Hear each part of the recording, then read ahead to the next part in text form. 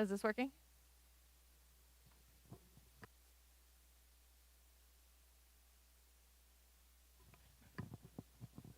Okay. I can't really tell. Okay, great. Well, thank you, everybody. Thank you all for coming. I am really excited to start the workshop. This is, in case anybody's in the wrong room, this is Plank, Programming Languages for Quantum Computing. And we have a really great program planned for the day, starting with a keynote by Kate Smith. We've got a number of really great talks, and then in the third session after lunch, in addition to some more talks, we'll also have a poster session. So definitely recommend coming by for that, and I think there'll be some great time for discussion.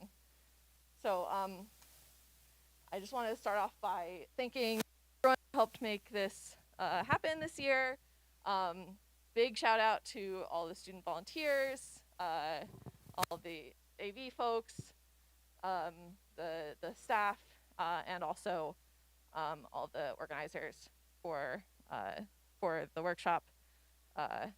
Big shout out to Robert Rand, who just walked in, who was incredibly helpful. I also want to give a big thank you to our sponsors, who were really generously helped us just put on the conference and specifically help with travel funding. So anybody who was able to get some travel support to come here today, we owe it to these great sponsors. So with that, I am going to turn it over to Kate Smith. So I'll let you get set up. While I get my introduction. So Kate is a professor of computer science at Northwestern in the Chicago area. And she works on a really wide range of areas related to quantum computing, including system architecture, compiler and optimizations, error mitigation, distributed systems, and like a bunch more. Kate also has experience in industry. She managed the software engineering team at Inflection that was responsible for SuperSec, which is a physics-aware quantum compiler. She also spent time at the University of Chicago as an IBM Chicago Quantum Exchange postdoc, and she had received her PhD from Southern Methodist University. So we're really excited to have her here today. She's going to tell us how to unlock our quantum potential with software and compilers. So thank you. And thank you to all of the organizers of this workshop. I'm very excited to be here and very excited to be speaking. The programming languages community, I think, is so important to the field of computer science, and I am really excited to start getting more acquainted with those that are thinking about programming languages in the quantum space. So today, this talk is going to be it's going to be a little bit of a mix of things just to make sure that we have everyone on the same page. I do have some kind of background material on quantum computing and how it's different from our classical paradigm, just to make sure that everyone in the room, if we have some folks that are a little new to the quantum space, we can all be on the same page before jumping into a little bit of a history lesson. So a primer on quantum software. It's pretty wild to think that quantum computing is a very emerging space, and within the last 20 years, we had the first emerging quantum programming languages, quantum compilers, quantum software tools, and now you can get a job in programming quantum systems. Like, that's wild. After that, we'll move into the role of quantum compilers. So this is really near and dear to my heart. This is where a lot of my research lies, thinking about ways that we can take abstract quantum programs and make them a reality. Because at the end of the day, when we're thinking about computation, computation must be physical if we're going to get any sort of results from that big, exciting algorithm. And then future directions for the quantum stack. So just kind of thinking about the future, where we are now, where we can go, and then going to touch on some of the research areas that I'm currently involved in. And yeah, we'll conclude with that. So let's dive right in. So why quantum computation? We have the power of high-performance compute at our fingertips, yet that's not enough for these really important problems that we're still faced with. We have a lot of open-ended questions, especially with problems that kind of have this similar structure where we're modeling natural systems, they're modeling these big problems where we have this exponential search space where we're navigating through that to find a potential solution. And quantum computers offer a potential for a solution, and they're theoretically able to accelerate certain types of problems, so select problems, by carefully exploiting superposition, entanglement, and interference. And what this does is, rather than with classical mechanics, we're kind of forced to navigate the surface of a optimization space, we're able to leverage quantum tunneling to help us zoom in on those answers to those really hard problems with those exponential search spaces. And example applications include cryptography, chemistry, material science, just to name a few. But it's a very exciting space. And what gives quantum that edge? Well, it kind of boils down to the fundamental unit we're working with. It's intrinsically different from a classical bit where we have one static value, 0, 1. Here we're working with the potential to have multiple values at once with superpositions. The language of quantum mechanics really does kind of boil down to linear algebra. So we have these really nice representations mathematically for our quantum systems, but we can see we're working with vector spaces, we're working with matrices. They explode quite quickly, and that kind of gives us an appreciation for how we have to work with these systems much differently than our classical systems. A little bit more about superposition, entanglement, interference. These are basically the bread and butter of what gives quantum its edge and its speed up in these really exciting applications. So the ability to have multiple states that you're able to occupy at once. Of course, that disappears upon measurement. Entanglement, this correlation that allows us to, even at very far distances, have the property where one action on one state or one piece of information immediately and inherently acts on another. And then interference, where we're able to converge to the solutions we're looking for with these neat tricks like amplitude amplification and all these neat little things that we can do with phase. So some of our exciting quantum algorithms, we have some near-term algorithms that are more amenable to a noisy profile. So those would be our optimization, quantum approximate optimization algorithms, a variational quantum eigensolver to be used for quantum chemistry. And then, of course, for our long-term vision, we're hoping to unlock the potential to implement or access these applications in cryptography with factoring, Grover search, we have HHL, and these are just some. We have the space of developing quantum applications is also a very growing space. And finally, with this fundamental section, we'll kind of wrap up with qubit abstractions. So right now, we're working with these prototype devices, and we're kind of interpreting this one-to-one mapping with physical qubits to logical qubits. So we have these physical qubits that are physically implemented with hardware. So here's an example of a IBM transmon device. So we see that one-to-one mapping. But we also have ions and neutral atoms and photons, a beautiful array of all sorts of different technologies that we can use to encode quantum information. But in the long term, we want to move toward this fault-tolerant model of programming where we have many, many physical qubits acting in unison to smooth out errors and actually encode those logical or virtual qubits within them to implement our computation. So this begs the question of how do we take an abstract algorithm and map it to hardware? And a solution to that would be software. So this is a nice interlude to our primer on quantum software. So at a bird's eye view, we're going to start with the history, the current state of quantum software, before turning the focus on compilation, and compilation being the process of taking an abstract specification or an algorithm and mapping it down into machine code that is optimized for a particular piece of hardware. And then after this, we'll kind of move into those future directions for the software stack. So software has been an accelerating tool for the research community and the scientific community ever since the 1950s. We had Fortran. That really let us major steps forward for scientific computing. And then since then, there's just been the doors have just opened up in terms of all these different tools and languages that have emerged to help us make these conceptual algorithms into reality on physical hardware. And at the end of the day, why quantum software? So quantum is emerging technology, and for wider adoption, we need tools that get the people closer to the hardware. There's a huge gap that kind of goes between these conceptual ideas and hardware that exists today, and software will kind of help us close that gap. So the things that quantum software can do for us, at the kind of the compilation example that we'll really be focusing on in this talk, it translates and optimizes information from a high level to a low level executable. But then we also have another nice artifact of software that it gives us a means to come to abstractions that we can all agree on, and we can all use to reason about algorithms and verify our logic.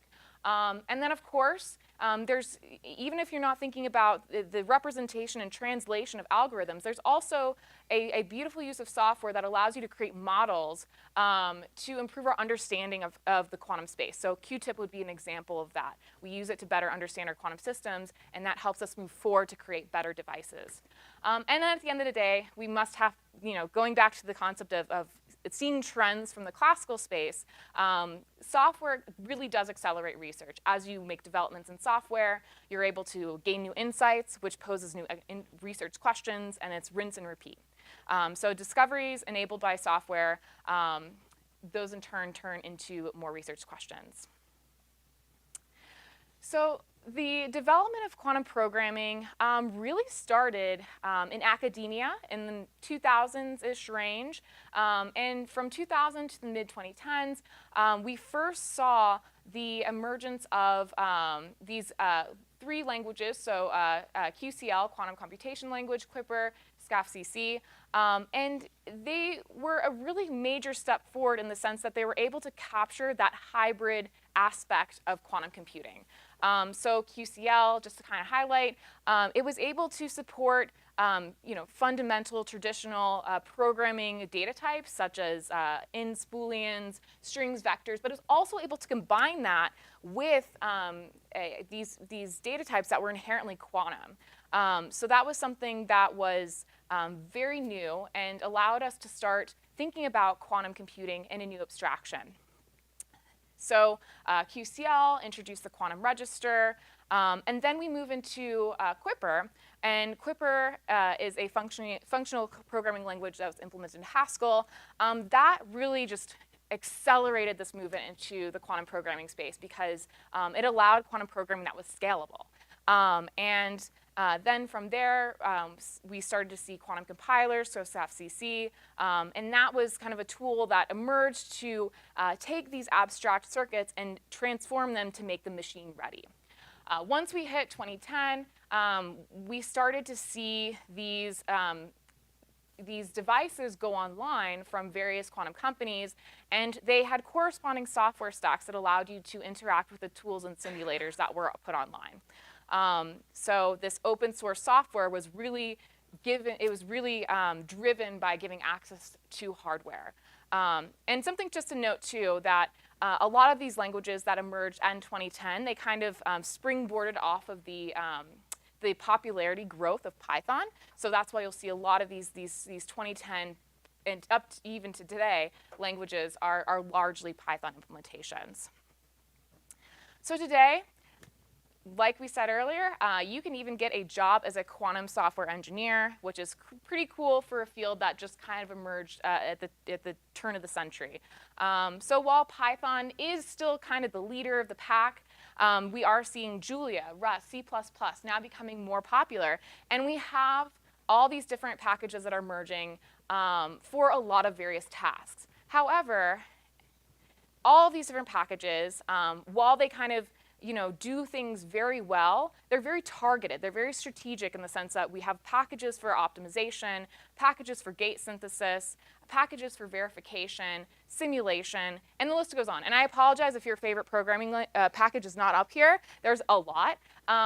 But it's really quite impressive to see that we went from basically non-existent space in the 90s to so many that exist today. And while this is great progress, we still have a long way to go. Quantum applications have made a lot of progress. We also had a lot of progress in device development, but that middleware is largely absent. We've got these onesie, twosie Python packages or other tools that are out there, but something that unifies them and makes them all accessible is something that is really, really a huge area of research. So work in progress, the quantum software stack. We have I think a lot of y'all have probably seen an image similar to this, but layers, involved in classical computing in the 1950s very much model what we have today in quantum computing. So today, for classical computing, we have algorithms all the way to our hardware, a very well-defined stack, a stack that still has a lot of areas for improvement and optimization, but it's a huge open-ended question in terms of what that's going to look like in the quantum space. We have a lot of research areas that are opening up, but there's a lot more to do, and I think that's exciting. I think that there's a lot of opportunity, especially for multidisciplinary engagement among experts in these different spaces who are expert level in these different layers of the stack to come together in the quantum space and develop this software tool chain. So some examples of software stack research, so device compilation, that's one that we'll kind of dive into a little bit more. Synthesis, programming languages, to kind of come up with ways to define and reason about quantum logic, and I think that's going to be really, really critical as we're kind of in that, at the cusp of accessing quantum error correction. What are those abstractions going to look like, going from the virtual layer in an algorithm to the logical layer in quantum error correction, all the way down to a physical layer? So I'm excited to chat with everyone here about those types of topics. So IR, resource estimation, error management, optimal control, there's so many areas to kind of dive into when it comes to developing this space that's in the middle of this opaque quantum computing software stack. And even if there's not tool chains that are exactly fitting into that software stack, there's a lot of parallel research efforts in quantum software that might not help you get from algorithm to device, but they certainly help us improve our systems and programming. So for example, circuit simulators help us debug, they help us understand our systems better. Device design analysis tools help us learn about the error associated with different devices, noise channels, architectural constraints that we can then turn into specifications that we aim for with quantum error correcting codes. So all of these things, while they don't, fit directly into the pipeline of taking an abstraction and putting it into a executable form, they are kind of tangential parts of the and complementary software tools that are definitely a important part of the quantum software ecosystem. So now that we've kind of given a little primer about quantum software, we're going to dive into a little bit of a deeper study where we look into the role of quantum compilers. So to first go ahead and motivate this work, and when we talk about compilation, we have we do have a nice stack that goes from very abstract definition of a problem.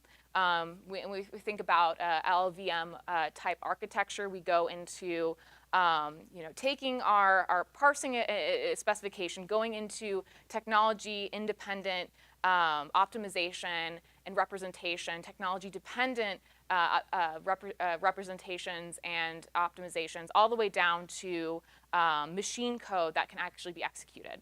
So right now, especially being cognizant of where we are today, this is going to focus kind of at the lower end of the software stack, where we think about taking technology-independent specifications and mapping them down to hardware.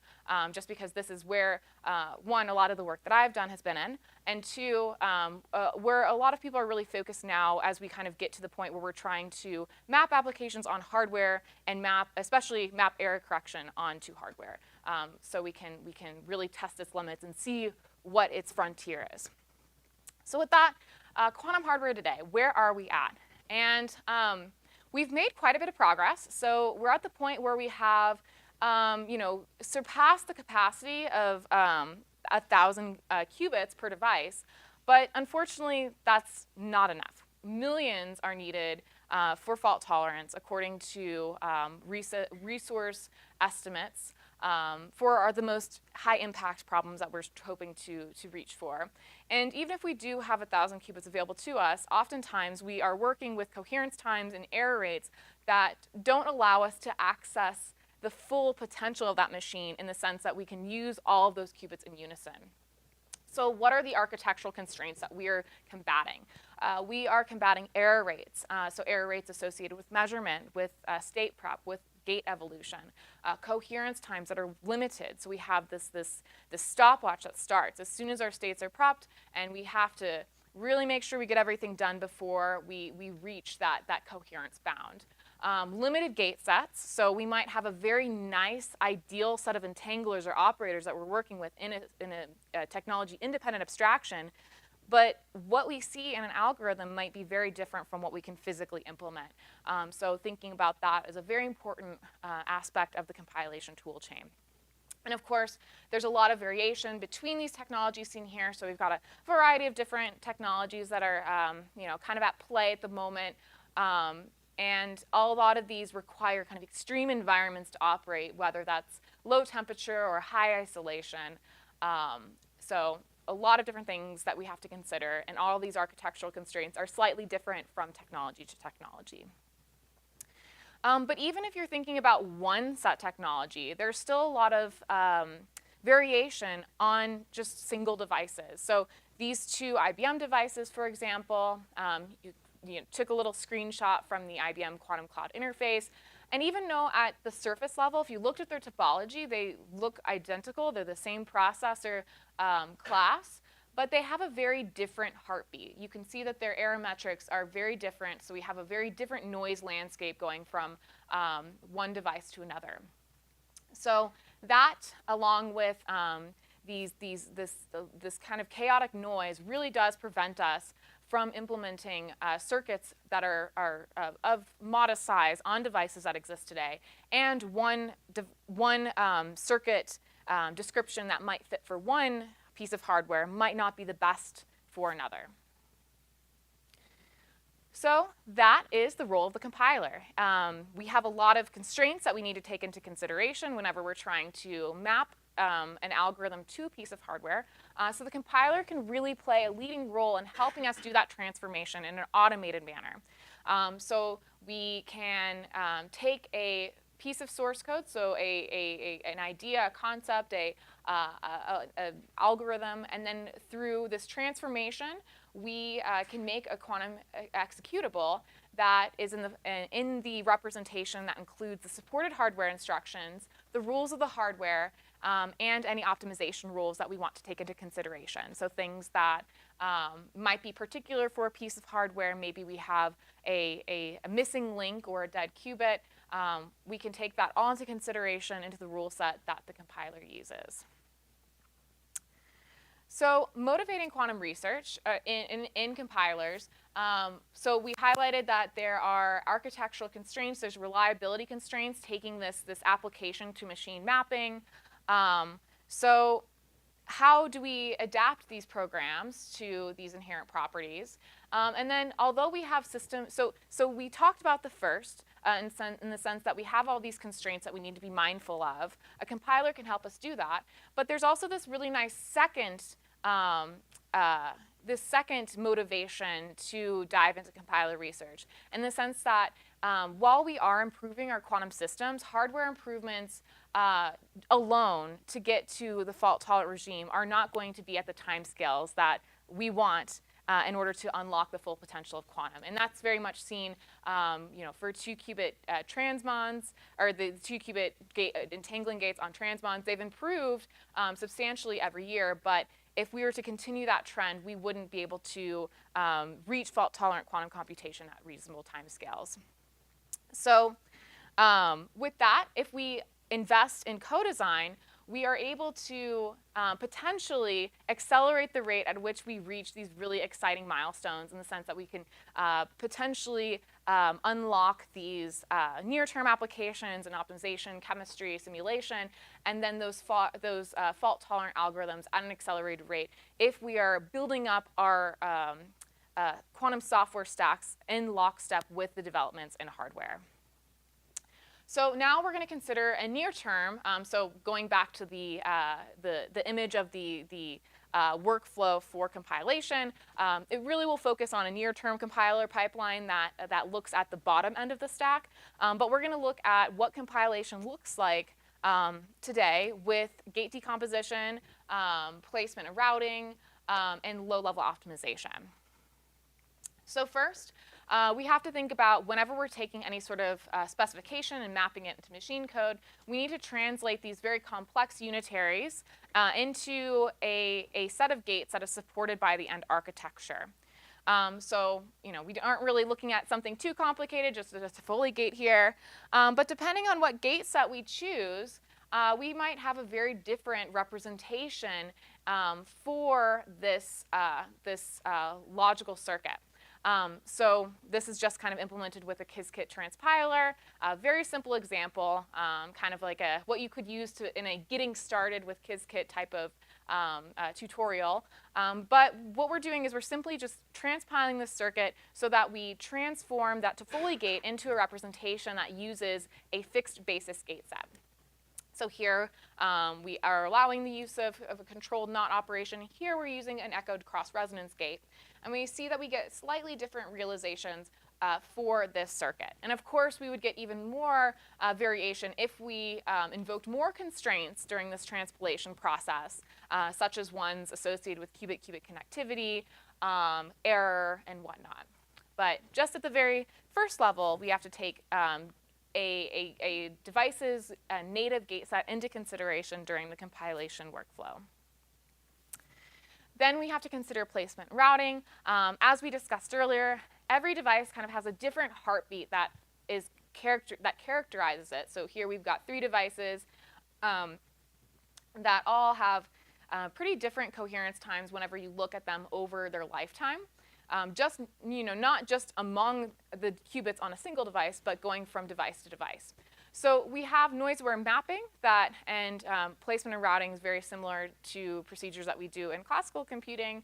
But noise-aware mapping is kind of the state of art that we use to assign a logical qubit to a physical qubit on hardware. And like we said earlier, this is near-term. This is considering a near-term compilation pipeline. So we do have like a one-to-one mapping with our physical qubits mapping to a logical qubit. So how do we do this? Well, one, we have to take our first placement. So we want to try to place our qubits on the device such that we have the greatest chance for success. So we want to pick some pretty robust qubits. And then we inject swap operations to try to make the quantum circuit agree with the backend connectivity. So we're going to try to minimize the number of swaps that we inject into the circuit just to make sure that we don't add extra gate error if we don't have to. And then finally, we get to low-level optimization. So there's been a lot of nice work done at the pulse level. So with quantum optimal control, you can tune up gates. And that might be an advantage to you if you are working with a specialized set of operators that are potentially optimized for your application. So here we've got different rules that are kind of very like peephole optimizations, very in-place optimizations where you can shift gates around, and that can help you cancel things out at the logical level. But if you kind of dig a little deeper and break abstraction, so typically you will see that gates are tuned up to make a nice set of basis gate sets that are easy to transpile to from the logical level. But if you're able to break abstraction, so let's say we start seeing patterns in our circuit representations, and we start grouping these unitaries together, we can potentially create a much more optimized implementation of our circuit, which is seen here when we go from a kind of a in-place substitution of we see a gate, we substitute its pulse level description, but here we tune up specialized gates with optimal control that implement these unitaries that we see frequently within our circuit. So a lot of opportunity for savings. But we have to consider that this low level of optimization soon becomes impractical once we get past like 5 or 10 qubits. So that was a simple compilation pipeline. We take our algorithm, we transform it into a set of gates that agrees with our hardware. We map it to the hardware. We route any connections that we need to make sure that qubits can all communicate effectively. And then finally, we do any low-level optimization that might be available to us. However, this is kind of a very idealistic view of the compilation pipeline. There's a lot of room for optimization because we have these kind of stochastic heuristic means to minimize cost functions, and we have to make sure that whenever we're making these, they are developed in a scalable manner. When we saw a lot of the early work in quantum compilation, a lot of it was based on these optimal optimization techniques or SAT solvers, and those won't scale as we get to larger scale systems. We also have to think about that there might be constraints associated with hardware and applications that might make general techniques not the best solution to move forward with. So for example, there's been work that shows that in a architecture, a heterogeneous gate set might be the best for you. We might want to leverage classical compute along with quantum compute. We might want to implement error suppression with dynamical decoupling. How do we carefully optimize the injection of that so that we don't push the scales and actually inject more error into our computation? How do we leverage these newly developed features of hardware, such as mid-circuit measurement, effectively so that we can trade off circuit widths for depths?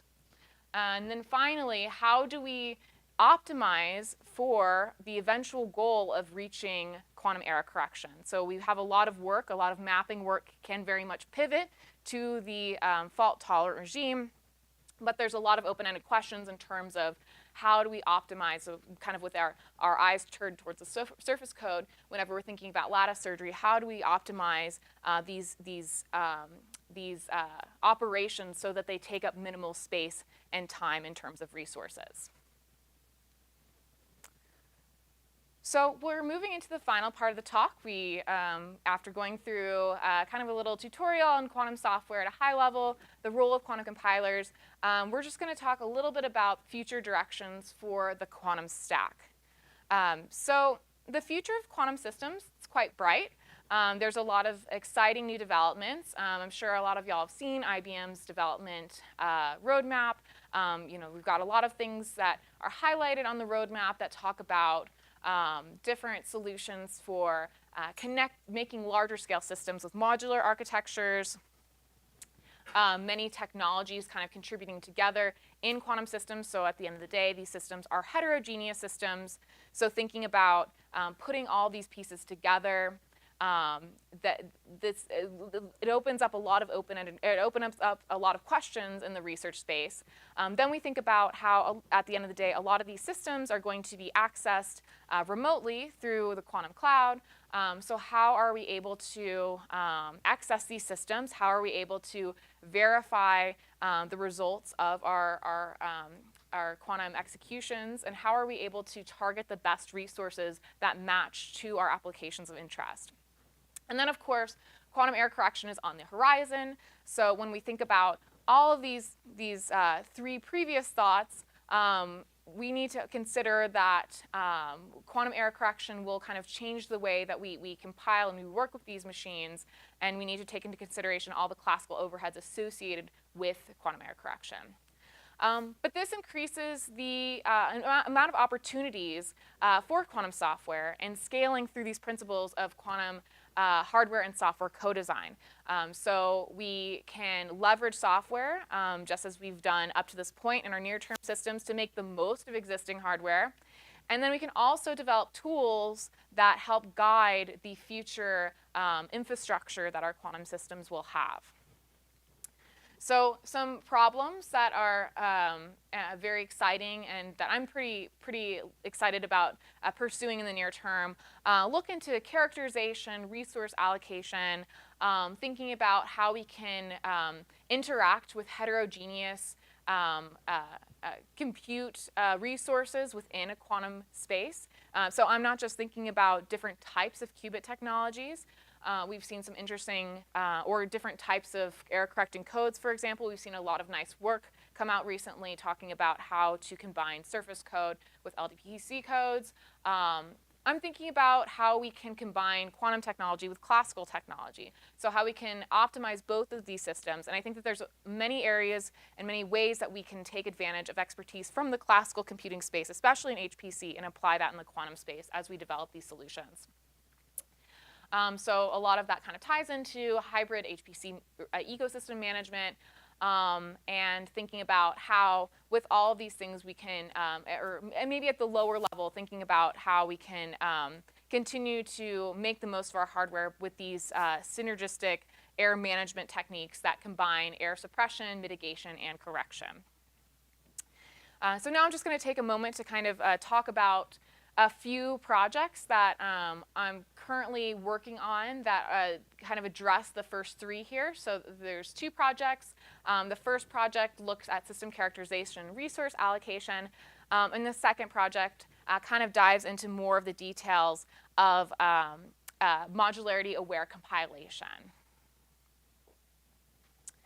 So first, this nice little project that looks into dynamic quantum resource allocation through polychecks was guided by the insight that during compilation, we are forced to map specifications to this very chaotic noise profile. That's not only very different as we look across a device, but it's subject to change. And we are dependent, the state-of-art techniques are leveraging characterization data to guide our mapping on hardware. And this presents a problem. We all know drift is a problem in quantum systems, and we all know that as we scale up our systems, how much insight are we going to have to the back-end data, or perhaps it's not even complete or up to date. So that creates a lot of challenges for us. And while there's been prior work in terms of implementing these lightweight benchmarks that allow us to learn the error profile of a machine and quickly apply that to compilation, that might have you, that comes at the cost of extra overhead in terms of machine cycles. So that might be a little expensive, especially with quantum hardware being so expensive to access. So we were guided by this new body of work. We've been doing a lot of work with polychecks, and what a polycheck does, it's actually a clever way to leverage a phase kickback in order to do error detection. You can have its polycheck sandwich implementation. You can have an ancilla-free polycheck, although the ancilla-free version doesn't allow the benefit of quantum error mitigation. But essentially what it allows you to do is you can surround a payload circuit, and then you can use the syndrome data produced by the polycheck to give you insight to whether or not an error occurred during your computation. But of course, as with any type of optimization technique, there's no free lunch. So you have to kind of determine the right amount of checks to use. So we explored that in polycheck extrapolation. And then you also need to kind of consider if the polychecks, each check will kind of be tapped into different noise channels. So picking the right check for your circuit is also an important problem. So in very small analysis, we kind of started out just seeing what we could do with these polychecks, and we saw that whenever we had a simulated quantum machine kind of booted up with a unknown noise profile, we saw that, as we suspected, that the check counts from our polycheck sandwiches were able to accurately model and were highly correlated between, there was a high correlation between the noise model of the machine and the percent of shots that were removed because our syndrome measured a 1 and indicating that we had an error that occurred.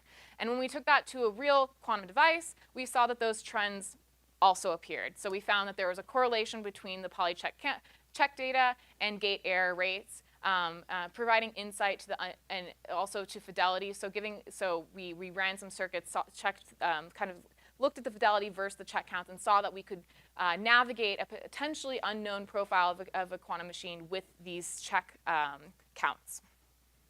We also checked to see what would happen if we injected polychecks into quantum payloads that were more practical and more kind of like based in reality. And whenever we applied our polycheck techniques to QAOA circuits, we saw fidelity improvements at around 11% on average and up to 33%. So we were pretty pleased with those results. So first we have some work that kind of looks into device characterization and resource allocation. And then in this work, we really look into how to address the problem of modular quantum compilation. So we have a lot of compilers that do exist, some very good compilers that do exist, but they do have their constraints in the sense that they really just target, they're really built for monolithic architectures that maybe have fixed gate sets. And they really don't have cost functions that are easy to tune to modular systems. So because these modular systems are emerging, we're trending towards a multi-chip architecture in the quantum space. But we have these questions, and the biggest question really revolves around how we can adequately map our algorithms to these pieces of hardware in an effective manner. So we were also motivated to see if we could apply the principles of parallelized compilation in the quantum space. So in our work, Stratify, Elaborate, Quantum Compilation, we optimized for modular quantum systems. So we had this two-part process in our pipeline where we had a stratification that splits an algorithm among chiplets based on our cost function that was informed by hardware, and then elaboration compiles all those chiplets in parallel. And we had this added benefit with our compiler that was able to support heterogeneous gate sets and gate sets that were not entirely universal. And why is that important? Well, in some architectures, especially in smaller setups that you might see in an academic environment, a swap operation might not or a 2-qubit interaction between chiplets might be a swap. It might not be able to implement an entangling operation. So how do you take that into consideration when you're mapping your algorithm? So we had those as leading kind of motivation for the development of our Stratify, Elaborate quantum compiler. And what resulted when we took this modular approach to compilation, we saw some pretty nice fidelity improvements on a variety of different benchmarks, and a pretty nice reduction in inter-chiplet swaps, which is quite nice whenever you're thinking about the overheads that can be associated with going chip to chip in a quantum system. So with that, I'll go ahead and wrap up. Thank you for allowing me to present a little bit of a tutorial on quantum software, a little bit of a deep dive into quantum compilation, and some of the work that I'm really excited about in the space of quantum software. So if there's any questions, I'd be happy to answer them.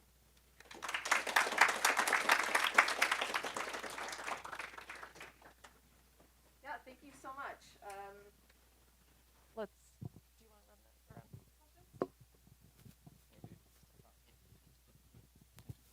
questions? Thanks, Kate. That was great. Is this working? I would like to hear a bit more about this stratification you mentioned at the end. So 2 parts. One, what assumptions do you make or do you need to make about the links between the chiplets? And then roughly, how do you perform stratification?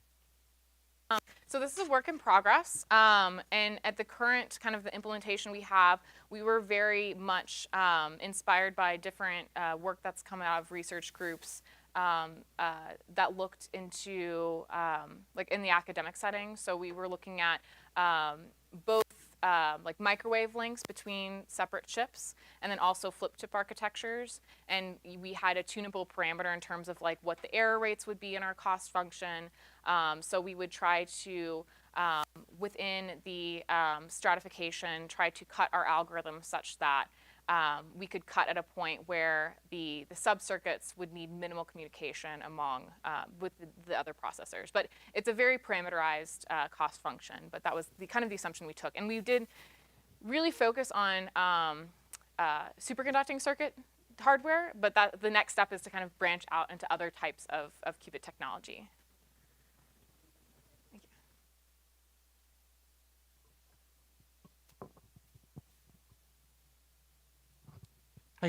Hi, Kate. Thanks for the great talk. I wanted to ask about quantum resource estimation in a hardware-aware world. So today, when algorithm designers want to answer the question of how big of a quantum computer do we need to run some algorithm, they might count the number of qubits, logic gates. They might refine that by computing the footprint of all the magic state factories.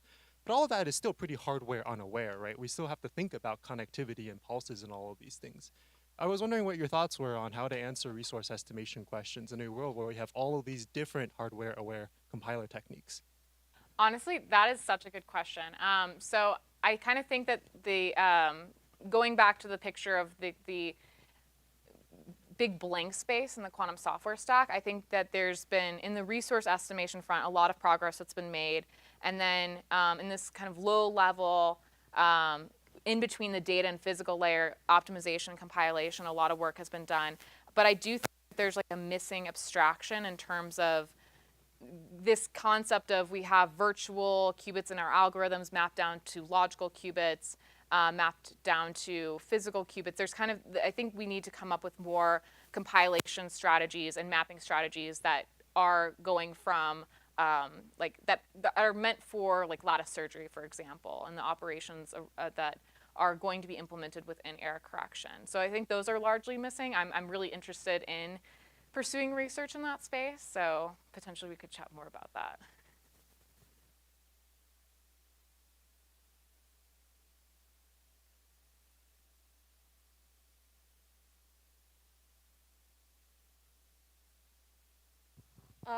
Yeah, so thank you very much for the talk. I found it really interesting. I'm curious, so you showed those, going back to when you're talking about the stages of the compilers, you showed these several different stages, and I'm curious what you think about like the both different, ways that you can implement these stages, but also how they might interleave, or if you need to run them multiple times, like how do these stages fit together, or are there like diminishing returns and maybe it doesn't matter from what you've seen? Yes. I think that it's challenging because sometimes if you venture too far into one abstraction, like pulse level optimization, once you kind of optimize at the pulse level, it can be kind of hard to go back up to the logical level in some cases.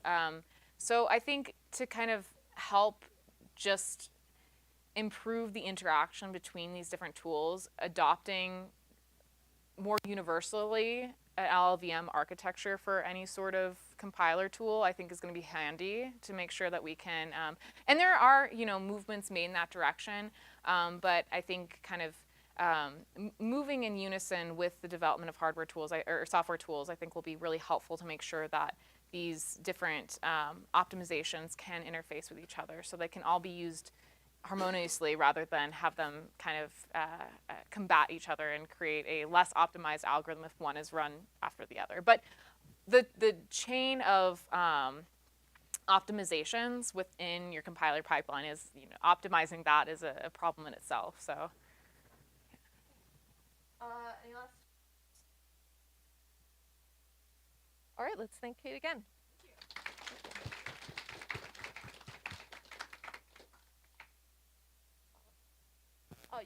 You can take that.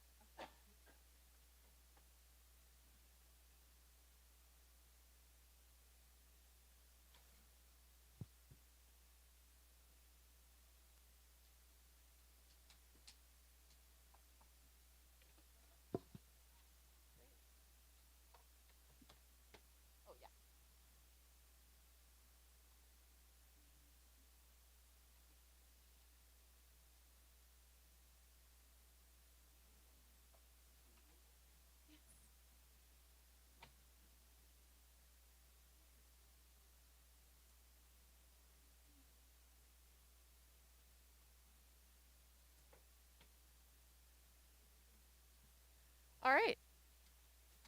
Oh, we'll get these slides up.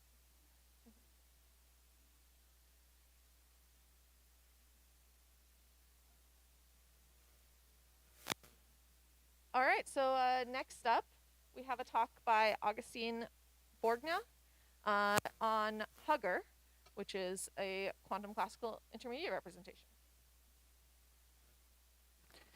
So, piggybacking a bit from the previous talk, we've seen that the quantum computers of the future are kind of developing new capabilities. We are seeing new things that we can do with the computers that weren't possible before. So this talk is a bit about the new software stack we've been developing at Quantinuum to address these kind of devices. I will mainly focus on the AR, the intermediate representation we used throughout all the projects in Quantinuum with these new capabilities. All this project is the work of a lot of people. I think there's like 6 of us here in the room. If you see any Quantinuum people, you can ask. But there's also more people in Cambridge and all throughout the world that have been contributing to this. Yeah. So let's start by thinking about how the traditional way to think about quantum programs. That's normally a quantum circuit. You have some register, some number of qubits at the beginning, and some bits, and that's all you have. And then you start applying some gates in sequential order. Normally, for this, you can describe them in QASM, which is just a list of gates. There's some frameworks on top of that, like PyTicket, Qiskit, and so on. But they mostly all help you describe this sequential list of gates that at the end, when you send to the machine, that's using that restricted set of gates, maybe just for the machine, but normally you're limited on what you can describe. Also, some gates, at some point in the first description, you may have some parametric angles, maybe for some rotation or whatever. But when you send that to a machine, you have to actually put the parameters in, get a concrete number, so the machine will get a single, a concrete set of operations. And also, if you want to use any kind of control flow here, you kind of can. There's some conditional gates where you say if a bit is 1, then apply this gate. But that's really limiting. You are real restricted. If you start doing a lot of branching, that gets really big really quick. So that was fine for NISQ computers. But we're seeing that things are becoming a bit more. And let's call this post-NISQ, this new near-term or middle-term era of computers. On one side, we have these NISQ computers, which have a low number of qubits, really noisy. So the coherence times are short. You cannot do many gates, many deep circuits. And then on the other side of the spectrum, you have these full fault-tolerant computers with millions of qubits, maybe logical qubits. Each one of those logical has a lot of physical qubits inside. The error rates are really low, so you can just take any textbook on quantum computing, take an algorithm, run it. It's really great. But we're not quite there yet. Now in the middle, we have some middle point where we have a bit more of everything. We have maybe thousands, somewhere on there, qubits. Errors are a bit lower, so you can start playing a bit more with things. Maybe you have enough qubits that you can start doing some small error correcting codes. So you have some logical qubits with even lower noises.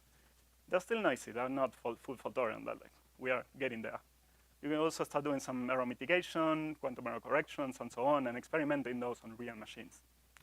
Also, here is the point where we start having things that maybe they are a lot more difficult to simulate classically. So, and as we say, devices are bigger, circuits are bigger. Before you could just take a circuit, write it by hand at the gates and so on. But that's getting harder. If you have thousands of qubits, if you want to program that as a quantum circuit, you don't really want to write it as a person. You want a machine to do that. Also, we are doing different algorithms. Maybe now you are doing error correction, you need a magic state factory. And that's not like, yeah, you can write a quantum circuit for that, but there's some like retrying there and classical logic and loops and so on. It's like maybe we need something more than quantum circuits. Also, you may take not only just like the factories, but you may have some generic heterogeneous computing, some HPC on the side running classical computation at the same time as you're running quantum things. So in general, all this move to full fault tolerance, all this move to like heterogeneous computing requires a bit to look into the classical computing side at the same time as you're doing your quantum. There's some programs that have developed a bit into this. Again, the previous talk did a good job like showing like why and how. Here's just like some illustrative examples, but we have like Q#, Silk, Guppy, which is a Pythonic language you'll see at the last talk today. What they have in common is like they let you do a bit more generic things. Like they let you maybe do ifs or loops or something like that. They give you more abstraction power. Like if you have abstraction, you can do more easily discovery of things. Like the next generation of theorists and developers, if they have this extra abstraction, they will be able to play better with the research they are doing. They will see things without like getting mangled into the nitty-gritty of gate level and so on. You can do a lot more there. So if we're thinking about what's an IR for this, what's an intermediate representation? We want to be able to, again, these things are getting bigger, so we don't really care about users being able, like just a person, researcher being able to write this. For that, you have the higher level languages. We want this to be machine friendly. Things are bigger, so they are more complex to optimize. That means we need the machine to be efficient. We need optimizability, like being able to look into that and do things quick and efficient. We also want that to be expressible. We don't really want to be locked into a set of gates for a specific machine or so on. We want to be able to express more, also like add classical loops maybe, or classical flow, or things like that. Maybe I really have a nice result on polyexponentials. I want to be able to express that there and optimize it there. And then at some point, I go lower into qubits and so on. Our answer for that continuum is this, like the hierarchical unified graph representation, which is an IR where we try to be able to respond to all those points before. At the base level, this is similar to what we've been doing before. We can represent circuits as a data flow graph. That is where you have some nodes and the edges carry the data between them. This is similar to what we did to represent just quantum circuits. In this example, you have some gates, like rotations, which have a number of inputs and outputs. So here you can see a qubit input, qubit output. And they're connected with edges. But specifically, the edges have a type. We have information on them. So this is enough to represent some quantum circuits and so on, but we want to do a bit more. For example, say, hey, now I want to do floats, like classical data there. Here I have a program that takes a qubit and two floats, adds them, and then uses them as a parameter. And this is reasonable. Like I have the classical computation, and I also have the quantum gates. And if you see there, I'm using the result of that addition of a float as the parameter on multiple gates. We're kind of copying that data, which is fine. It's classical data. The thing is, like, you don't really want to do that with qubits. And that's where the type system comes in. We can express linearity of types. So we can say, hey, a qubit is a quantum thing. I don't want to clone it. I don't want to drop it without being explicit about it. So qubit, I can say it's a linear type. This is really important for us because we want to be able to optimize this as efficiently as possible without having to worry about, hey, my optimization, we inadvertently cloned the qubit. I will send that to a machine and it will panic in the middle of runtime. I really don't want to do that. If possible, I want to like throw an error when I'm optimizing or something. I want to be safe about this. Another interesting thing in Haga is the age at the beginning, the hierarchical part, which means that each node in this data flow graph can have also some children.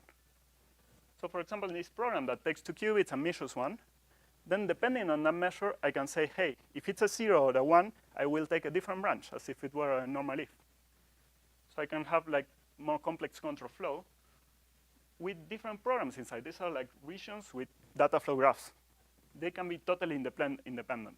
I don't have to do classically controlled things depending on if it's a 0 and then put them all together here. Like I have whatever I want there inside each one of the cases. And this is really powerful. With this, we can, for example, do a repeat and success experiment. This is from a paper down there that initializes qubit in that state over there by repeatedly checking, initializing an ancilla, applying some operation, and then measuring the ancilla. If it's a 0 there, everything is all right. I can return, and I have the state I wanted.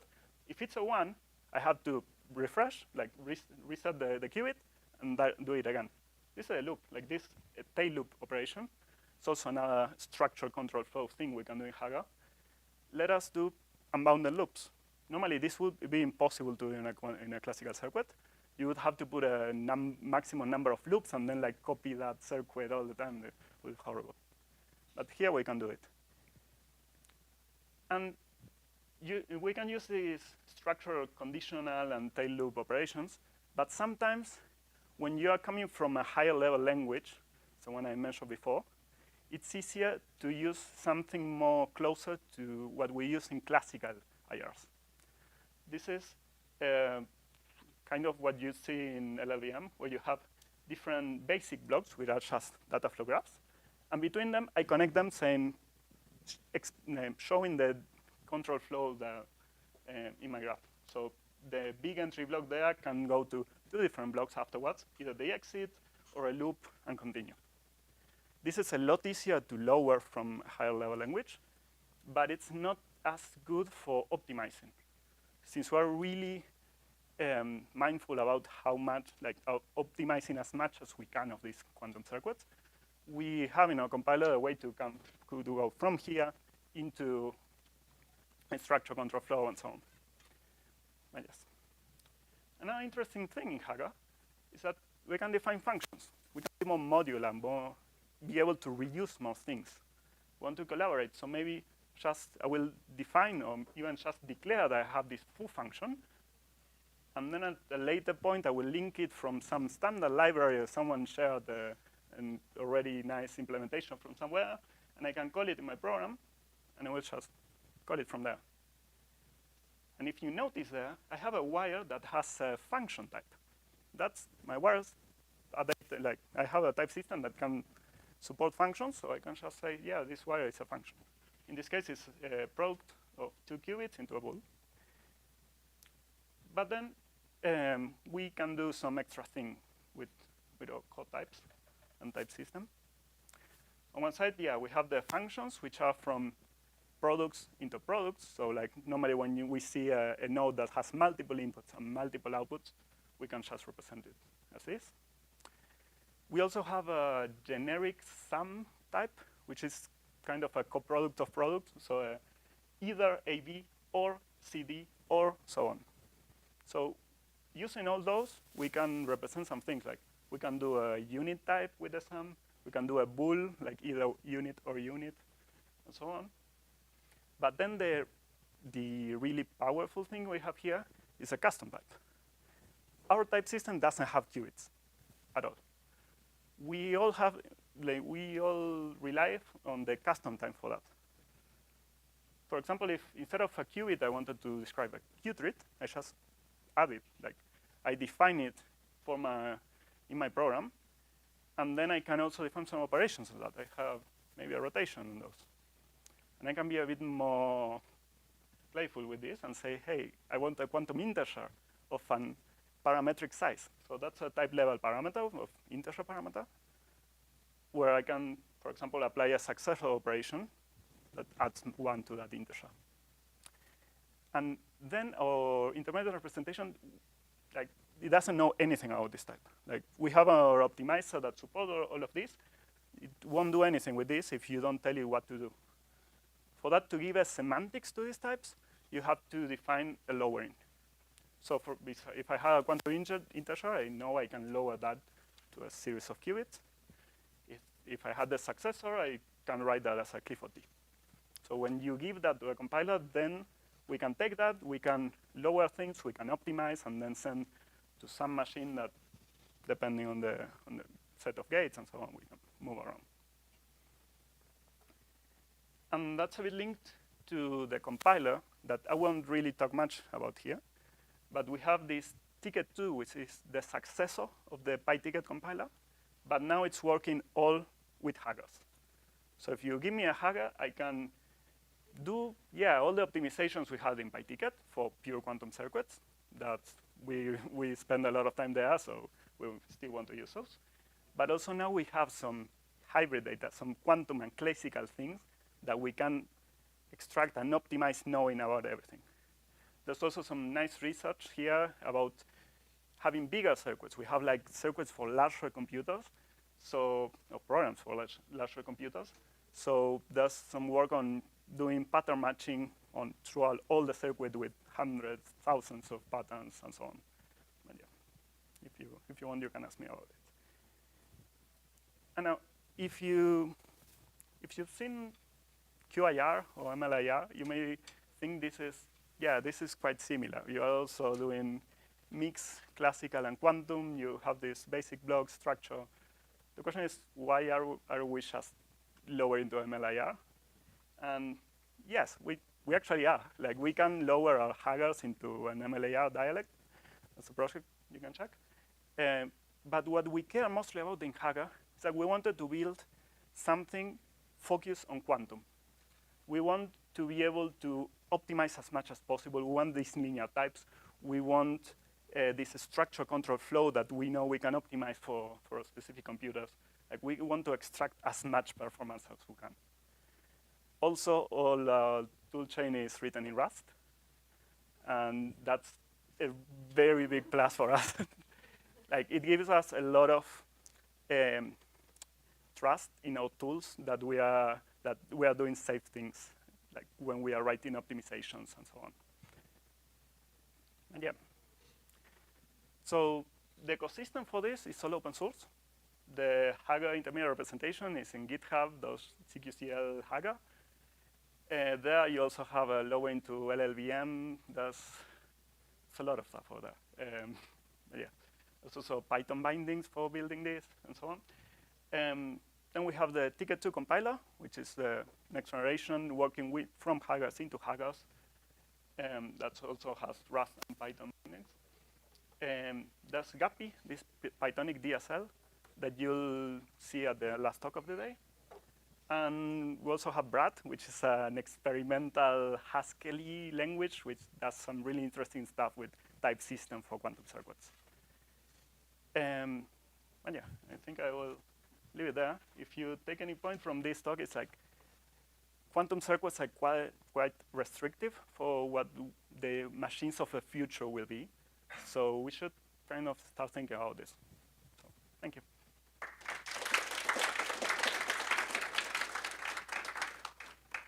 Thank you so much.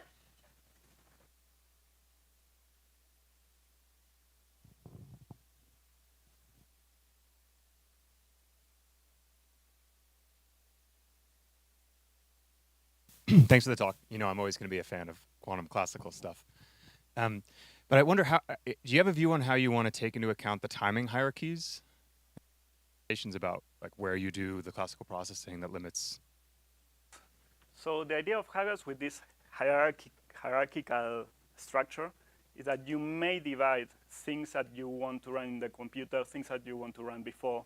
It really depends on what's your runtime like. So Hugger is multi-target. It's not only for our computer, it's not only for one computer, it's not only for, so we want to be able to represent everything. Then there's other projects that work on lower levels that take into account like where will things run and where, but yeah. Do you think that that should be something that you can have like some like pragmas or something at the IR level, or do you just want to like leave it completely to other tools? Yeah, so I think at the IR level, there's a lot of extra information like metadata for the things that you want to have. That would be probably a nice thing to add. Also, we're thinking about like do you want to inline, when do you want to run? There's a lot of things, not for the IR itself, but for later that we want to know about. Yeah, the main thing is here is like we want to be able to support that. And yes. Thank you.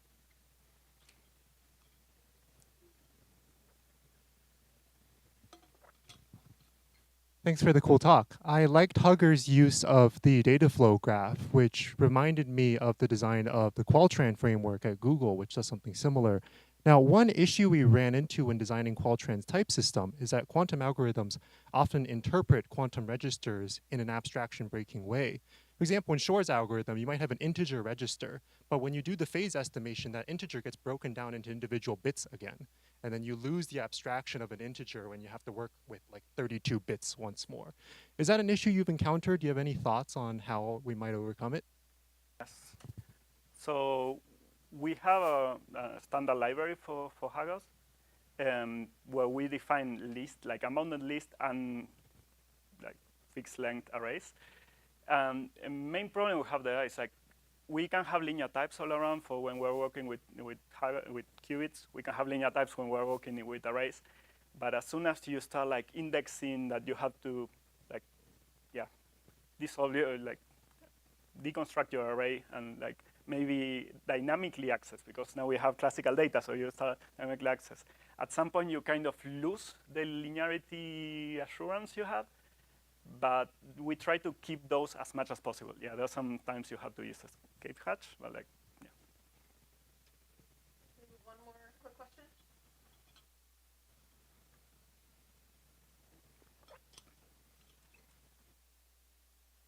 Hey, thanks for the talk. I'm curious about, you talk about control flow and different types of control flow. On hardware, I mean, there's such a wide range of like capabilities and ways that hardware implement control flow and different limitations. And have you thought about how to represent like the hardware limitations of control flow at all in this picture? Yeah, I think so that depends when you're lowering to a specific machine. There you need to have the information, and at some point you will just have to refuse programs at the users and like use them from a higher level. I think that should come probably from like the programming language you're using. You should there try to define what thing are you targeting and restrict yourself to that. And because otherwise, like you still want to be able to do this, like generic CFGs and so on. And maybe some of those you can represent as something that's supported by a machine, and maybe sometimes you don't. And that's probably not something you can restrict at the IR level. So probably you want to do that at your programming language level, but yeah. All right, let's thank Augustine again.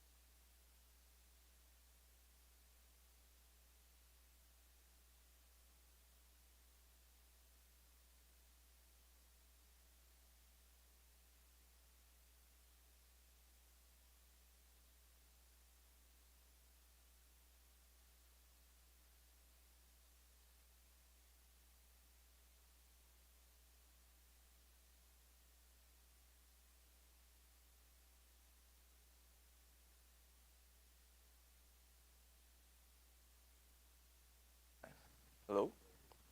Hello, hello? Hello? Testing, one, two, Hello? three. I can hear you. 1, 2, 1, 2, oh. 1, 2, 3, testing. Testing, testing. Can hear you. Wait. Test. Hi, can you hear us? Yes, I can hear you. The laptop is not. Okay, can you hear us? But we cannot hear you. Give me 1 second. Okay.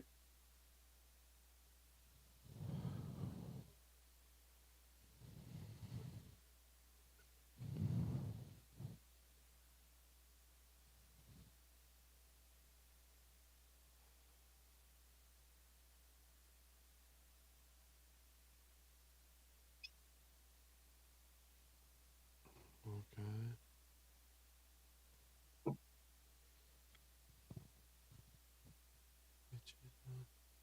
Try. Okay.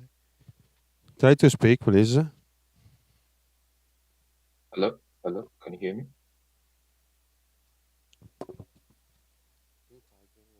Hello? Can you write on Discord?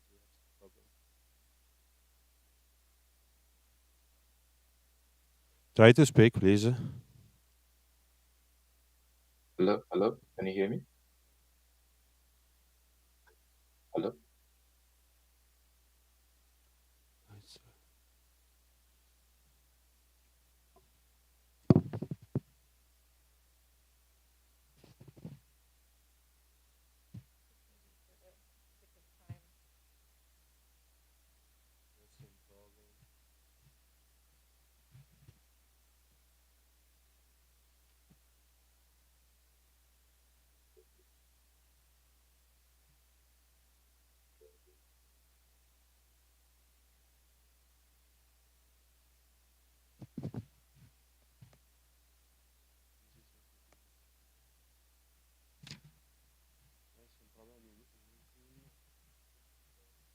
All right, should we just do it without him? Try to speak again, please. Hello? Hello? Can you hear me? Hello? All right. Apologies to Alon, but I think we're gonna have to get started and Hello? Hello? so sorry about that delay. Maybe we'll be able to get him online towards the Q&A. That would be really great to get him. So next up, we're gonna have a talk by Benny Youngwoo along with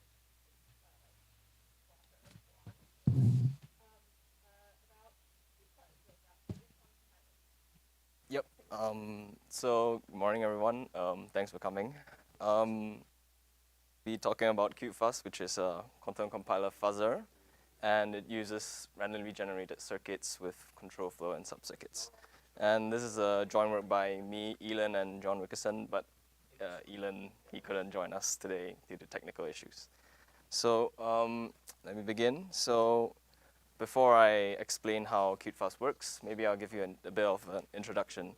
So we are currently in the NISC era, and oh well, not so much now given the previous talks, but at the time of writing, we have limited logical qubits to work with, and their states are quite error prone.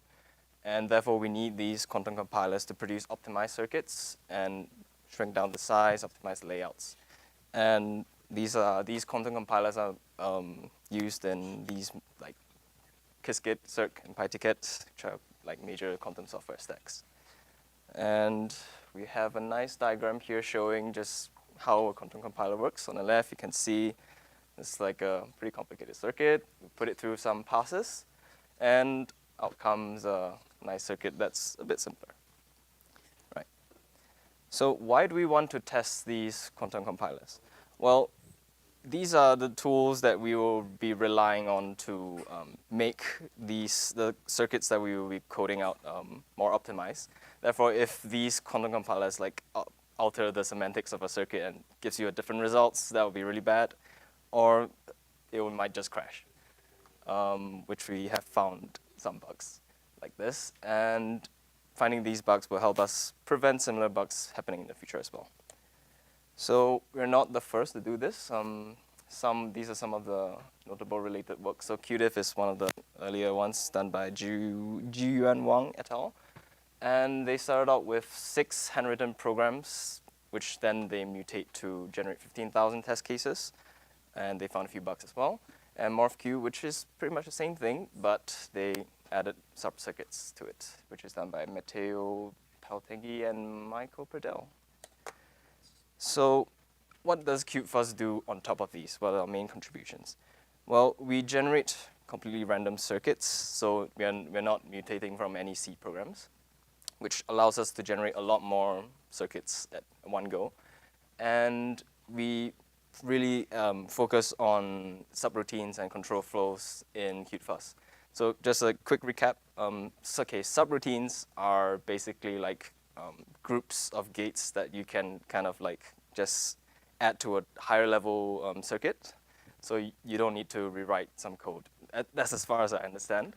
And control flow is, as explained earlier, it's like if you measure a qubit and it gives you some result, it will append some gate, or else it's something else. Yep.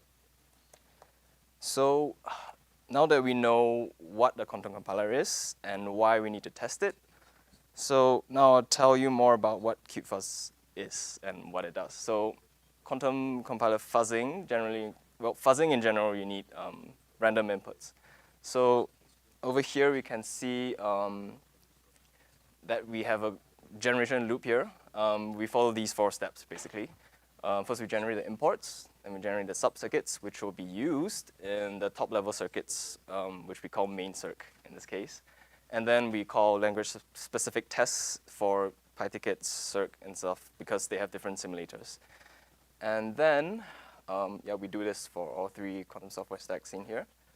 We do differential testing, where we take the circuit, we get 2 copies of it. We put one without compiler through the simulator and one with. And if the result's different, then there's a problem.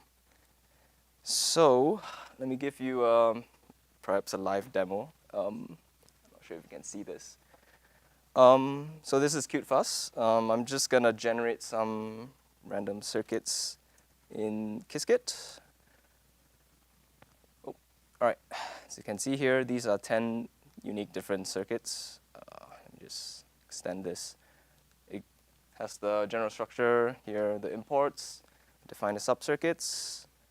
Oh, there's quite a few here. Then the main circuit, in which we have some control flow. The measures are there to measure the qubit state, and then, if it is true, then we append this, or else we append that. I can do this for others as well. So these are circuits. Oh, it's pretty fast, and we can do PyTicket as well. Yep. So, right, moving back, can skip these. This is just a nice circuit that, actually this circuit kind of found a bug, so, and it kind of have everything in it. As you can see here, the control flows and stuff like that. And at the end over here, we run Parson Simulator is basically a function we call to test these circuits, which I'll explain later on. But here's how, and I know you can't really see this, but this is how the circuit looks like. This is our randomly generated circuit. So how do we do differential testing? Mainly we use 2 methods. One is the state vector comparison, since each quantum circuit would have an output state vector, and we just compare whether it's equivalent or not. And if it's not, then we know that something has semantically changed. And KS test is for other cases where we don't have state vector output. So in the case of Qiskit, I believe, wait, actually it's in the next slide. In the case of Qiskit, where we apply control flows, we do mid-circuit measurements, which where the simulators cannot give us a state vector output. In which case, we'll use short-based simulation. And with that, we can use KS test to in a way, compare these two output distributions and if whether they are the same or not. Right, so another demo. This will be on this circuit that I've prepared before. So what happens is, I'll run this. Oh, it's a bit slow, sorry. As you can see here, this is short-based, and we got like a really, really low number here. And maybe I could plot this out to show you. Right. Yeah, so this is the original. And after compiling, we got this. So it's very different. Something's wrong. We logged that in. And we've made a Python script to like automate all this. So let me do that now.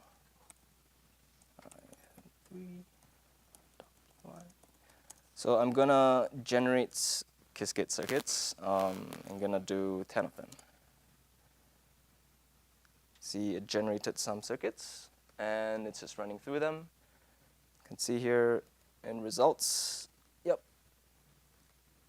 So for circuit 1, we're using this pass called optimize at 1Q gates, and we're using state vectors simulation. And as you can see here, if it's the same, it's good. If it's not, like we've seen earlier, then something's wrong. Oh, it just finished. Right, so moving back. Okay, so through this method, we found 17 bugs in total across Qiskit, PyTicket, and Circ. Of those, 12 were compiler bugs. 5 of them were simulator bugs that were found just because simulators were part of the stack. And these were found from running over 500,000 test circuits, which was only possible because we were doing random circuit generation. Of these, 3 bugs are fixed. One of them currently unacknowledged, while all others have been acknowledged. Nice graph here, show that. And so of these are some interesting bugs that we found. The first one actually is where we've seen earlier. Let me just very quickly show you the issues page. Right, so this one, it's a very nice diagram. We've managed to narrow down the test case. So after random generation, we managed to narrow down the problematic parts to just this, which is very small. And what happened is basically this turned into this, which was not right, and it was fixed. Here's another one. So it's, again, in Qiskit, and specifically to do with optimization levels 2 and 3.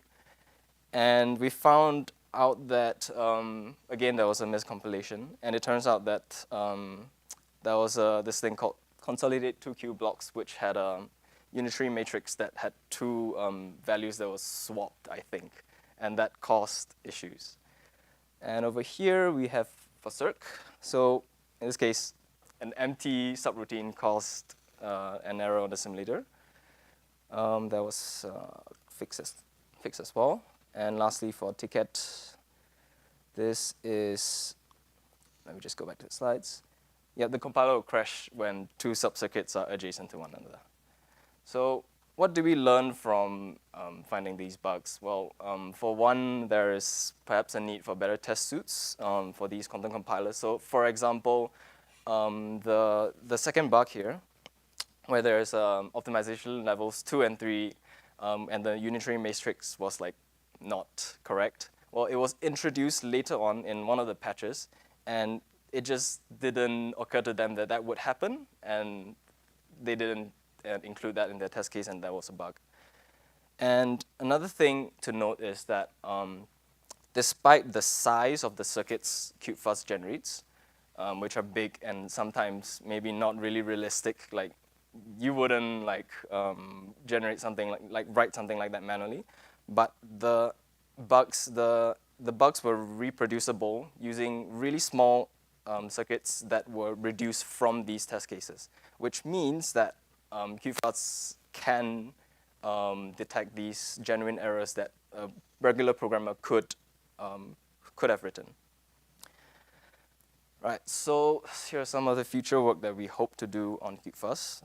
First and foremost is to allow the user to customize some circuit parameters. So for example, circuit depth, the number of qubits, or maybe even control flow depth. So like how much nesting there are. These are currently hard-coded. We just kind of like winged it and gave some numbers, but we hope to be able to like customize that so the user would generate some pretty nice circuits. We also like to do cross QSS testing, whereby we could generate a circuit in Qiskit, put that through the simulator, and maybe generate the same circuit in Circ and put that through the simulator and do differential testing there, which would be quite interesting. And lastly, we would like to have done some kind of, we'll improve on our circuit generation techniques through some kind of ASD, whereby we can generate the structure of the circuit, maybe like here, where you can generate the structure of the circuit inside of the tree, and then apply that to specific languages so that we can test different languages without completely revamping all the code and stuff. And that marks the end. I'll be taking questions.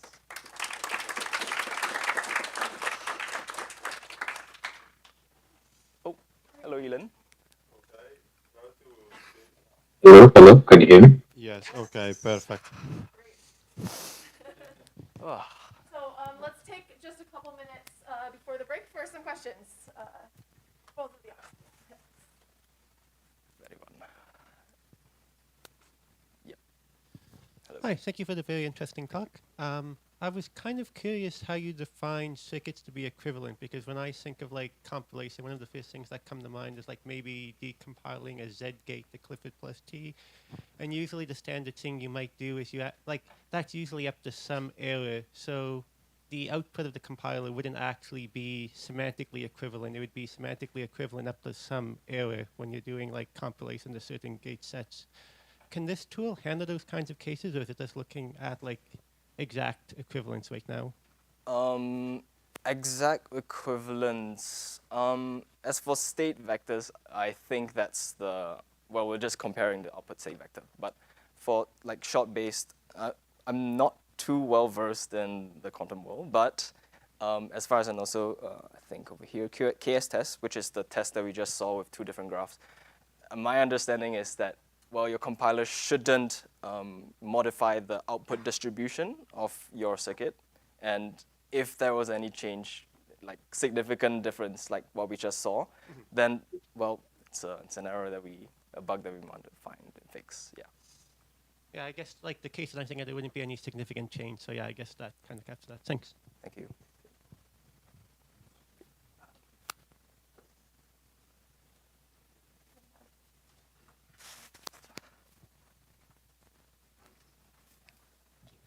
So I guess this kind of springboards off the first question. So have you tried kind of verifying results of compilation that target different technologies? What do you mean by different technologies? So different gate sets. So maybe like one for like a superconducting circuit or one for like a chopped ion machine? I don't think so. This is kind of like one level up, I think. So we do not have that kind of, we don't know whether this circuit is for different technologies or not. We just, yeah. It's very interesting. I think it could be a good research direction. Or maybe if you wanted to do like test-driven development, you could have this be a test in a compiler that you develop. So. Cool.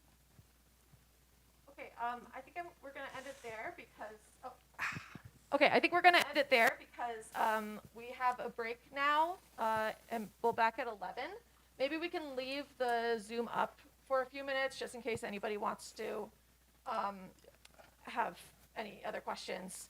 But other than that, we'll see you back in half an hour. The coffee and tea are upstairs on the 3rd floor, so there will be signs. Let's thank our speaker again.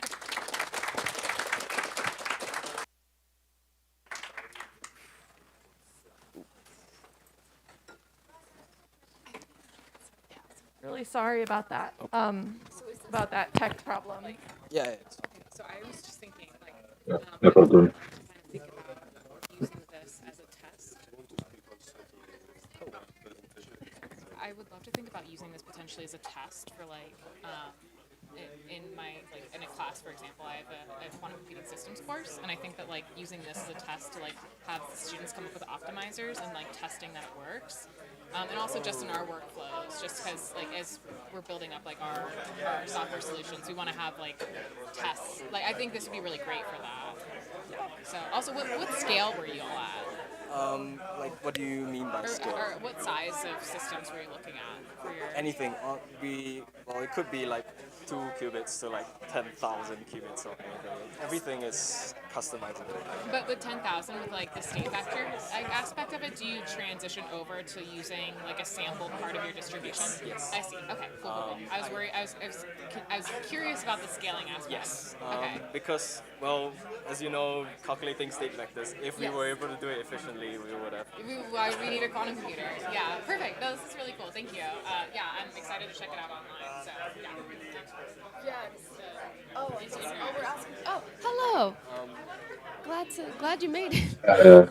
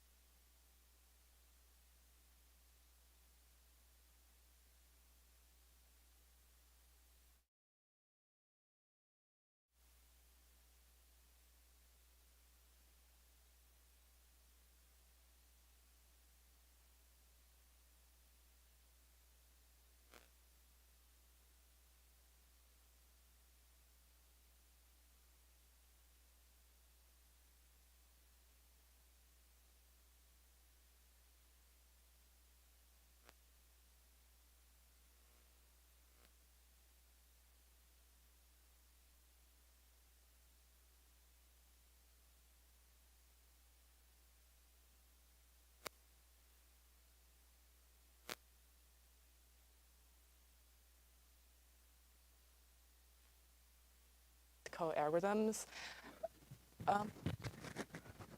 Okay.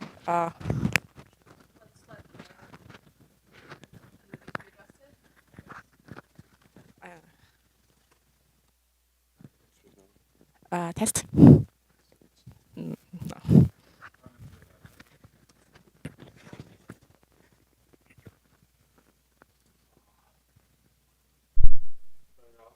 Test. No.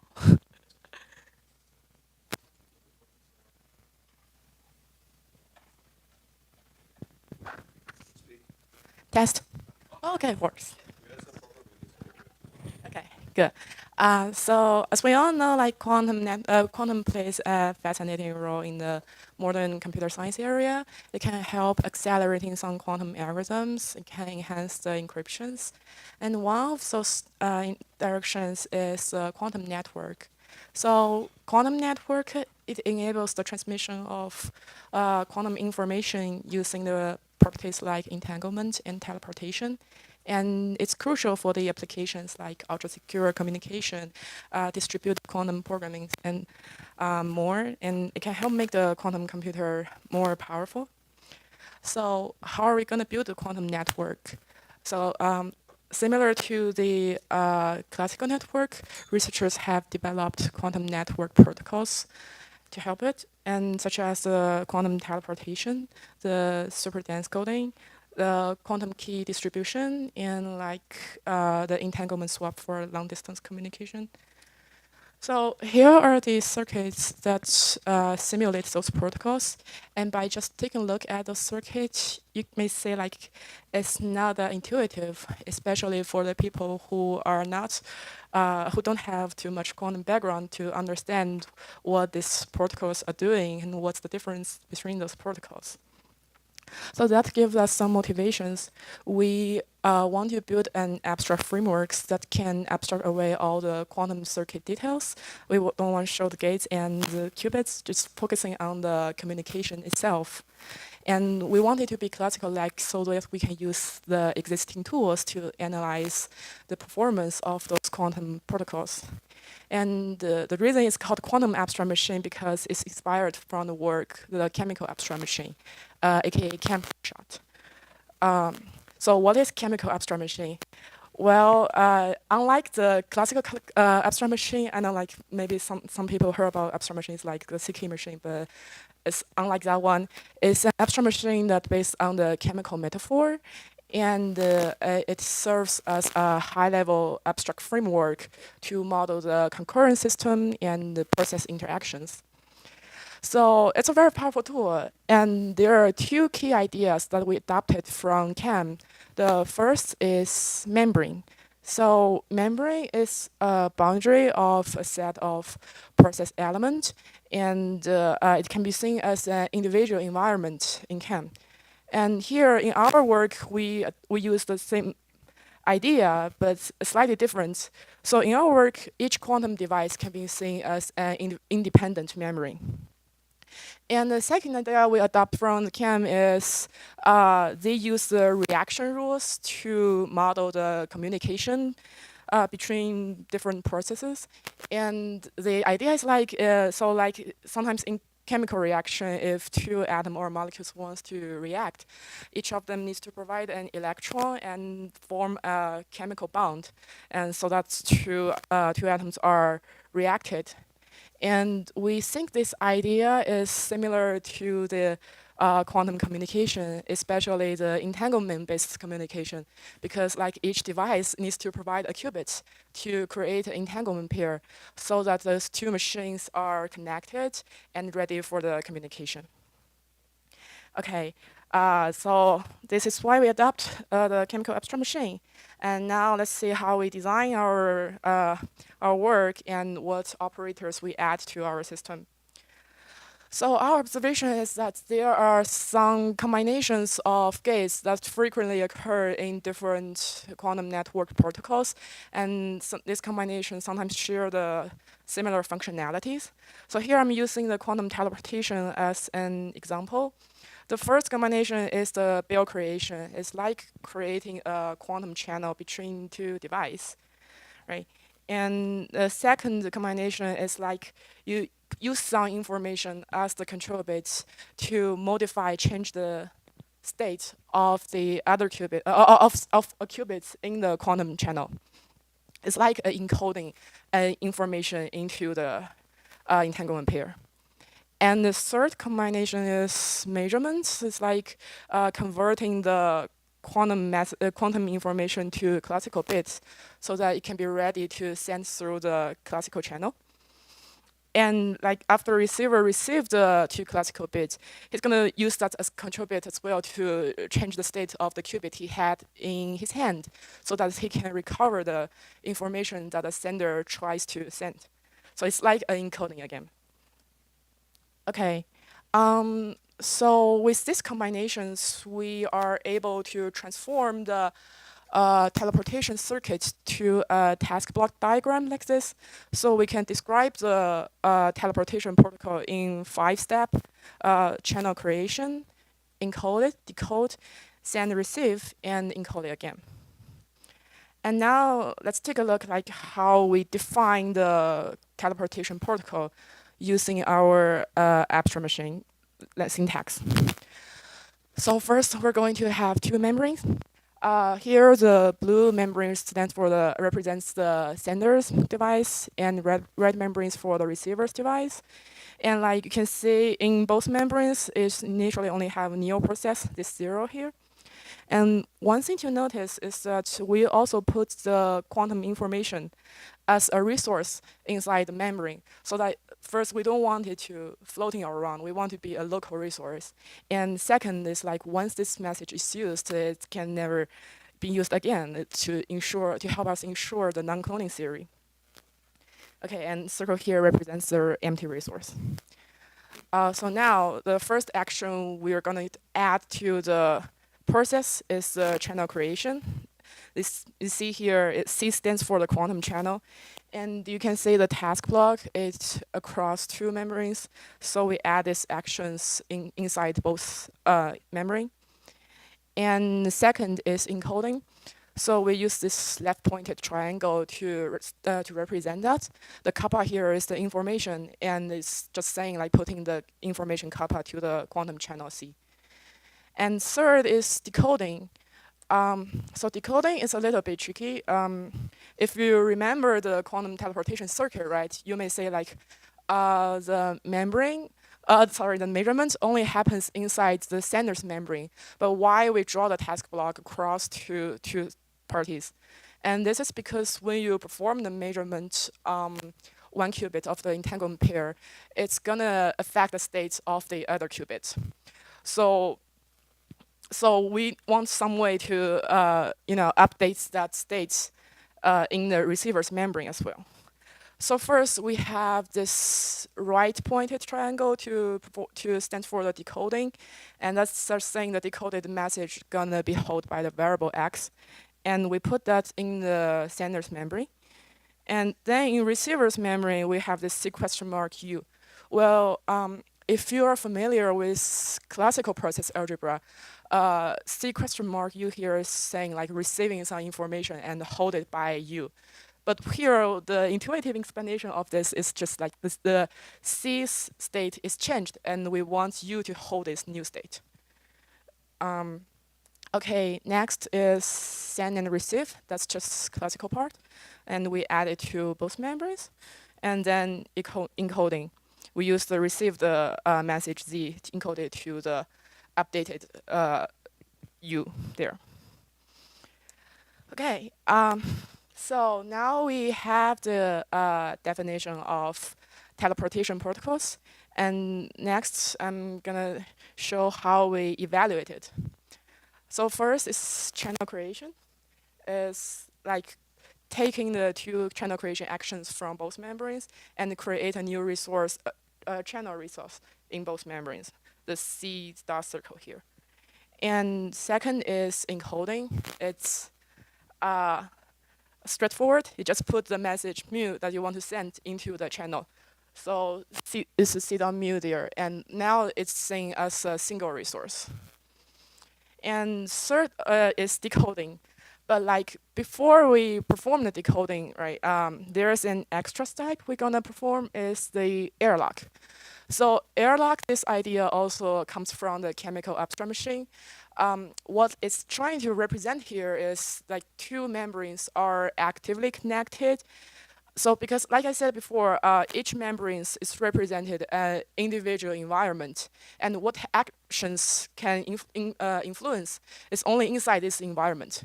But like decoding, right, is gonna affect both membranes, so we want them to be connected first, locked first. So like when performing the decoding action, it can affect the other membranes as well. So we lock them together, and then we can perform the decoding, and that's just converting the quantum message to classical message. And we just put this little hat on top of it to represent this become classical. And then follow the send and receive and encode it again. We finally evaluate these two membranes with nil process. But you can see the message, the resource mu is successfully sent from the sender's membrane to the receiver's membrane. Okay, we're done for that. So we've been trying to use our quantum abstract machine to define several quantum network protocols, such as entanglement swap and some quantum network routing algorithms. And here I'm just gonna give you a little a brief introduction, like how we define the entanglement swap. I just give you a little bit more taste of what QEM works, how QEM works. And entanglement swap, it's what it's trying to do is we are trying to create a bill pair between Alice and Bob, but due to some limitations, we can't do it directly, probably because they're too far away. So they relies on the third party Charlie to help them. And the first step is Alice and Bob, each of them gonna create a quantum channel with Charlie. And then next is Charlie gonna take the quantum channel that he created with Alice as quantum information and encode it to the channel that he created with Bob. And third is decoding, and rest is just similar. So use encoding again to recover the message so that Alice and Bob now can share a built entanglement pair. And this is how we define that protocol using our quantum abstract machine. Again, the blue membrane is for Alice, orange is for Charlie, and red membrane is for Bob. And you can see in the middle membrane there are two channel creation actions, and we encode the channel C to the channel D. Okay.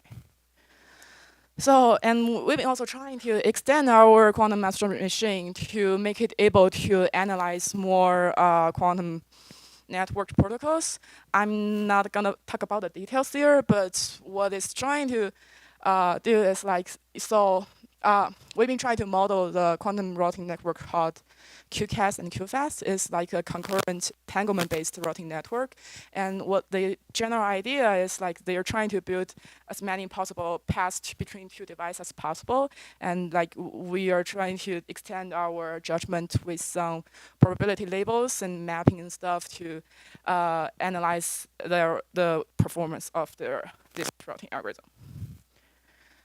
Okay, so in conclusion, we built quantum abstract machine that's aimed to bridge the gap between the abstract computation model and quantum computing. And we try to provide tools to modeling and analyze the quantum communication protocols. And for the future work, we are trying to find some better ways to extend it to make it able to support the analysis of more complex algorithms, such as like the security protocols, and supports the distributed quantum computing. Okay, one last thing. I would like to thank my late advisor, Professor Rance Cleveland, for his great guidance and help in shaping this work. And that's all. Thank you very much.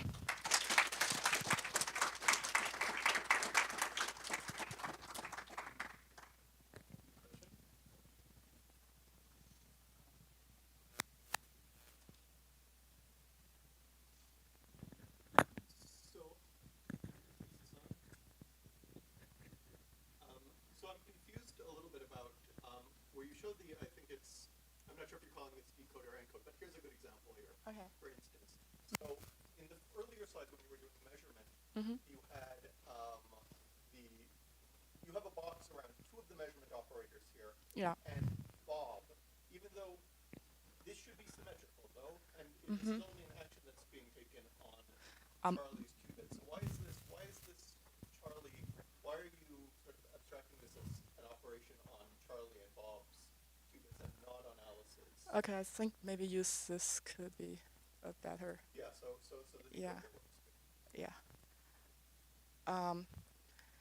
So that's what we are trying to ensure, like the message recovery is correct, because like I said, like the measurement gonna affect the state of the other qubits, and we want to update the states of that quantum residual qubit in Charlie's in Bob's hand, and that's just the high level idea. Okay, but does this convey that it's a local operation for Alice and that you're not doing anything on Bob's qubits here? Yeah, so decoding is just performed on Alice's side, but like our semantics ensure that before you perform the decoding, you must airlock this together so that they can you can perform the decode, so that the effect also happens on Bob's side. So for the later one, is that is it a typo, or is there some reason that you were on the swapping and the entanglement swapping that you were showing this as just on Charlie and Bob as opposed to Charlie, Bob, and Alice? Oh, I see. So here, because we are saying Alice channel, that's like a resource, information that we are trying to send to Bob, right? So we don't want to say like the state of. So how can I explain it? So because it's information, we don't want to change the state of the information, and we just send it to the Bob. So like in Bob's memory, it's gonna also have a channel C in his memory as a resource. Yeah. Okay, so but since this is symmetric, we could flip them.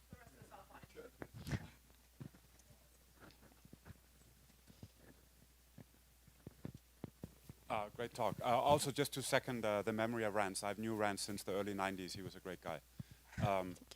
Do you have theorems about your semantics there? Sort of basic theorems about that it's really good? Some. No. Sorry. Pay too much attention to that. So the semantics is there, and you. Yeah. We've been trying to define those in clock and try to verify the soundness and completeness. Okay. Yeah. One last quick question. Might not be quick, so feel free to tell me to take this offline. But I'm curious. I'm not very familiar with the CHAM model, the chemical abstraction. What are the capabilities that this abstraction allows you to kind of work with that is not possible with any other, quantum circuit representation or network representation? Well, so it's like chemical abstract machine to model the process algebra, and which is used to analyze like the concurrent system and not just the communication, like if there's a deadlock there or the fairness or more, because inside the membrane you can have more than one process, and like when you evaluate, you're actually gonna choose between the different process and stuff. So, yeah. Okay, thanks. Right, let's thank our speaker again.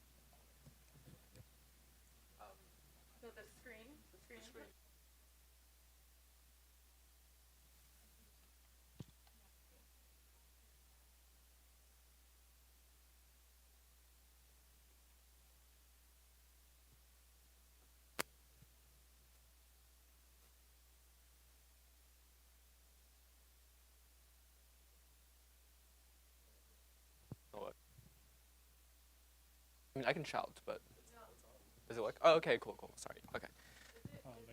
Yeah, I think it is. Wait, can you hear me? Like, I mean, do you hear me all right in the back, or is it? Well, they're also live streaming it, so it is. Oh, that would be unfortunate. Yeah. Hello. It is on. Oh, okay.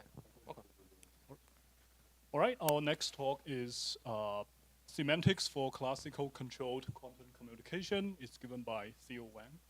Yeah, so hello, my name's Theo, and I'm going to present the work I've done when I was doing my master's in the University of Oxford with Sam Staten on, what, sorry?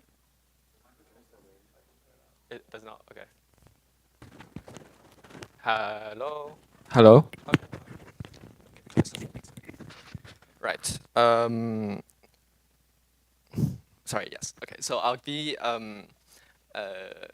giving a talk on how to give semantics for a notion of classically controlled quantum communication.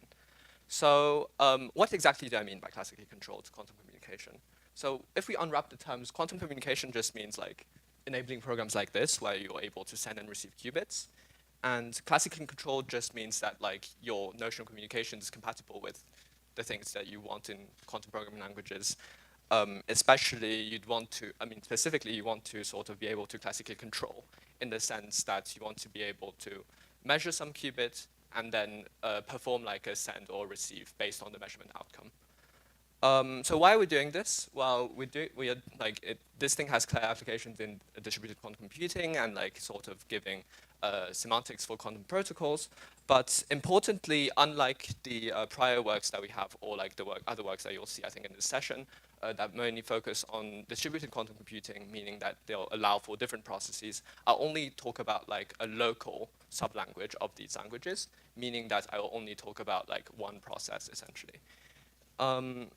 And how we're going to do this is by kind of following a roadmap that's very very classical thing to do in programming languages, following the algebraic effects literature.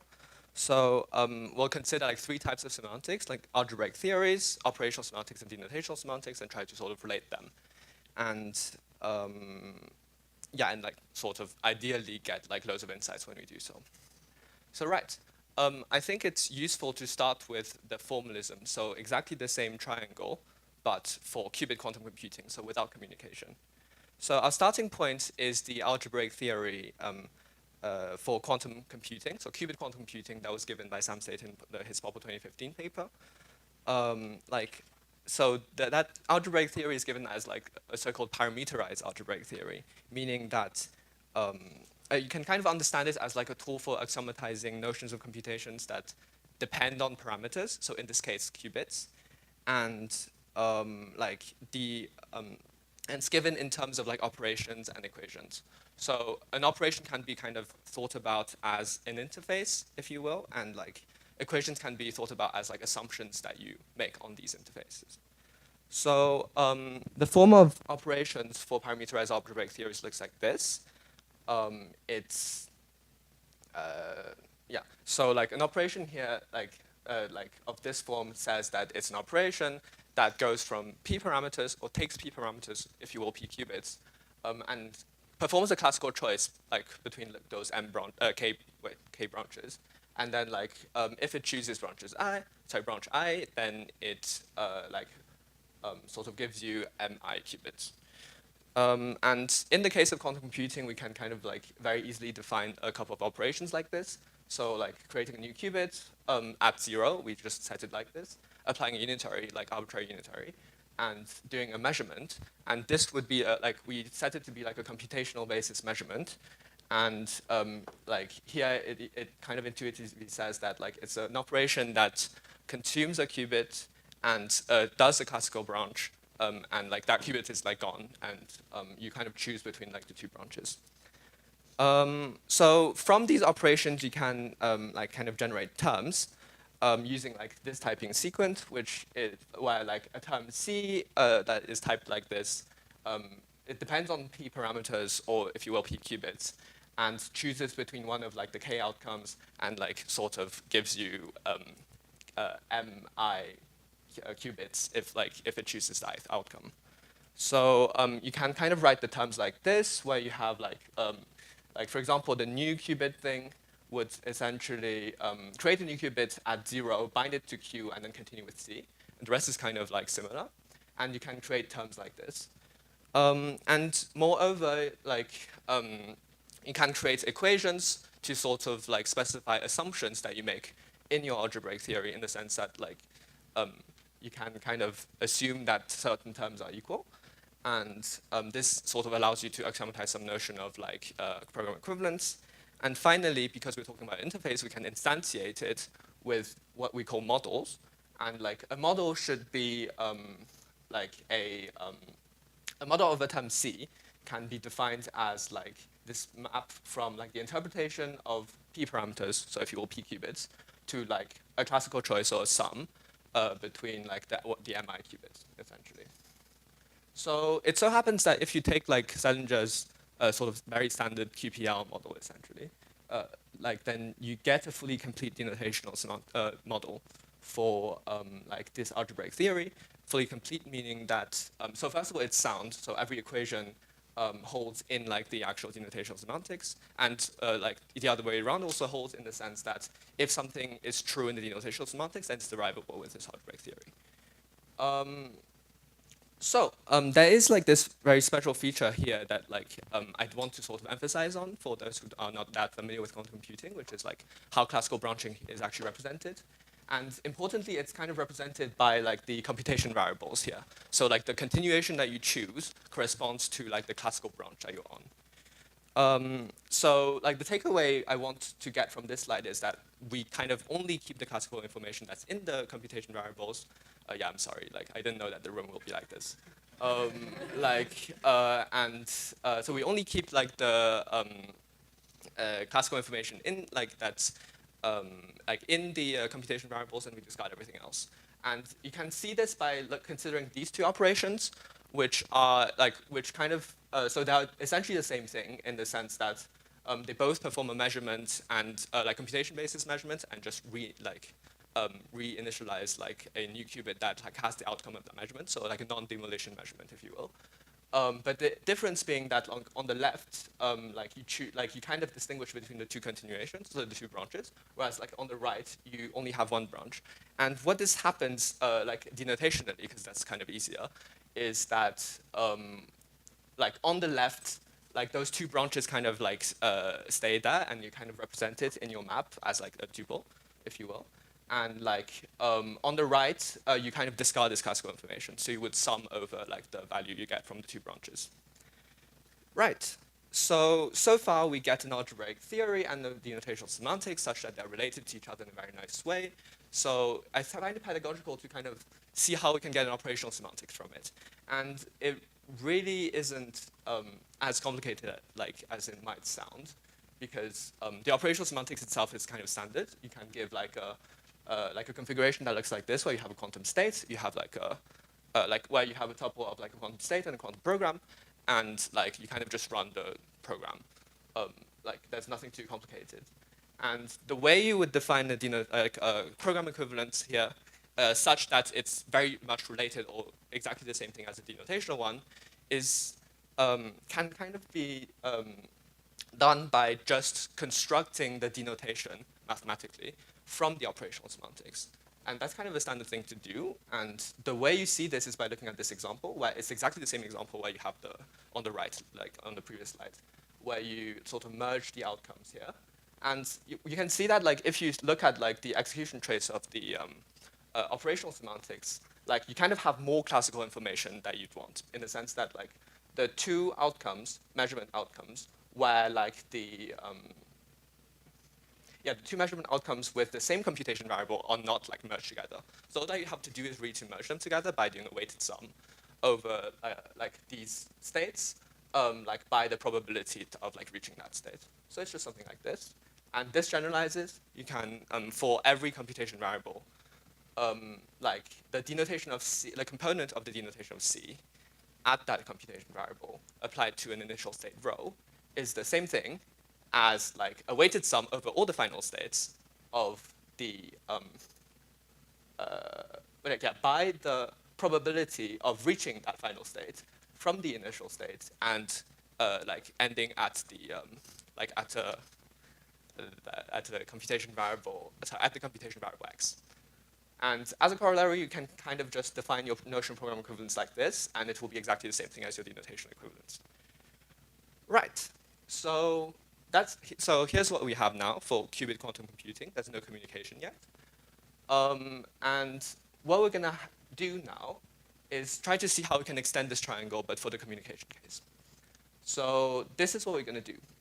I'm gonna start with an algebraic theory because we want to start with the interface essentially before and the assumptions we want to make on it before we try to look at how we implement it. And then we'll give an operational semantics, and from it we'll derive the denotational semantics. We're kind of going the other way around this time. So how we specify an algebraic theory for communication is not magical.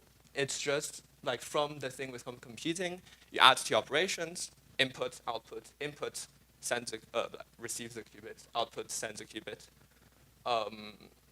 and you add equations. And there are actually equations that are non-trivial that you can add. But so first of all, you don't want input and output to commute with each other because your inputs and outputs might have a causal dependency with each other.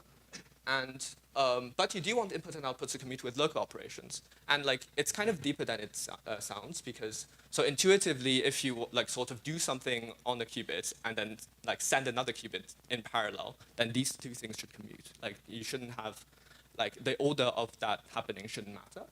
And in fact, this is actually crucial to sort of have some notion compatibility with quantum theory in the sense that, sorry for the string diagrams, by the way, but in the sense that you can kind of model, prove within the algebraic theory, equalities like this, where if you have an EPR pair and you send one end of it and discard the other end, it's the same thing as sort of pulling that discard back, and then so it kind of becomes a maximally mixed state, and then sending that maximally mixed qubit. So right.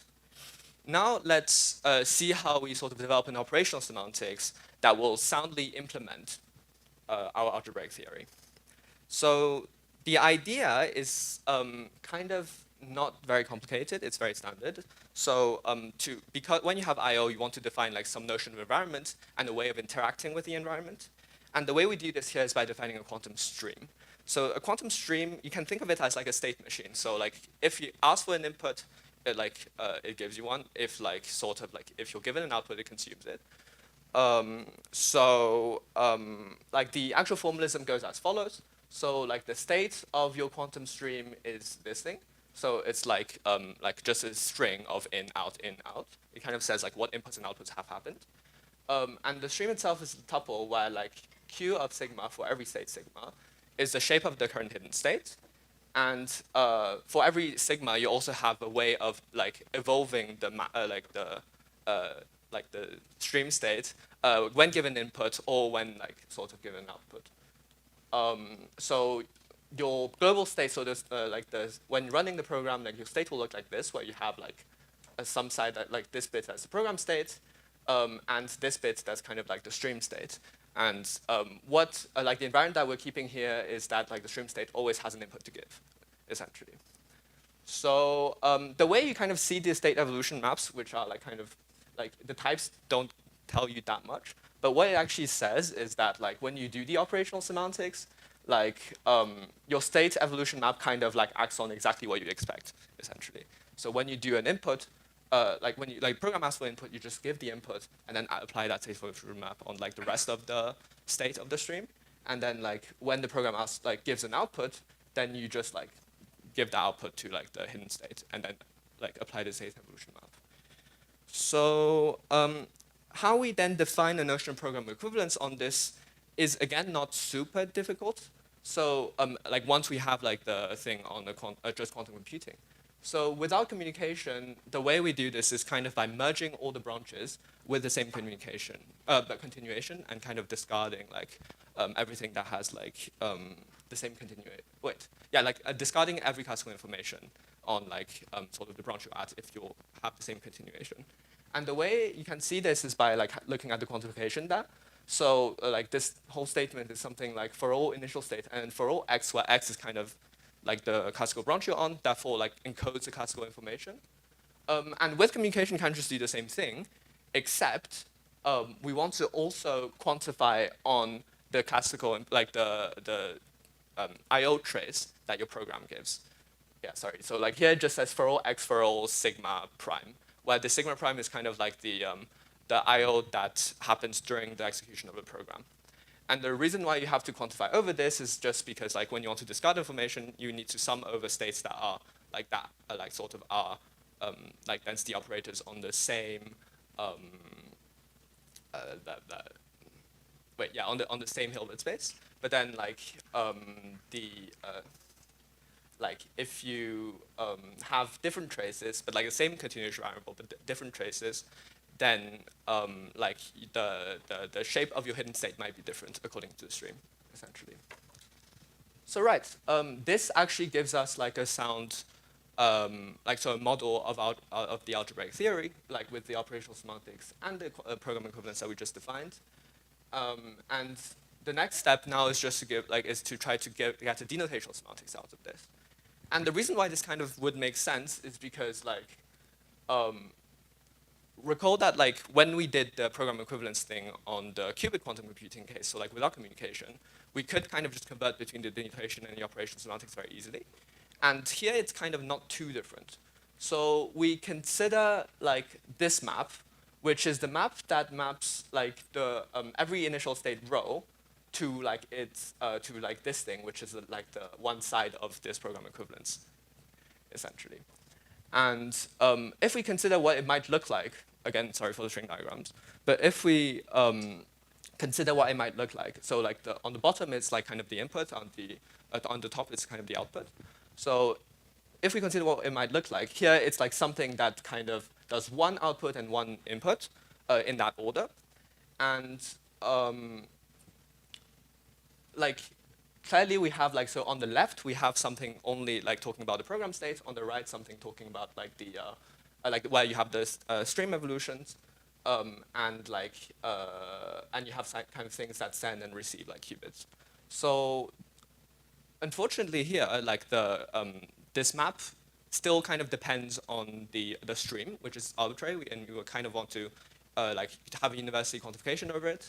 So what we do here is just we like remove the state evolution things, and what we have left here is like exactly a characterization of the map C, like sorry, the denotation of C, but at stream yeah, like the denotation of C, like that goes to like continuation variable X, and that gives a stream, like a stream trace of sigma prime. Now the issue is that like now the type of this map doesn't actually give the information of like the causal ordering of like the inputs and outputs.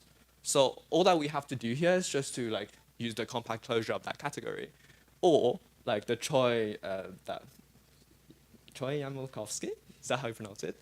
Isomorphism, by essentially bending all the input wires up, and now like on the output side we kind of just get like the causal ordering that we wanted, and the rest is kind of you just do a byproduct over it. So you just do a classical choice over all the possible stream traces and like the continuation variables, and this is kind of your denotational semantics essentially.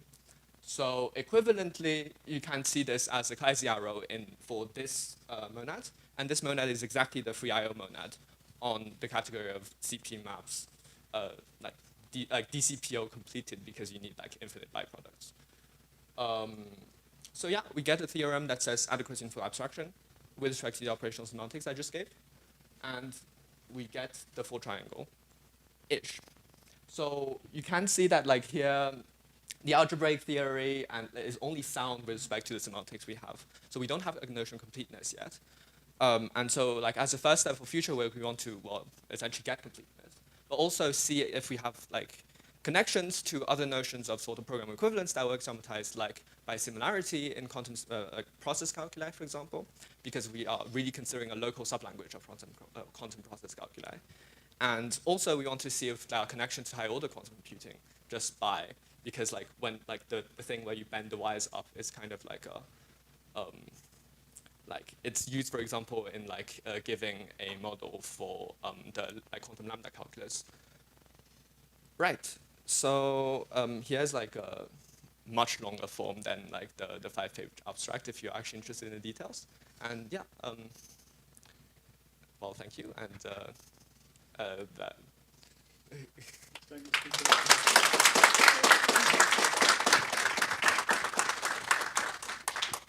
Any question? Do these theories account for just finite circuits, or can you account for things like loops as well? Finite things, sorry. It's all finite. Okay. Which is why it's like much simpler than, yeah. Have you thought about loops? No. Who needs loops, really?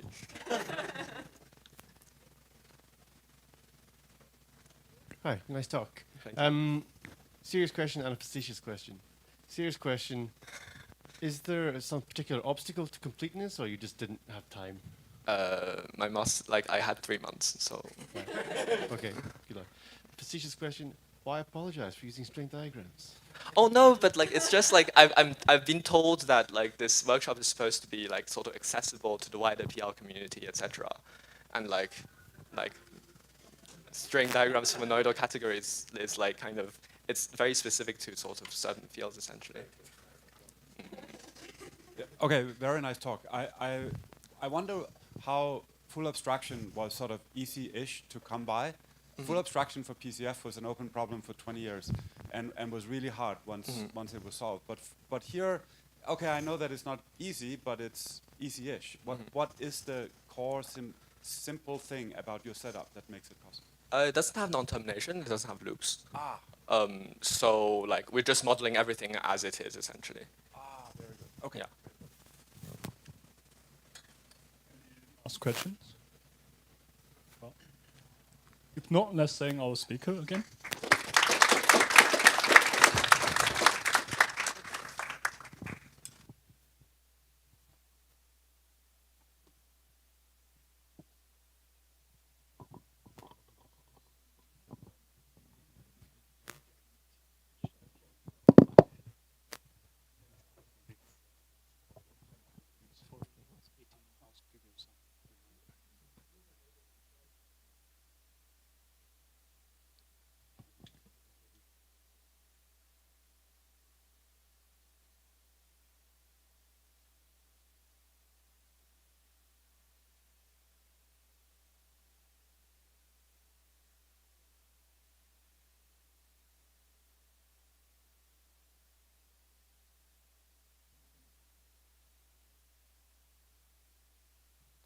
All right, our next talk is about,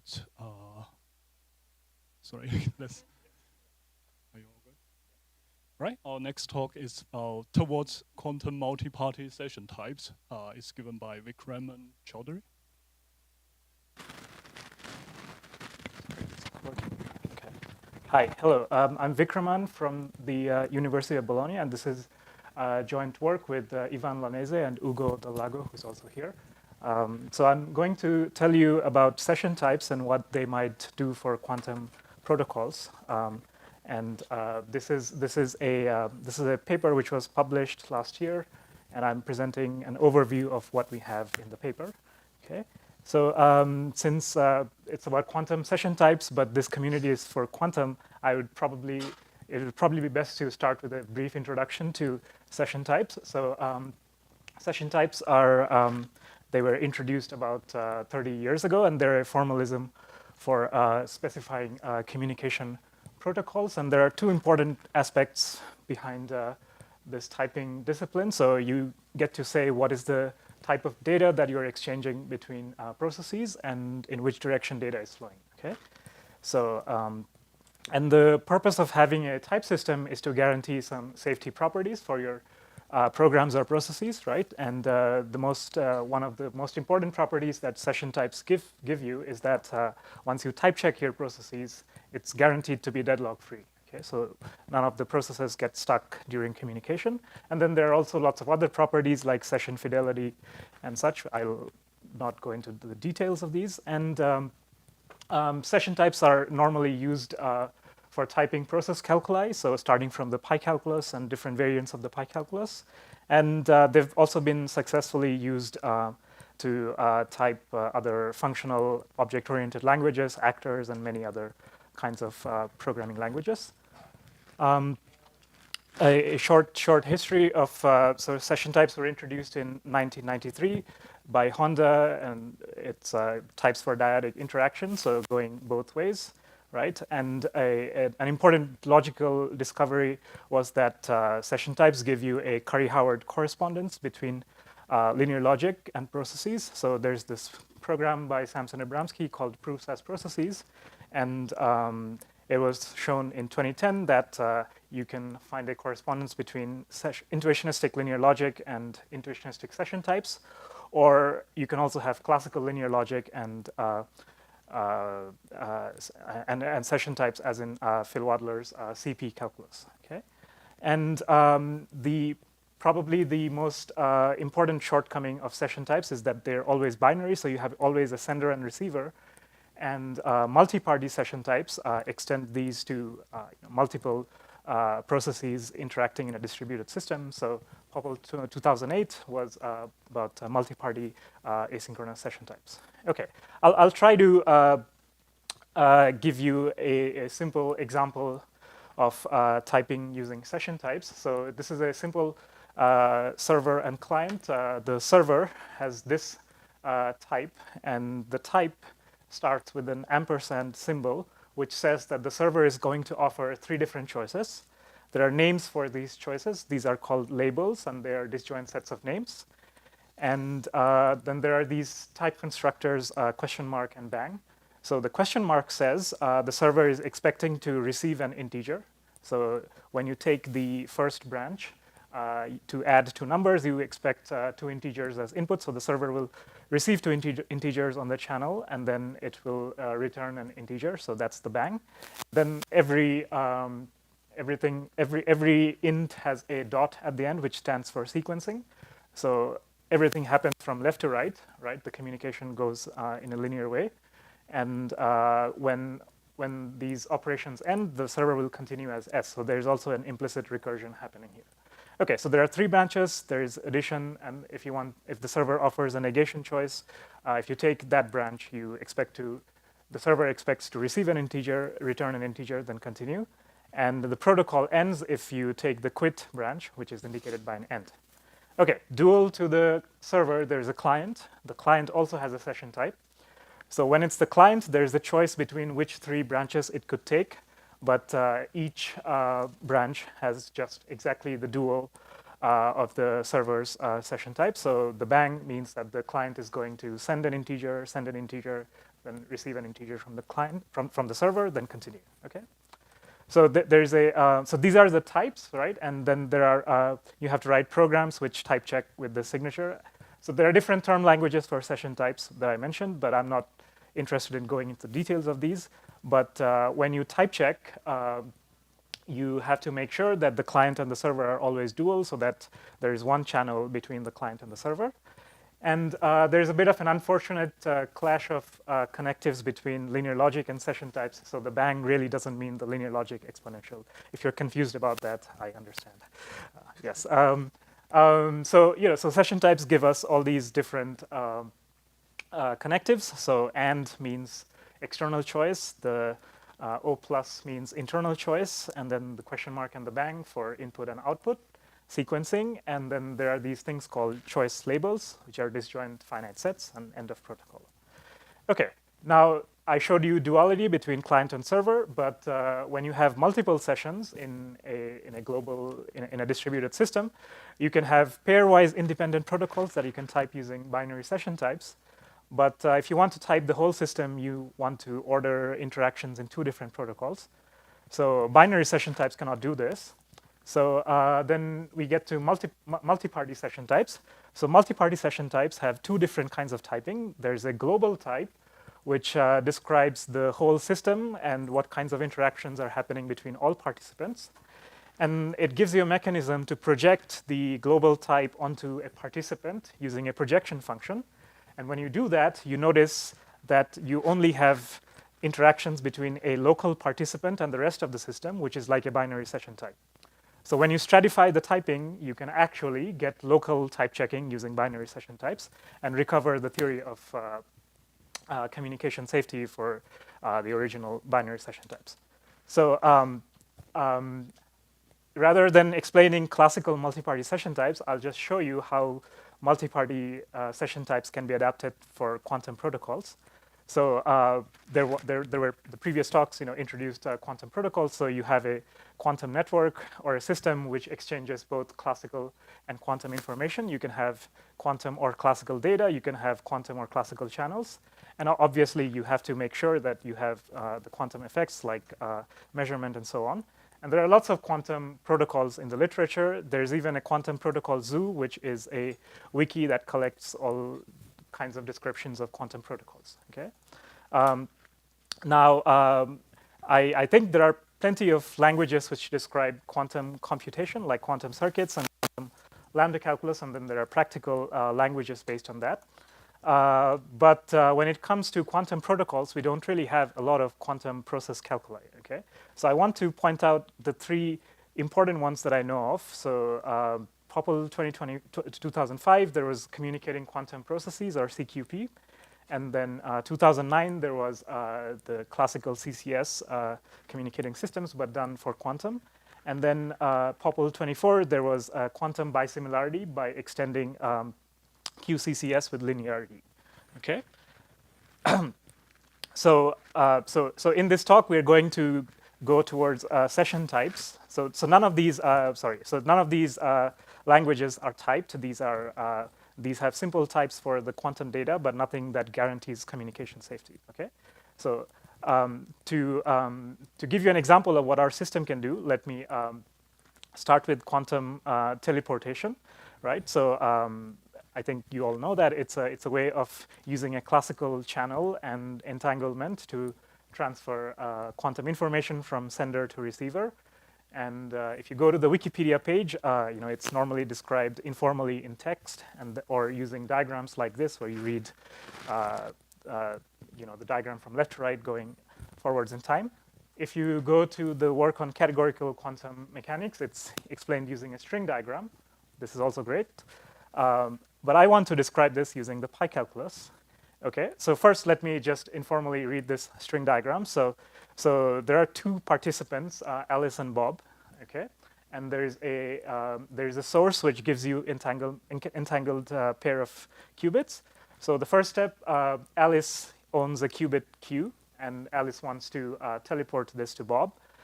So the source generates an entangled pair of qubits, X and Y, sends X to Alice and Y to Bob.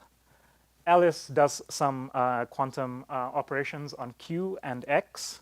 Okay, so first it does a controlled NOT, then it does a Hadamard on Q, measures Q and X, and it gets two classical bits, R. And now Alice and Bob share a classical channel, so they're allowed to exchange classical data. So Alice sends these two classical bits to Bob.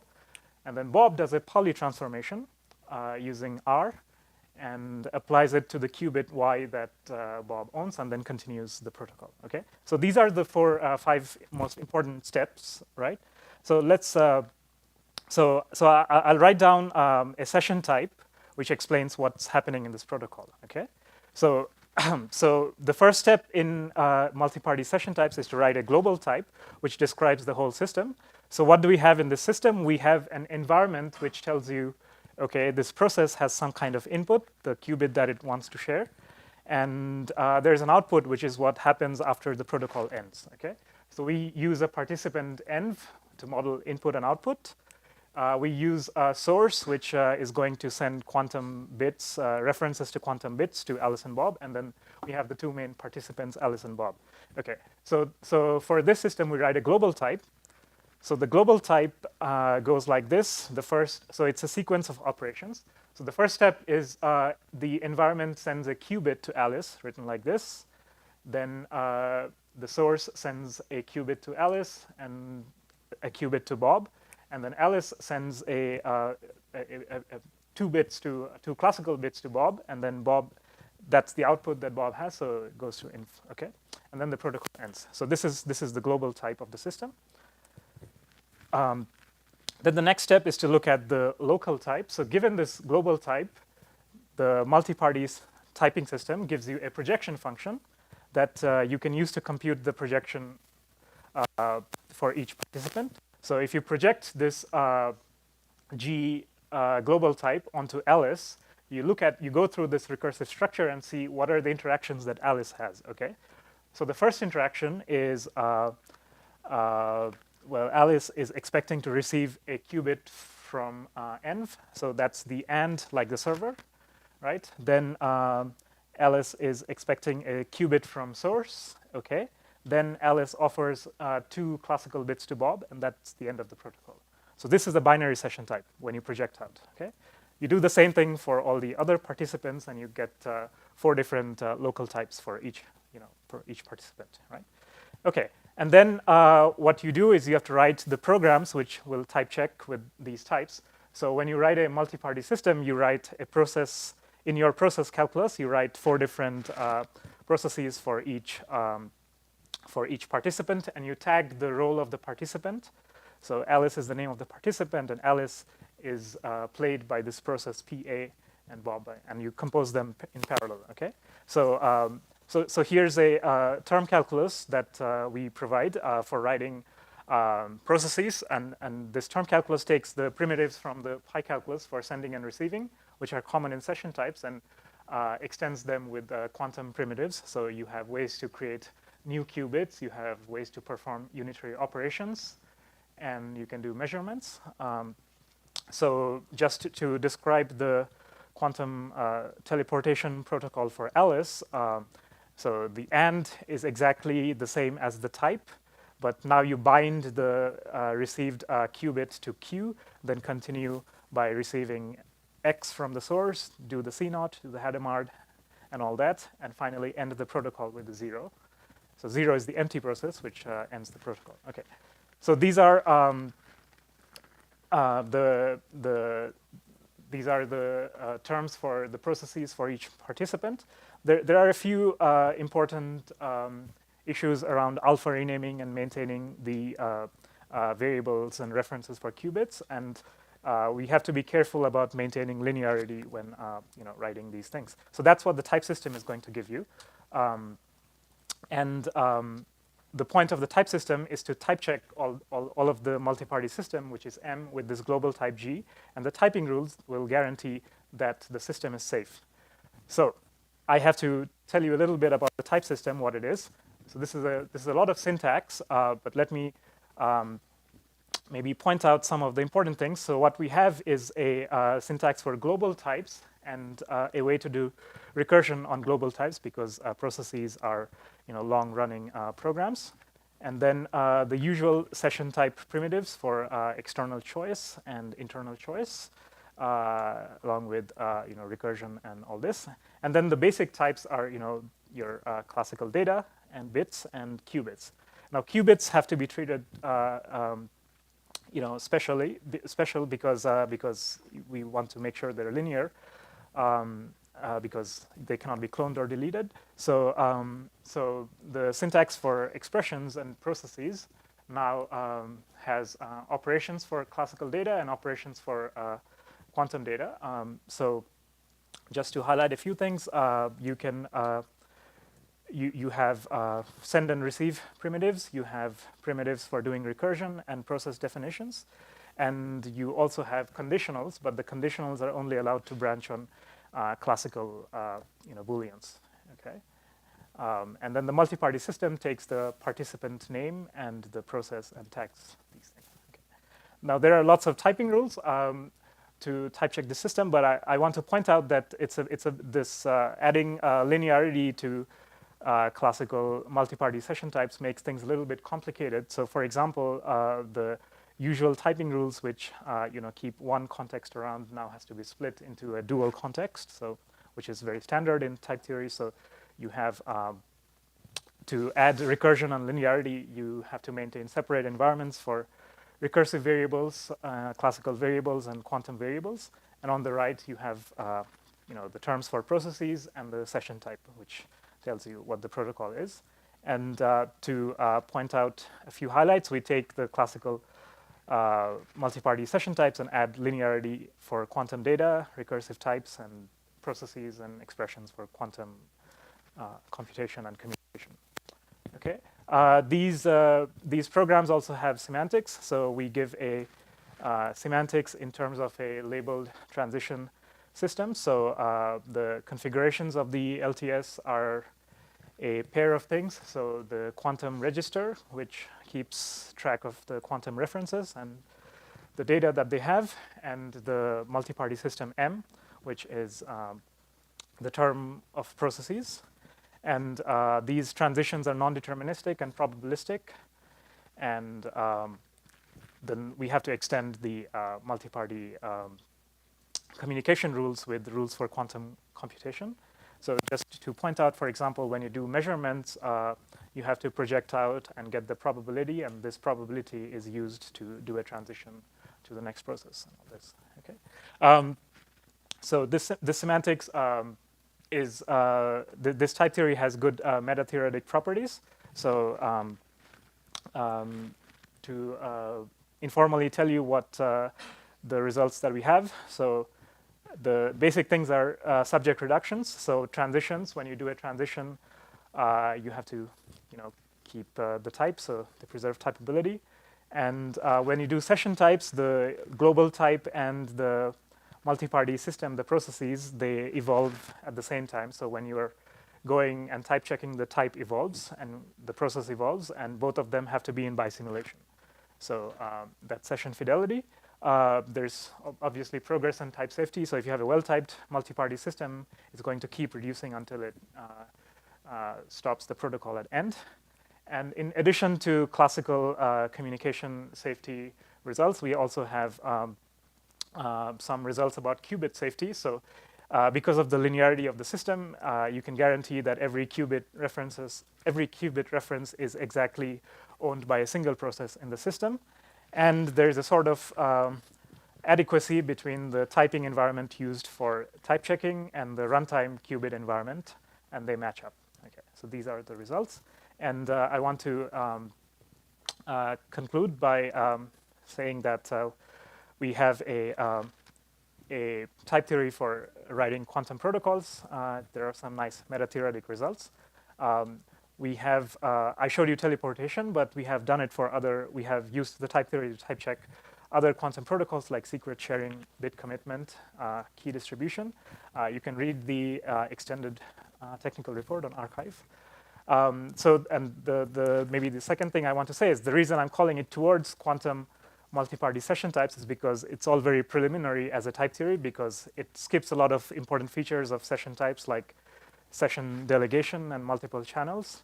And it cannot do quantum channels either. We're only typing with classical channels. And there's more to be figured out, like writing a type checking algorithm and doing type inference. And also, all of this is very syntactic work, and I don't know connections to the other denotational models of quantum protocols. So that's something that I'd be happy to talk to people about. Thank you.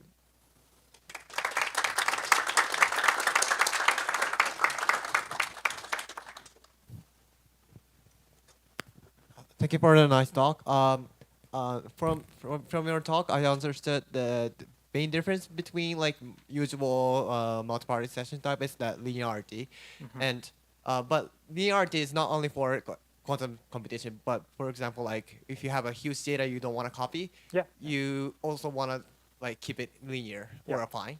And can you? My question is that like, can you do a like similar story for that kind of So thing? the system was done like for a general linear type, how you can do it, and then just because we add the primitives, the typing rules have to be specialized to quantum. Right. Or otherwise, the system works for linear, any kind of linear system. Yes. Right. Thank you.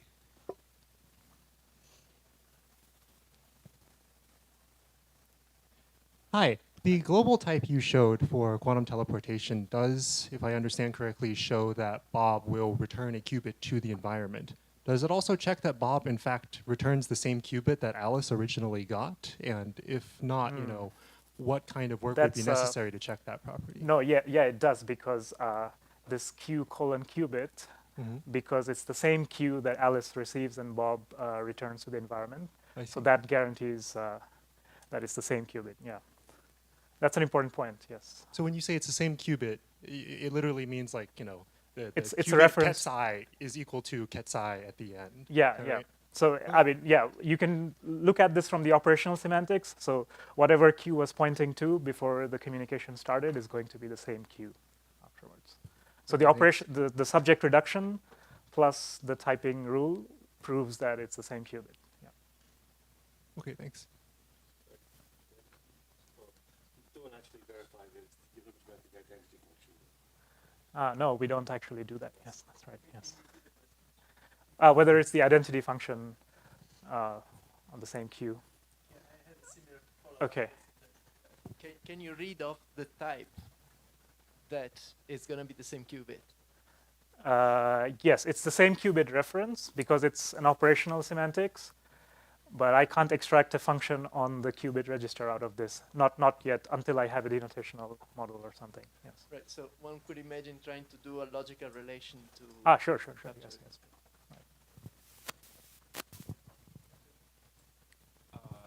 All very nice.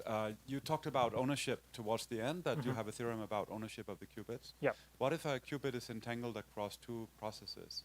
How is that going to work? If a qubit is entangled, so for example, I meant to say a pair of qubits is entangled. I'm sorry, I meant to say if a pair of qubits is entangled across two processes, so one process kind of has one of the qubits and the other one has the other one, but they are entangled. Is that affecting your? No, that's so. For example, this is the type of PS. So XS and YS are entangled, but the references are different. Yes, yes. Thank you. Let's thank our speaker again. Thank you.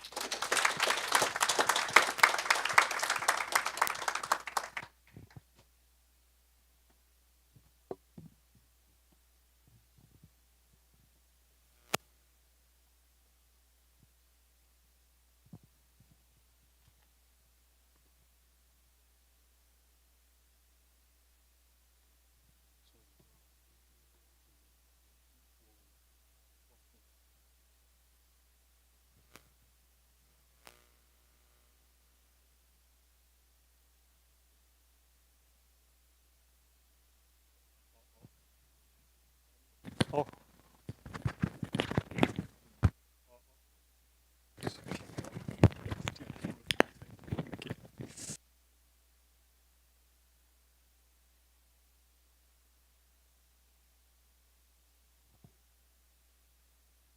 All right. Our next talk is concurrent quantum separation logic for fine-grained parallelism, and it's given by Ryo Wakizaka. Okay, thank you. Hello, everyone. I'm Ryo Wakizaka, coming from Kyoto University. I will talk about joint work with Yusuke and Kengo. Okay, today's topic is a concurrent quantum separation logic for the modularly verifying the quantum programs with fine-grained way. The ultimate goal of our study is automatic parallelizing of quantum programs. So to do so, we first want to model the good logics for the such concurrent quantum separation, concurrent quantum programs, and our work is first to the compared to the existing quantum special logics in the terms of the we have the support. We support the concurrency explicitly, and also the sharing of the quantum resources, and we can verify the non-trivial programs in the non-trivial concurrent programs, including the circuit embedding into the circuit embedding into the another processes.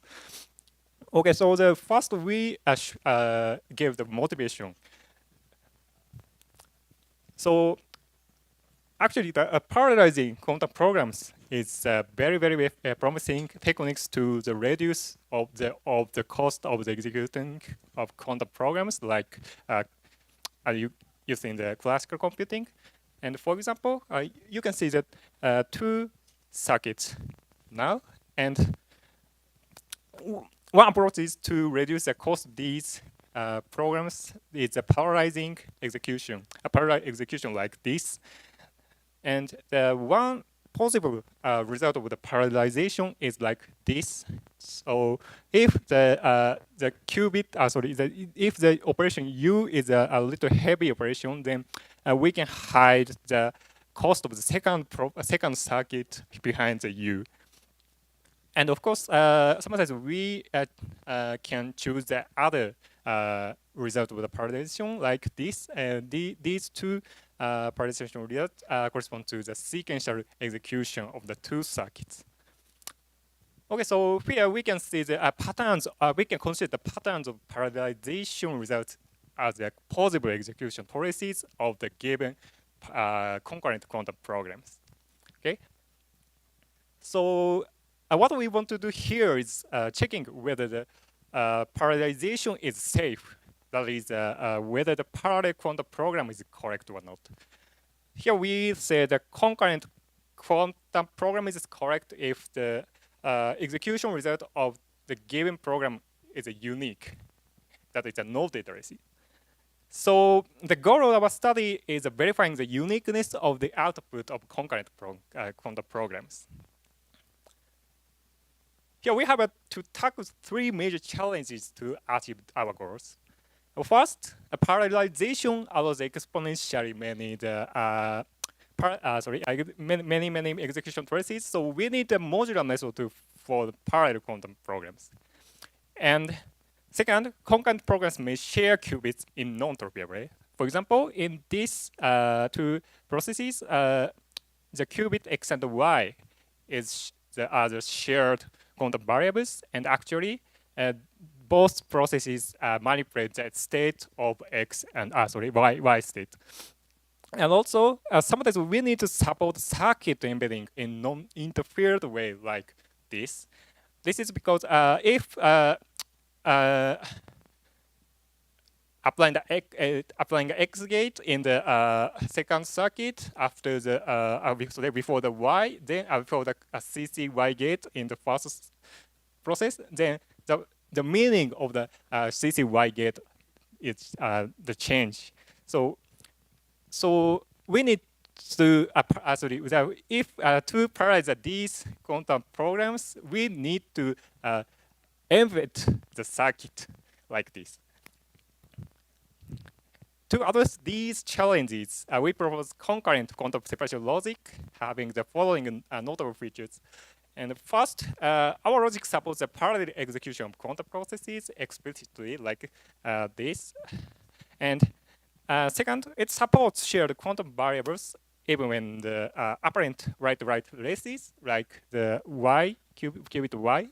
And finally, our logic supports atomic expressions for the non-interfered embedding of circuits in parallelization, like this. Okay, so from now on, I will explain our work in more detail. Okay, so in this talk, I use this simple example to show the expressiveness of our logic. This example consists of two concurrent processes. One has a negative controlled X gate. The second process has a positive controlled ADMAT gates. And you know these gates are commute because first is negative controlled and second is positive controlled. So our goal in this talk is to prove this property. So we need to show that we use the Howard triples expressed like this. The Howard triples consist of that precondition and programs and postcondition. So we can see that these assertions. First, we start with the state of the correspond to the precondition. Then we execute the given program. Then the final state must satisfy the post conditions.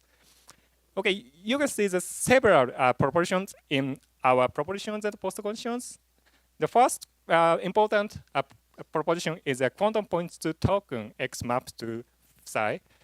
That means the state vector of x is psi.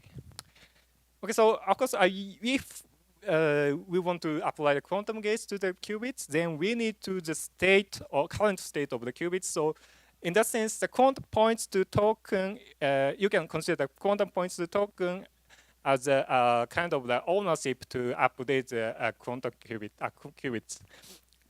And and also important point is here is the separation connectivities. That means these quantum resources disentangled. For example, if x maps to psi splitting and y maps to phi, then x and y can be separable.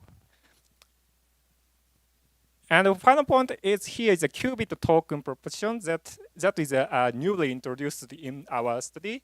And that means that qubit x is alive, but we do not state the state of the qubit x. This is very, very useful to verify the practical concurrent quantum programs in this study, but we will explain how work this token in later. Okay, let's start with this whole assertion.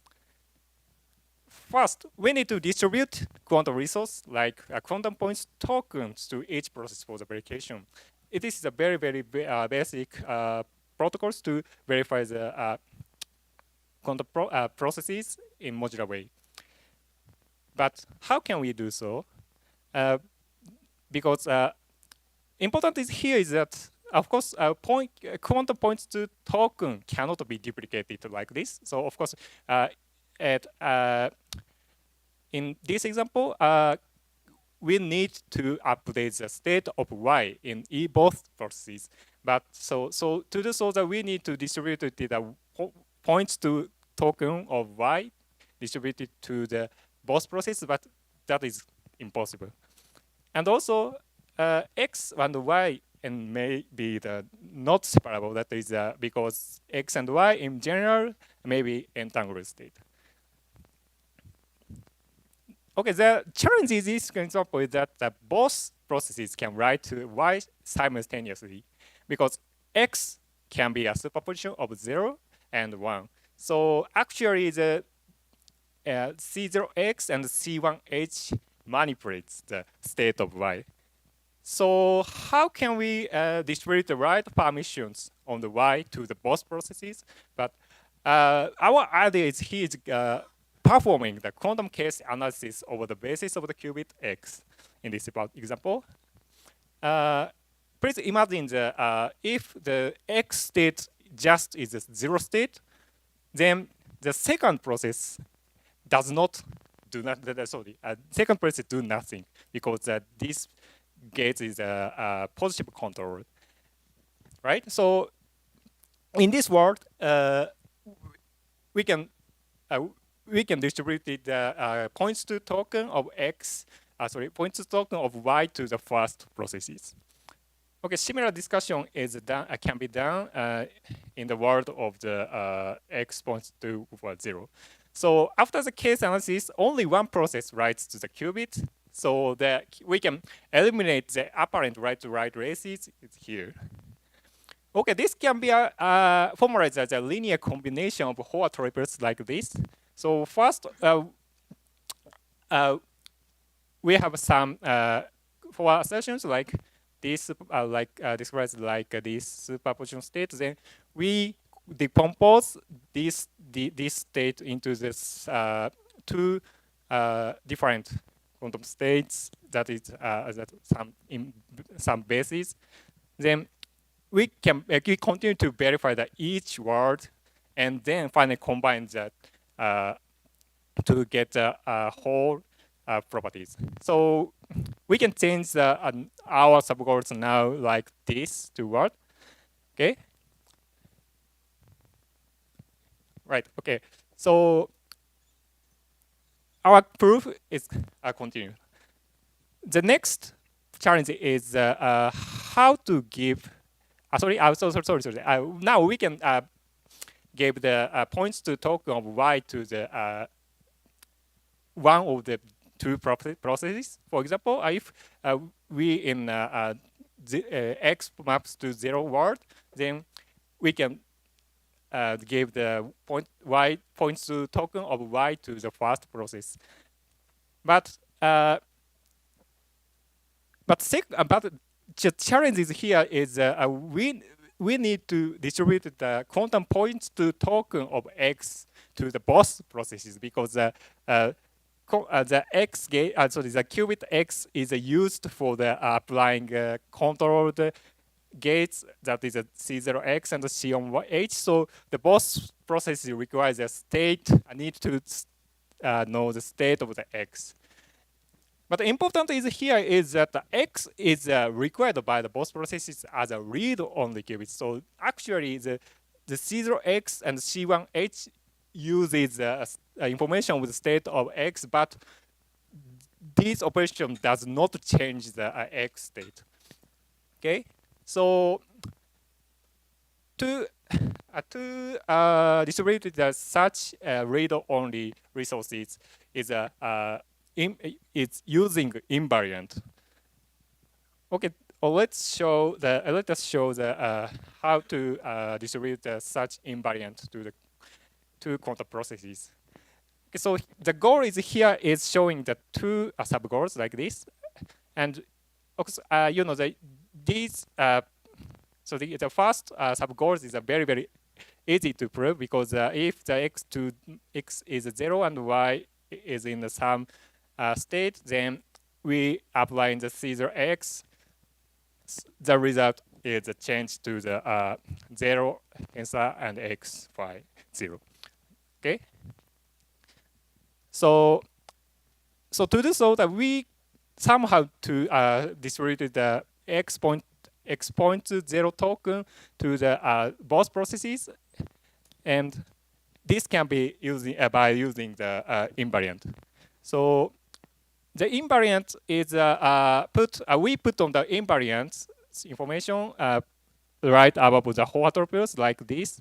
Then such invariant can be duplicated and duplicated to the both processes, and then we move the invariant to the current proposition, that is a postposition of the preconditions like this, so we can prove these sub-goals. Okay, great. The remaining task is the second sub-goals like this, because as you know, the quantum points to token means the qubit y is alive, but we do not know the state of y. But the second process is actually the manipulates of y. But so why can we what can we do this? So in fact, we to solve this such situation, we introduce the following novel proof rule, so the qubit token. So by this rule, we can get access to the points to token for the qubit at each atomic expressions. We call this the anti-frame rule by atomicity for the qubit token because it as a frame to the hypothesis instead of the removing it. This rule allows the atomic expression rights to the qubit that is temporary or restores the qubit state after the execution is finished, which does not interfere with other processes freely accessing to the qubit. So in our example, the one control X gate does not update Y when X is 0, so we can use this rule to complete the whole proof. Well, in this sense, our logic can express the dirty qubits via qubit tokens because dirty qubits means we need not to know the dirty qubits, but if after using the such dirty qubits to after using the such dirty qubits, we restore the original states, then we can use the such dirty qubits in safe way. Okay, as a summary, we illustrate the complete proof of the hot assertions for the simple example. Okay, it's great. And you may feel that this example is too simple to show how expressive our logic is. So, but of course, our logic can support much more complex example, including the one we showed when the motivator parallelize quantum programs. In this example, we embed the sub-circuit into the first processes like this. Then we need to embed this program as a circuit, just not a sequence of the pieces of the quantum gates. So we can do this by using the atomic expressions like this. Then, in the atomic expressions, we can update the dirty qubits in this example. That is the x qubits like this. But actually, the atomic expressions, its state changes the state of x, but after executing this block, the state is restored to the original state, so we can use the anti-rem rules in the previous slide, so we can conclude that this program is also safe. And I would like to show another interesting example. Actually, we can verify the parallelization of the arbitrarily commuting matrices because the commutative matrices are simultaneously diagonalizable. For example, please consider the parallel execution of the rotation gate. Of course, these rotation gates commute, and the result will be like this. To show this, first we perform the case-by analysis over the the input x, with the eigenvectors of the rotation gates. In here, the eigenvectors of the rotation gate is accidentally the same as a computation basis 0 and 1. So we use the linear combination rules with a 0 and 1 state like this.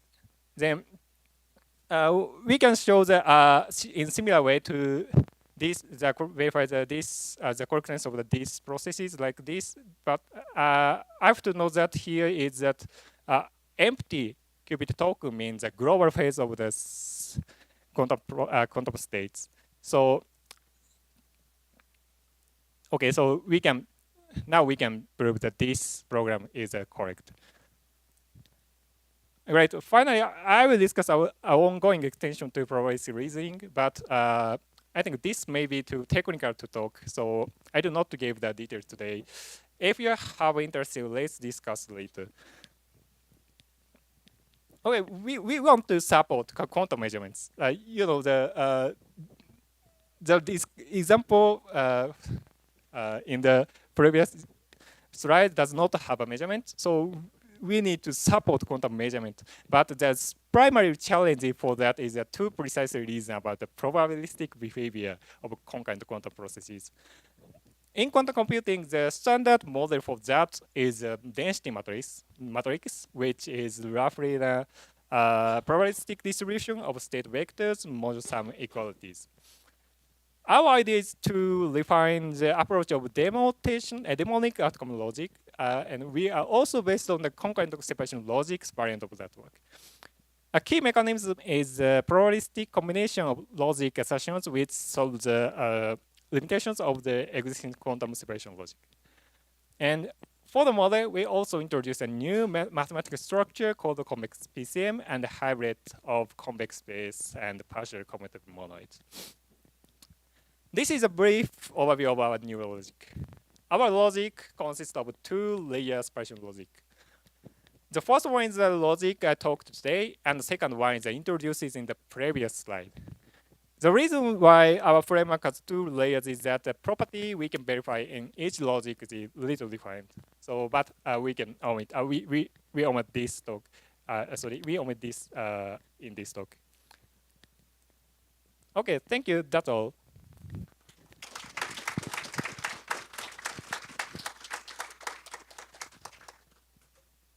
Any question for our speaker? Yeah, thanks for the talk. I'm curious about the anti-frame rule. Anti-frame rule, okay. Anti-frame rule, yeah. It looks to me like this could be replicated without the tokens, by putting an exist psi x points to psi in the invariant?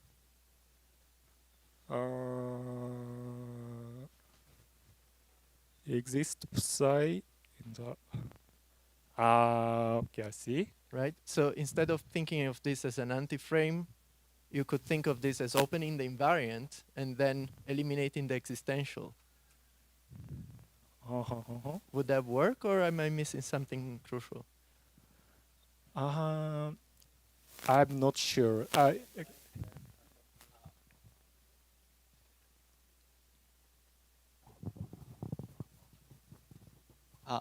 So we can prove some whole assertion using that invariant you mentioned, but we cannot. So the other process cannot precisely track the value of the vector in that case. Like, so the other process writes to the qubit, but we want to like do functional verification. So we want to know the updated state vector by the write made by the other process.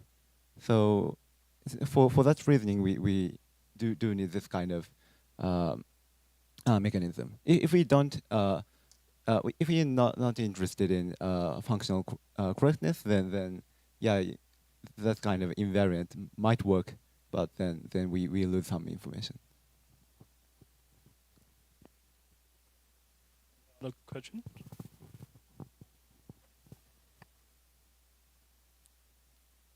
Okay, well, yeah, if there's no other questions right now, I just want to say that we have lunch now.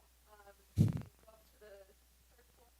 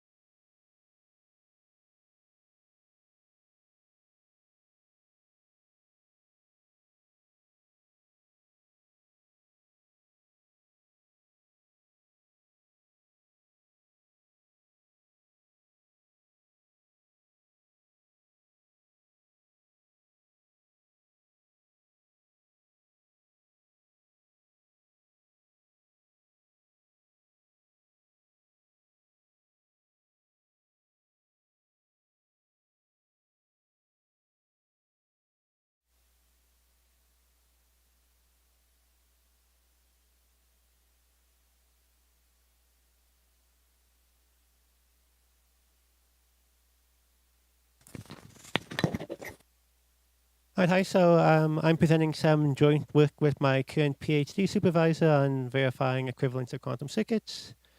Whoops. So I'm just going to start a bit about why we care about this problem, what exactly we're trying to do. Then we'll look at how the problem's been solved before and what's different about this technique. So one case where you might care about this is when you're dealing with maybe trying to do like something like a variational quantum algorithm or quantum machine learning in practice. So the idea is here we have some distribution we're trying to figure out, but like learn, but we don't really know what that distribution is. So we take some guess of what a solution might look like. So like an NSAT circuit that has some parameters, you pick some parameters, compile it, then run it on hardware. You get some empirical histogram of what that distribution looks like. You can check if that is close to the distribution you're trying to learn by like some kind of an oracle. And you can keep doing this over and over again, refining the parameters until you get a satisfactory or a correct solution. But since we're kind of like running these circuits and compiling them over and over again, typically you might do some kind of a transpilation phase before you start plugging in angles. But since these are parametrized circuits, we're actually dealing with transpilation rules that deal with parameters now rather than just like specific gates. So for example, maybe I have a controlled Z rotation, and that might not be in my gate set, but we can compile it to a Z rotation and control it not in a standard way. The second case where these kinds of relations that I'm interested in come up is in super optimization. So we have some unoptimized quantum program. The standard approach for optimization roughly goes, you start with that, give it to an optimizer. It has some known optimizations that have been verified by hand by a human. It applies those rules until some conditions reached, and then you get some improved quantum algorithm. In super optimization, the optimizer both learns the optimization rules and then applies them. So as opposed to known optimization, we have some rules that have been proposed by the super optimizer, and then it uses those rules to optimize the circuit. The problem is these rules aren't actually validated by a human, so they have to be machine validated. And because you wouldn't want to like learn a different relation, let's say you had like, maybe you want to pull a Z rotation through a controller to cancel out. You wouldn't want to learn this relation for every possible angle. So you're actually trying to learn these parameterized rules that say, for example, for any angle I pick, I can always do this rewrite rule, and then I can instantiate it for the angles in the circuits I'm given. And the goal here is to ideally find like the most optimal implementation of the circuit, given whatever hardware gate set you have. So in both of these problems, what comes up is working with these parameterized relations about circuits. And when you want to like verify them automatically, this is harder than just verifying non-parameterized circuits. And that's I guess the idea kind of is when you have parameterized circuits, even if the matrices are huge, you could in principle just expand them out and check. In this parameterized setting, you're actually kind of dealing with analytic functions valued in matrices, so that's a lot harder to do. And just to make this a bit more formal, you have two circuits, you know what their semantics are, and you'd like to answer the question if for any choice of angles, maybe we have like k parameters now as opposed to this one, where the circuits always be equal. So that's the problem we're going to be looking at here. We're not the first people to look at this problem, though we do have some novelties to our work. So just to highlight that, we're going to start by looking at what's been done. So the earliest work on this goes back to 2019 by Miller-Vakel. He was kind of proposed an abstract framework for verifying parameterized quantum circuits based on Laurent polynomials and some category theory that went largely overlooked. But that is very related to what we're going to be doing, so I'll come back to this in a bit. A year later, Kurtz was proposed. This was a super optimizer that basically does some transformations to the circuit until it becomes basically an SMT problem over like nonlinear real arithmetic, so then you can throw it at a black box solver and it can try to check if they're equivalent. 2 years later, we got QCEC.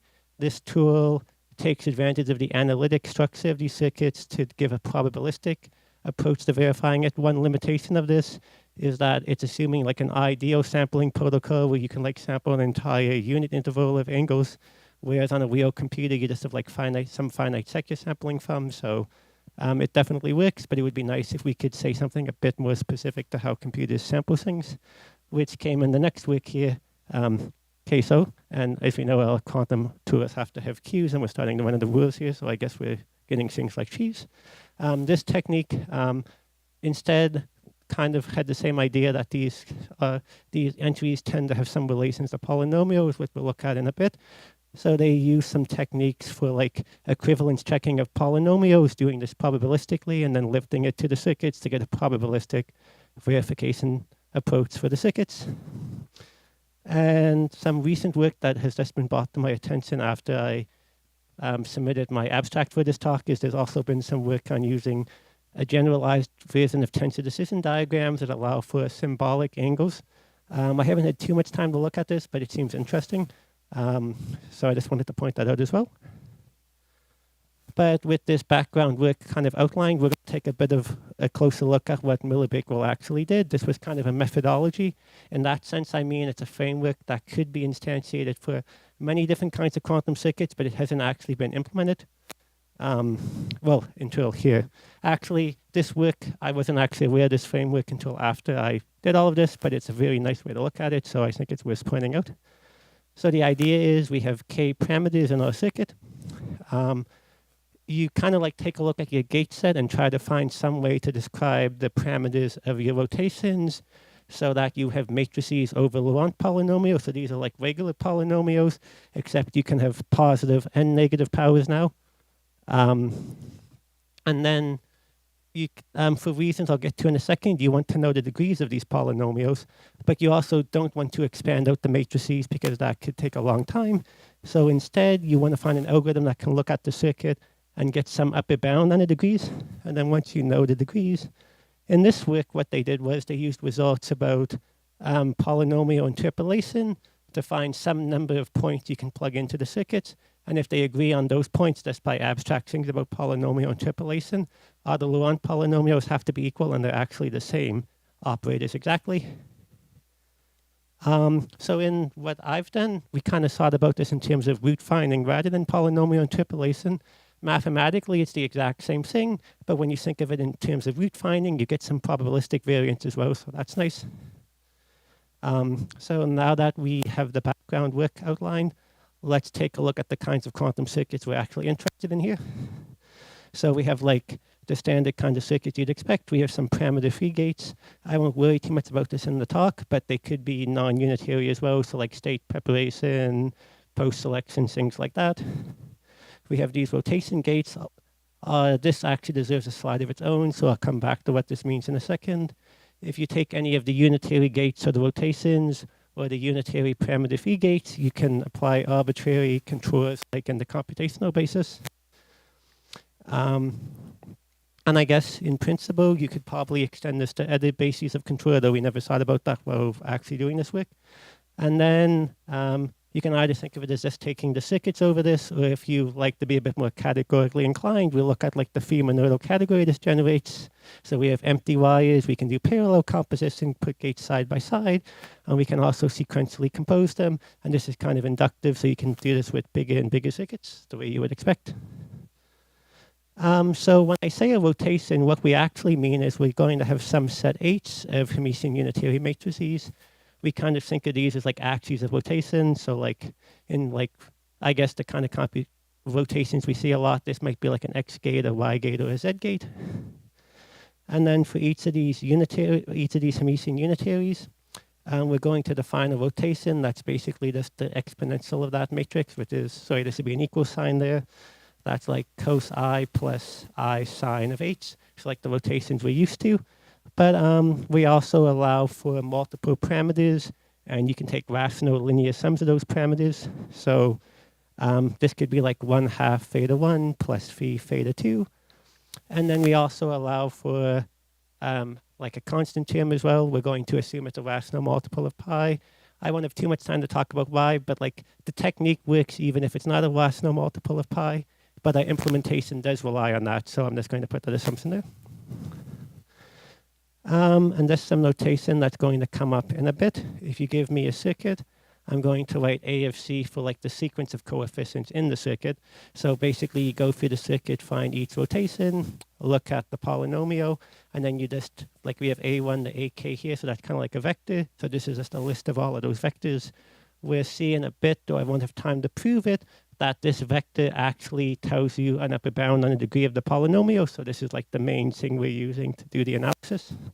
And because it's just a sequence of coefficients that we get from the circuit, like you can find this really quickly, and all the calculations we do afterwards will also be pretty quick. So that's why we can find degrees quite efficiently. So now that we have all of this context set up, let's just take a look at an example of how this technique works before I say more generally what it actually looks like. So we're going to go back to this controlled Z decomposition that we all know, but let's try to verify it. First, we'll do it the standard way we're probably used to seeing. We'll talk a bit about why that, not that it wouldn't necessarily work, but it would be hard to generalize, and then we'll see what this other technique looks like that we're proposing.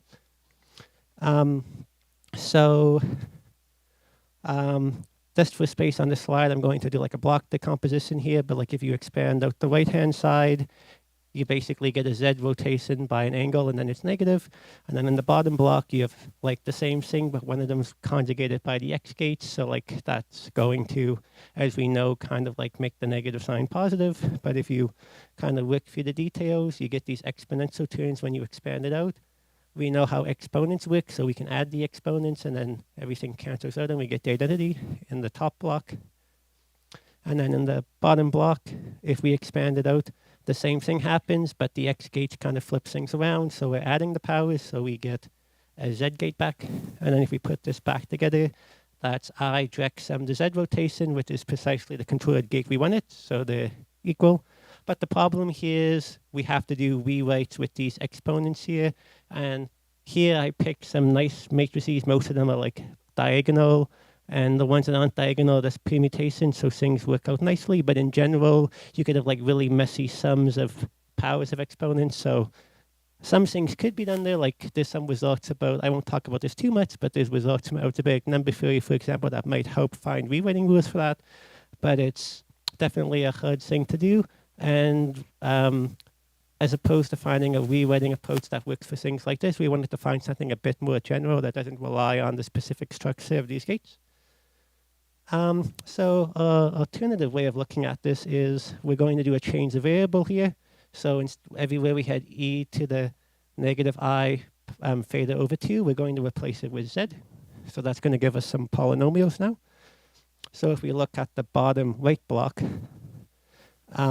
so this e to the I theta over 2, that's going to become like z to the power of negative 1.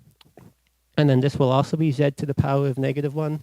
So then this term will be like z to the power of negative 2. If we look down here, this is z and this is z, so it's z squared. But then we don't really like having negative powers, so we can just pour this out. So we get these polynomial entries that have degree at most 4, and this negative power laying around there. That's kind of like a singularity that doesn't matter. It turns out we can ignore it, but I won't really prove that in this talk. Then if we look at the top block, we get the identity. Then that's so everything lines out. We can lines up. We can lines up. We can pull up this negative power again, and we get more polynomials. So if we look at all of these polynomials, they have degree at most 4.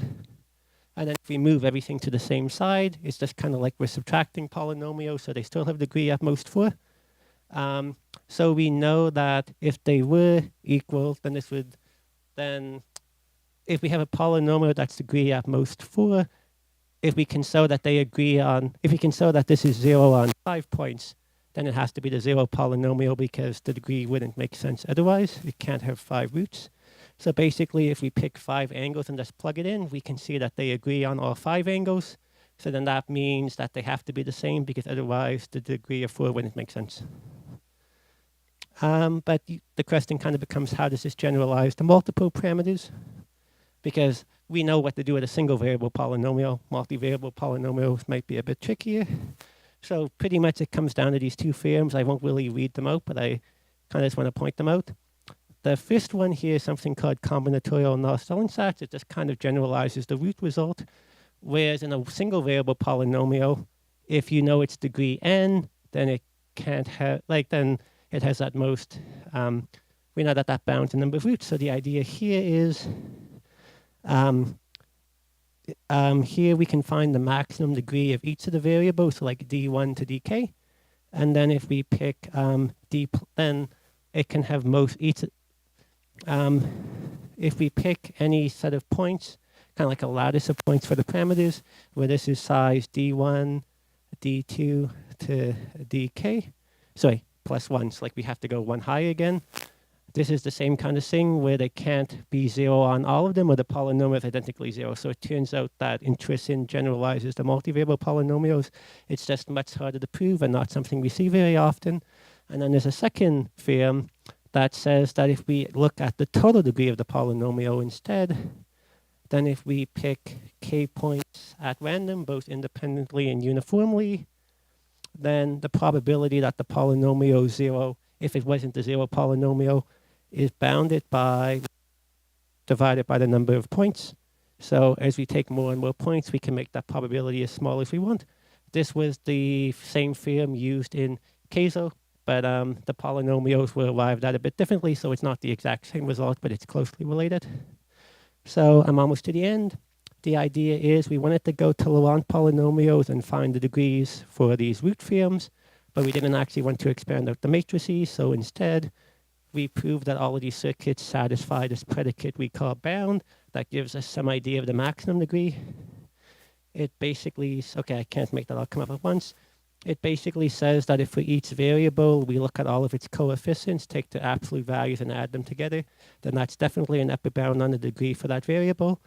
And then if you look at the total degree of the polynomial for the probabilistic one, you can go through each of the coefficients and add them together. But it turns out, kind of like with negative and positive phases, they kind of interact in ways that cancel out. So it suffices to look at the positive terms and negative terms, and then take the biggest of both of them, and then the sum of all of those would be the bound the maximum degree.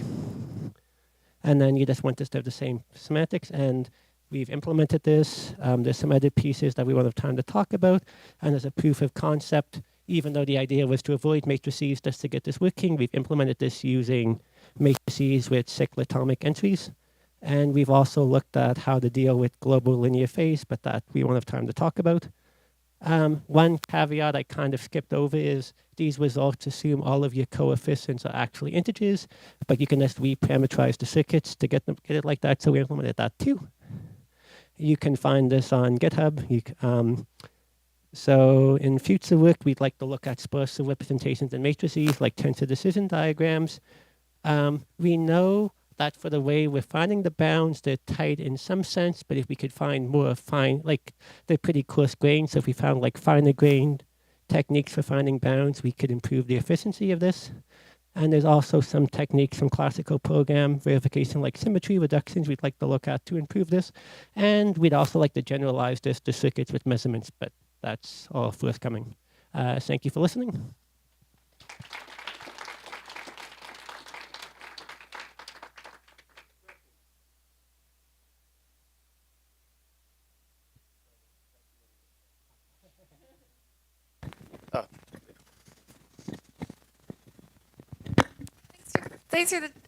Thanks for the talk.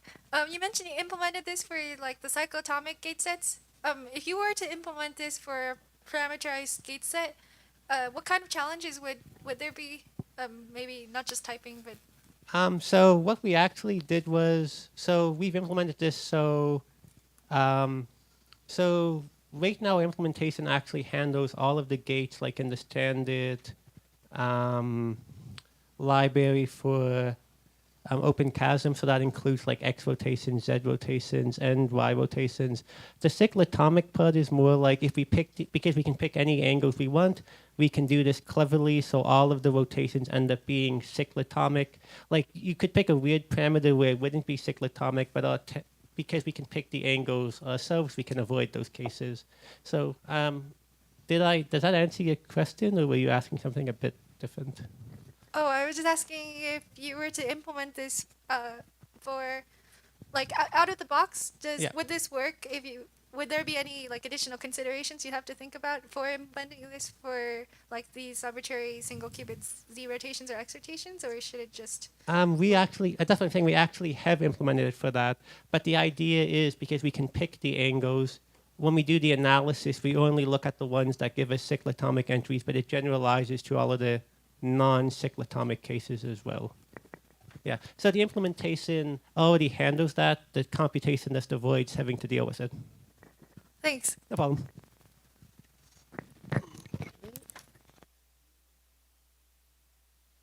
Hi, everyone. Okay. Near the beginning, you showed us the sort of list of coefficients that you said was going to be associated with each gate. This one, or sorry? Oh, you mean back here, right? Yeah. So I wasn't sure how you got the bound and the length of that list. Okay. Do you mean like so if I'm assuming the circuit's already given, so like we know the length of the list is going to be bounded by the number of gates in the circuit, so you just kind of, it's like usually when you're doing this analysis, you assume like we're kind of like at least doing it linear in the number of gates, so like that we're kind of taking that to be n, so the length of this list would also be bounded by the number of gates. Is that the question you're asking, or? That's half the question. The other Okay. half is how many coefficients you get per gate. Oh, I see. So that was, maybe I didn't write that. I condensed the slide. Yeah, so we're kind of making the same assumptions as in the Miller-Bakewell framework, where we're assuming a priori the number of parameters is a variable, but it's fixed. You don't have to, like, the way it's implemented is we just kind of analyze the circuits and infer what that number should be, but it's assumed to be fixed across all of the circuits. Yep. Thanks. Okay, last question if there's one. No?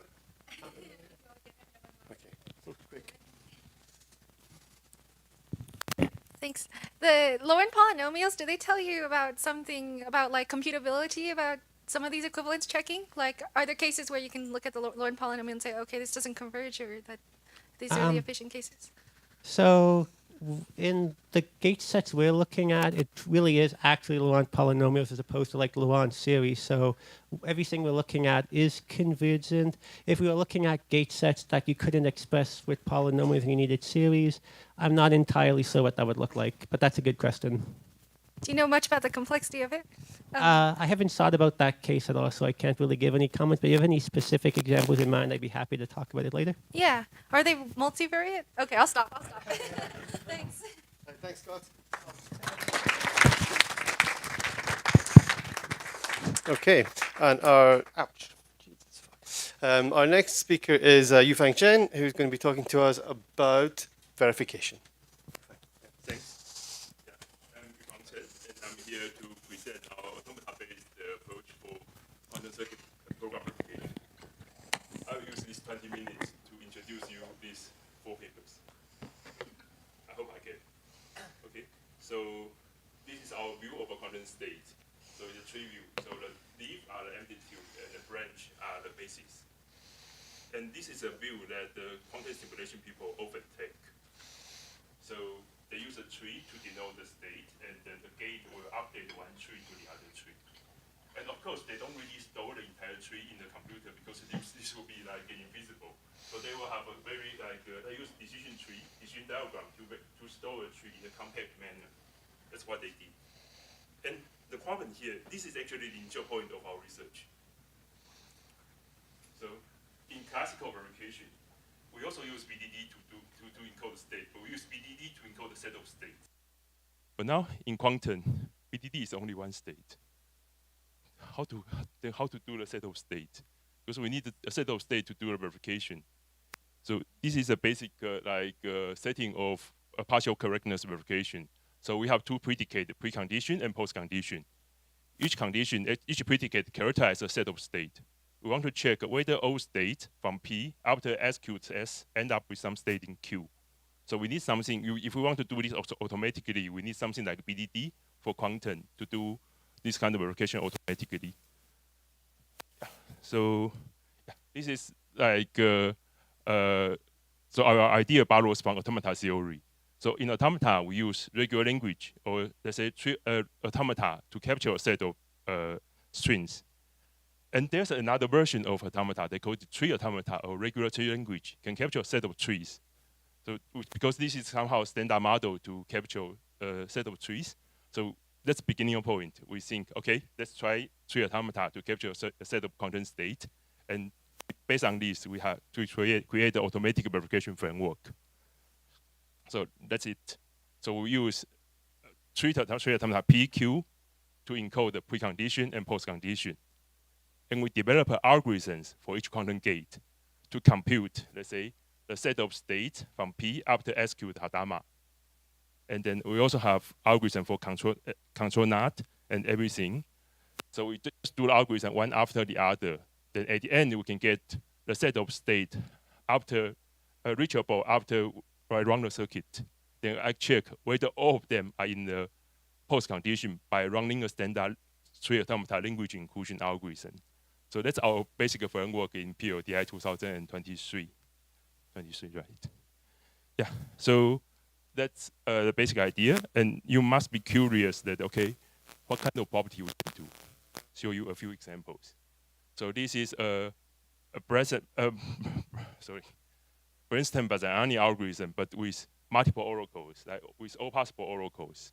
So this shaded part is the oracle circuit. So we feed from the input the secret string known by the oracle. And the goal of the algorithm is, the other part is the algorithm. The goal of the algorithm is to find the secret. So we begin with this set of state, like all possible secret, like all possible Boolean strings, and then the working type initially is 0. This is the precondition. And we want to check, after I run a circuit, all the working type found the correct answer. So in order to do this, we need a set of state. And if you use simulate, you can also do this with simulator, but you need to run exponentially many runs to check it. Another interesting example is actually using set of states or vectors as pre and post condition can be very expressive. I have another example. We can use this to capture whether two circuits are equivalent. Circuit equivalent can be reduced to check whether a circuit is identity. And how to check one circuit is identity? It's enough to fit in 2 to the power of n, this many linearly independent vectors. If all of them, they can go back to themselves because of linearity of the quantum circuit. We know that this circuit is identity.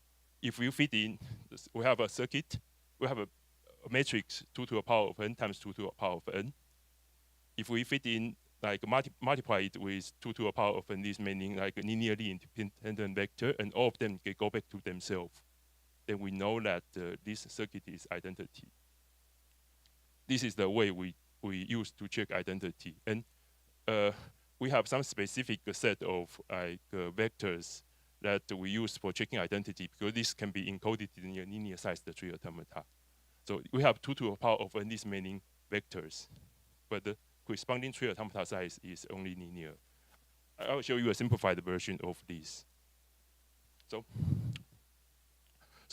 here, give you a more concrete example, like what a tree automata looks like.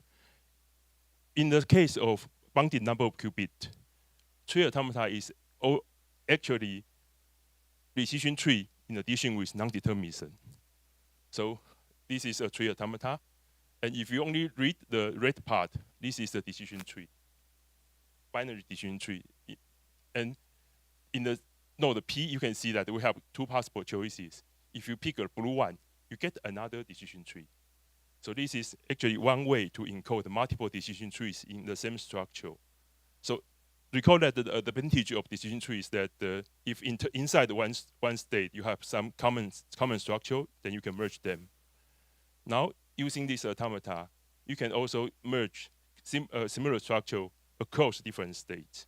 So we use this to basically create a structure that allows us to do simulation of multiple states simultaneously. And we use this to create a symbolic verification framework. So this is the basic version, basically BDD plus non-determinism. And in this kind of example, we can use, this is only, we have roughly 10 state transitions, and you can encode 8 different computational basis states. And if we repeat the structure of this layer, like 3 more transitions, we get one more qubit. And we can use actually a linear number like 3n plus 1, because for each more qubit, we just need to add 1 more layers to encode 2 to the power of n, this many basis state. So this can be very compact. The technical detail probably is not that important, but I hope I can somehow convince you that it can be compact. And reason is that you can use not only the shared structure within one state, but also across different states. Yeah. So next, give you a little bit of feeling of how we do quantum gate. So start one, this automata. If you want to do X gate, it's very easy. You just look at all the transitions labeled X1, and then swap left and right. The dotted one is the 0 branch, and the solid one is 1 branch. You just swap them. Then you get the X gate. And ZST gate, essentially what they need to do is to multiply the right subtree with a constant number. These are rotation gate. So what they need to do is to multiply the right subtree with a constant value. And we cannot directly update the amplitude value here because this amplitude value may be shared by different trees. So maybe this is the right tree of some people, right amplitude of some people, but this is the left amplitude of the other people. So our algorithm actually need to duplicate the structure. And in the duplicated structure, we multiply everybody with C, and then we rewire the right tree to the duplicated one. This is our algorithm for this kind of ZST gate. And there are, of course, some more other gates, construction of other gates. We will not include in this. Just give you a flavor of what our algorithm will look like. And after this kind of construction, also it looks like the state space will be doubled. We will run automata minimization algorithm to make it compact again. So automata has state space minimization algorithm. So that's the basic framework published in 2023. And later, in KEF 2023, we have an extension. So in the previous version, all the tree leaf, you have a constant value. But now, we use variable in the tree leaf, and then perform symbolic execution over the gate. This give us a lot of additional power. For example, in this framework, we can verify that after finish the global search, the amplitude value is bigger than 90%. We don't need to have exact value there now. Previously, it's very painful. My students spent like one afternoon to compute what is the amplitude value after running Gover. Yeah, but now we can write bigger than 90%. And also, we can use this to verify after execute the Gover iteration, the probability of finding the correct solution is increased. We can verify this kind of property by basically a combination of automata and symbolic execution. So here are some experimental results to show you like how it behaves. For the global iteration example, we can verify things like 200 qubit in 17 seconds. But this is because Grover's algorithm, they have very spatial structure. Like one branch has high value, the other branch has very good value. This is perfect for decision tree. Yeah. So this is not really work for everything, but for Grover, we can do it. And there are some more ideas. Like we can play a lot of magic in the tree leaf. Like if we talk about combining tree leaf with symbolic execution. We can also try it with abstract interpretation, they say. So the tree leaf now is an abstract domain. And why we want to do this? Because if we don't have any abstraction, then everything we can do is what classical computer can do, because we compute the exact value. So we can never go beyond things with quantum advantage. We cannot go beyond things with quantum advantage. The only chance is that we do some kind of abstraction. And using abstract domain in the tree leaf is one thing that we are thinking of. We are not there yet, but I think this is full of potential. And one more thing. So actually we can do, so we only talk about BDD with non-determinism, but tree automata actually has loops. So if we add loops, what will happen? So we can encode things like any number of zero state. And then we can do verification starting from this kind of set of state. We can apply any single unitary gate to this and get the next automata. Sounds good, but what we cannot do is apply Hadamard to everybody. So we are not there yet. We can do some kind of parameterized circuits, like we apply C0 to everybody. We can do C0 1, 2, 2, 3, 3, 4 to the end. So we can verify, let's say, GHZ circuit of any number of qubits. And we also have diagonal Hamiltonian simulation circuit and 2 circuits related to quantum chemistry. So we can do this kind of example, but I mean, we cannot do Hadama O. So you see, this is very limited. So we are not there yet. Okay, the last thing, quantum program verification. This is in TACAS this year. So previously we have quantum circuit, but in quantum program we also have branch statement and then loop statement. So in this branch statement, you need to. It says that if the major value of first qubit is 0, then I execute this loop body, and the same for loop. If branch, and then for loop, if the measurement value is 0, then I can execute this loop body value. I will show you how we handle this. So the key is to handle measurement. So let's see, starting from this state, if we measure the first qubit and the value is 0, what happens is that now we know the value of x1 is 0. There's no chance that the x1 be 1. So we need to update the probability of the right subtree to be completely 0.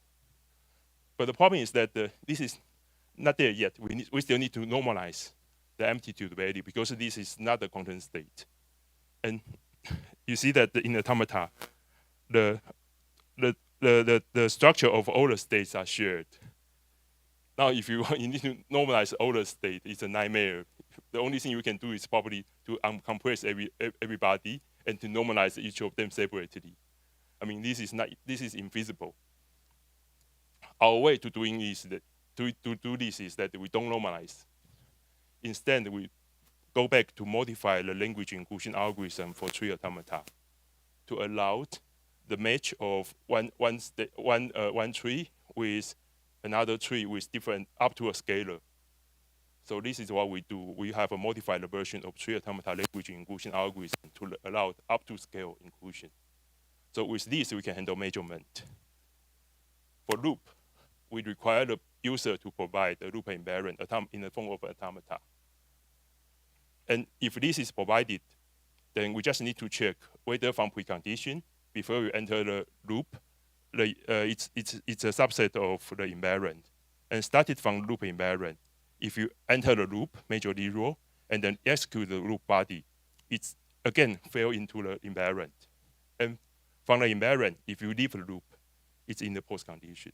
We'll need to do these 3 checks. All this can be done fully automatically.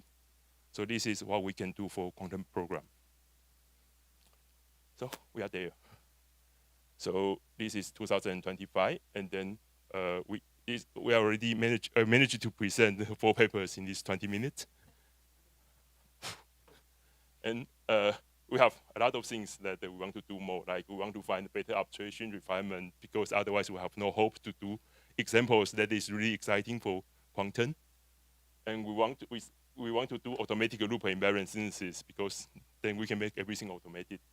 And we want to do probabilistic reachability also, because now what we can check is that all the state need to be filled in within the post condition. But we can probably check something that is more interesting, like 90% of the state is in the post condition. And where the probability comes from in the measurement.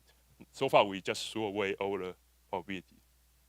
Like actually, there's a chance, there are some probability that the major amount to be 1 is the major value is 0, and some other probability measurement value is 1. We didn't make use of this probability. We just, in this framework, we just want to check that everybody is really within the post condition. But there's a chance to do this by reduction to parameterize the Markov chain.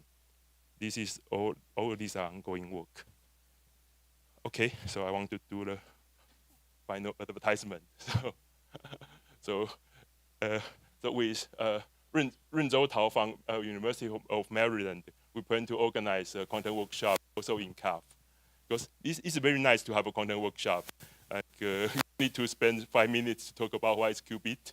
I can really go into point immediately. So we think we want to have this also in CAF. And Yeah, so this is the QR code for website. And CAF will be in Croatia, Zagreb this year. Croatia could be a nice place, very beautiful. So, and we need to help to like participants help us to make this really happen again, really happen. Yeah. So, yeah, that's it. Final thing. So if you are interested in this direction, we have a lot of opening, like postdoc and the cooperators. We can invite you to visit us. Yeah. So if you are interested, you can scan this QR code, find the information to contact. Thank you very much.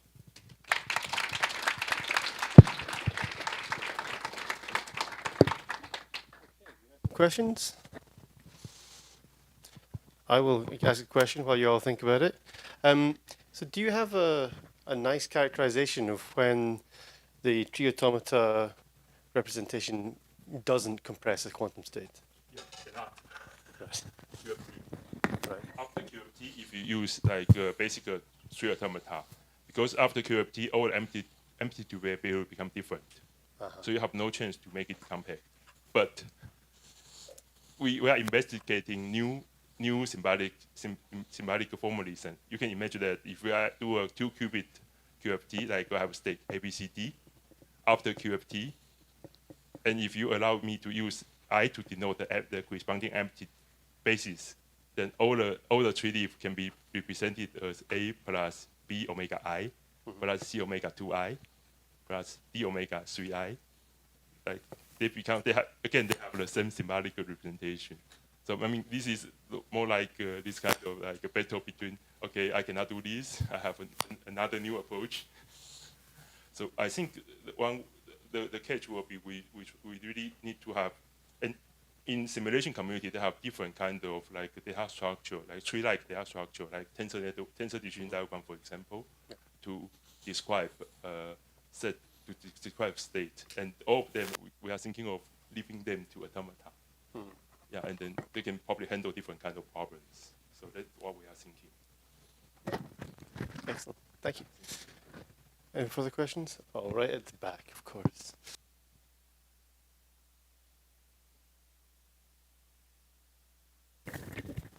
Thank you for great talk, and I'm wondering if how can we represent the mixed state. So I imagine that we can represent such state if we build the ability of the result of the measurement history on the top of the tree automata. Is that it makes sense? So we can, of course, use WBDD to represent a matrix by using the branch to simultaneously record the x and y axis. But we choose not to do it. And then, so our workaround is like when you do the measurement, after you do the measurement, like if you, the reason you need to have mixed state is that you want to have the probability of left branch and right branch mixed together. But we can actually handle them separately. Like we know, we can imagine that we are building a Markov chain, and go to a left, we have some probability, and then this is the left tree, and then go to a right, there's a probability, there's another tree. Of course, now we have a set of trees, so probably this is not a fixed probability. This is a range, like a maximum least, minimum least. But this, if you want to do analysis, this is exactly the so-called parameterized Markov chain problem. And even like tool is implemented there. So haven't done it yet, but this is something that we are thinking of to do probabilistic reachability. Like we try to avoid using mixed state, but in this way. Okay, thank you. Okay, and I think with that we'll wrap up the session. So thank you very much for the talk.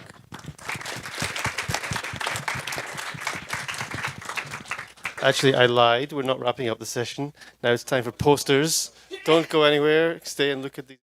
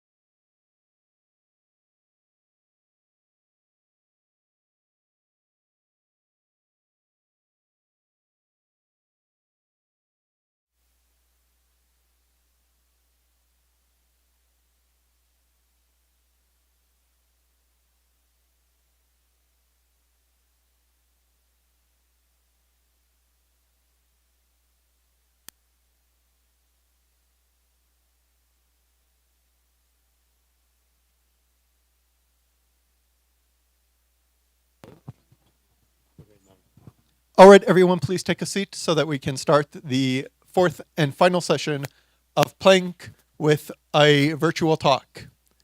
So it looks like we is all ready to go. So our first talk will be about the quantum register machine, efficient implementation of quantum recursive programs by Zhicheng Zheng. So take it away. Okay. Hi, everyone. My name is Zhicheng, and today I'm going to talk about our recent work on quantum register machine, efficient implementation of quantum recursive programs. This work was done in collaboration with Mingsheng Yin. Let's start with why we need quantum programming.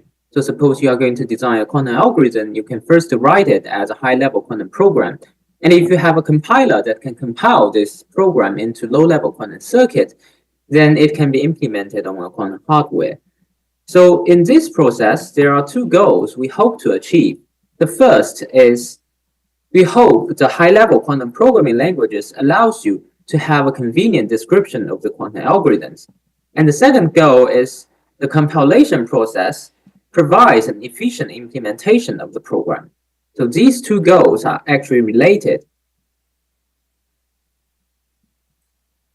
Now for quantum recursion, we need two programming features. The first is the recursive procedure calls, which is widely used in the classical computing. It allows a static short program text to generate a dynamic long computation. There are a lot of examples of classical recursion. And the second programming feature is called quantum control flows, which is essentially a superposition of program execution.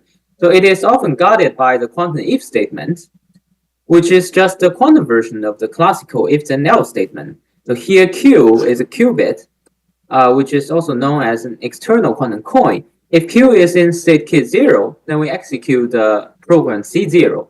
And if Q is in kit 1, then we execute the program C1. Of course, Q is a qubit, so it can be in a quantum superposition state. In this case, we execute C0 and C1 in superposition. Another way to look at this Q statement is by writing its corresponding unitary, which is just a combination of two controlled unitary, where each UI corresponds to the semantics of program CI. Okay, so quantum recursion is just a combination of these two features. So if you want to implement quantum recursive programs, a good implementation should support these two features harmoniously, and a better implementation should be efficient. The interplay between these two features is actually intricate.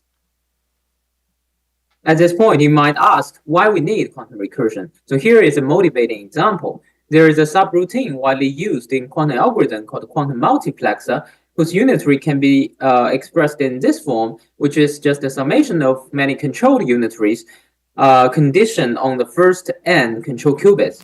So a straightforward implementation of this unitary is just by a sequential product of these controlled UX. And it is easy to see that the time complexity of this implementation is proportional to the sum of all Tx, where each Tx is a time complexity for implementing this controlled UX. In comparison, actually, we can do better by some manual design quantum circuit as shown in these two works, which achieves a parallel time complexity proportional to the maximum of Tx. So this maximum compared to this summation is an exponential improvement with respect to the parameter n. Now, a natural question is, can we design at high level and still obtain this efficiency automatically without the complicated manual design? The answer is yes. First, we can design a quantum recursive program as shown on the right-hand side, which is written in the language RQC++ proposed in our previous work to describe this quantum multiplexer. So here, as you can see, the central procedure is PKX. And on the right is the procedure body defining this procedure. And we have this QIF statement going to two quantum branches. And each of these branches call the procedure P itself with different classical parameters. And so now you can see the interplay between the quantum control flows and recursive procedure calls. Then we can compile this program and load it into a quantum random access memory known as QRAM, which is just a quantum version of the classical RAM. And if you further have a machine that supports quantum control flows and recursive procedure calls, you can execute this program on this machine. And an important thing to note is these two quantum branches, they will be executed together in superposition. So that means the time complexity for implementing this QIF statement only depends on the longest quantum branch. So the induced overall time complexity will be proportional to the maximum of Tx, roughly speaking. So how can we achieve this? Now I will talk about the contributions of this work. So first we proposed an architecture called quantum register machine, which supports these two features as instruction level. So it has an instruction set called QINS. And we proposed a comprehensive implementation process for quantum recursive program. Now, suppose you have a program written in the high-level language RQC++. Now, we can first compile it into the instructions in QINS. Then we can perform a partial evaluation of quantum control flows in the compiled program to obtain this quantum control flow information, which will be loaded into the QRAM together with the compiled program. And this additional information will aid the execution of the compiled program on the quantum register machine. The above implementation is actually efficient that it even offers some bonus. It can allow automatic parallelization of certain quantum algorithms, including the example of quantum multiplexer. It automatically yields a parallel time complexity proportional to the maximum of Tx. Okay, great. Now let us get into the details. So for the architecture, like a classical CPU, a quantum register machine operates on quantum registers and executes a compiled program by fetching instructions from the QRAM, then decode and execute these instructions. So the storage components of the quantum register machine are just the registers and the memory. The registers include the user registers and several fixed system registers, and the memory is a QRAM, which is divided into several sections. So remember, we want this architecture to support quantum recursion, so it needs to handle the previously mentioned two features. So to handle the quantum control flows, inspired by the previous work by Yuan, Villani, and Carbon, with ideas borrowed from the classical reversible architectures, we put the program counter into a quantum register PC.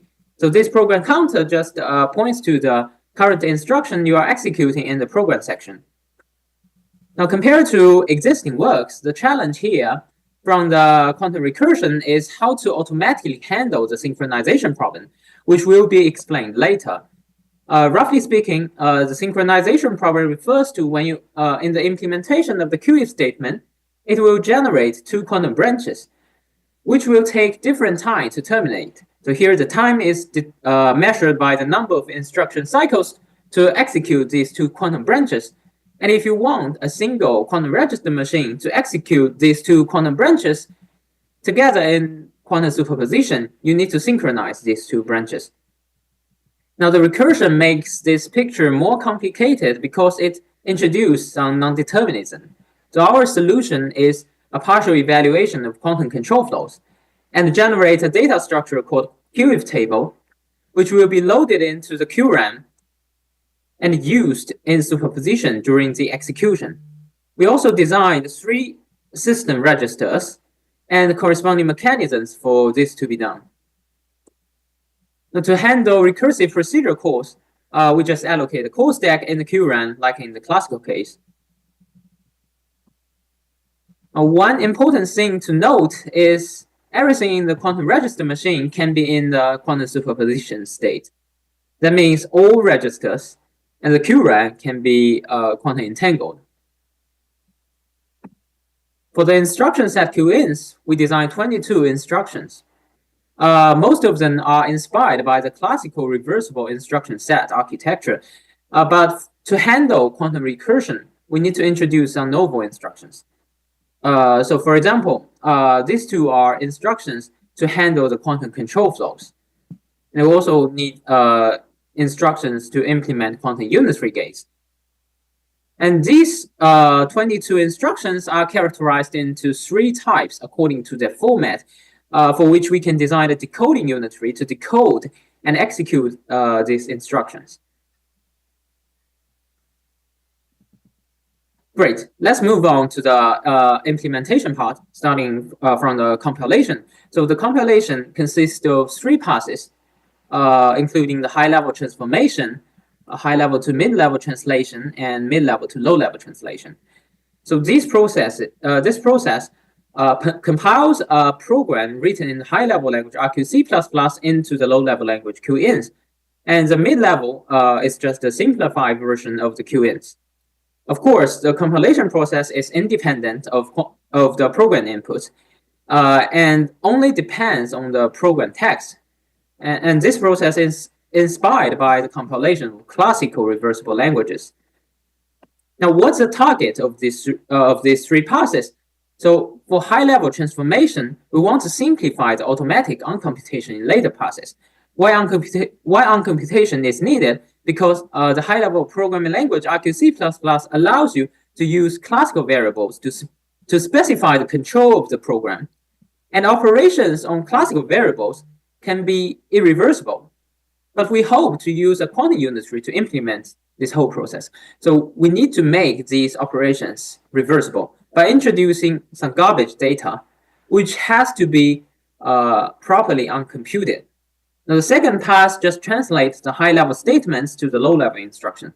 And the third pass majorly handles the memory allocation of classical and quantum variables. Now, here is an example of the quantum multiplexer program again. On the left-hand side is the program after high-level transformation with some new variables introduced to simplify the structures of the program. On the right-hand side is the high to mid-level translation of the procedure PKX, where we just translate each part, including like the initialization of classical parameters and disassignments of classical parameters and the quantum if statement, the procedure calls. We just translate each of these into these low-level instructions correspondingly. And here you can see there is a uncomputations, a piece of instruction for the uncomputation of the classical variables, and it is done at the end of the procedure body. Now we can talk about the partial evaluation. So remember, the target of our partial evaluation is to automatically handle the synchronization problem. So the following diagram shows how we synchronize different quantum branches. If 2 branches generated by a QE statement has different number of instruction cycles to terminate, then we can let one of the branches to wait for the other for some number of instruction cycles. But the difficulty introduced by the recursion is the non-deterministic number of nested procedure calls. So our solution is we can partially evaluate the quantum control flows given a classical input, which specify the control of the program. But we don't need to know the quantum inputs. And we also set a practical time to check if the program terminates within this practical time. Since we allow the while loop and recursion, it might contain some decidable problems. So we need this practical time. Then we can generate a QIF table, which is a data structure recording the history of all quantum branching. The QIF table is just a graph where each black node in this graph represents an instantiation of the QIF statement, and white nodes are ancilla for reversible implementation of the QIF table. Each black node will store a counter W for the number of instruction cycles to wait at the current node. So during the execution, we will read information from the QIF table in superposition and know the number of instruction cycles need to wait at the current instruction cycle. And between these nodes, there are links representing the nesting or non-nesting relations between the instantiation of the QIF statements. And finally, for the execution, we'll load everything into the QRAN, including the compiled program and the QIF table. So just like the classical CPU, the quantum register machine just repeats doing the same operation at each instruction cycle, which is this unitary ucyc. And we will use information from the QIF table in superposition to know whether we need to wait at the current instruction cycle and how long we need to wait. And if we do not need to wait, we can execute. So we just fetch instructions from QRAN and then decode and execute it using the decoding unitary and unfetch because we need to make it reversible. And finally, we need to deal with the branching instructions. Great. So that's implementation, and it is actually efficient. And it even offers automatic parallelization of some quantum algorithms, including the quantum multiplexer. So here is the theorem for implementing the quantum multiplexer via the quantum register machine, which shows quantum circuit to implement this quantum multiplexer with circuit depth proportional to the maximum of Tx.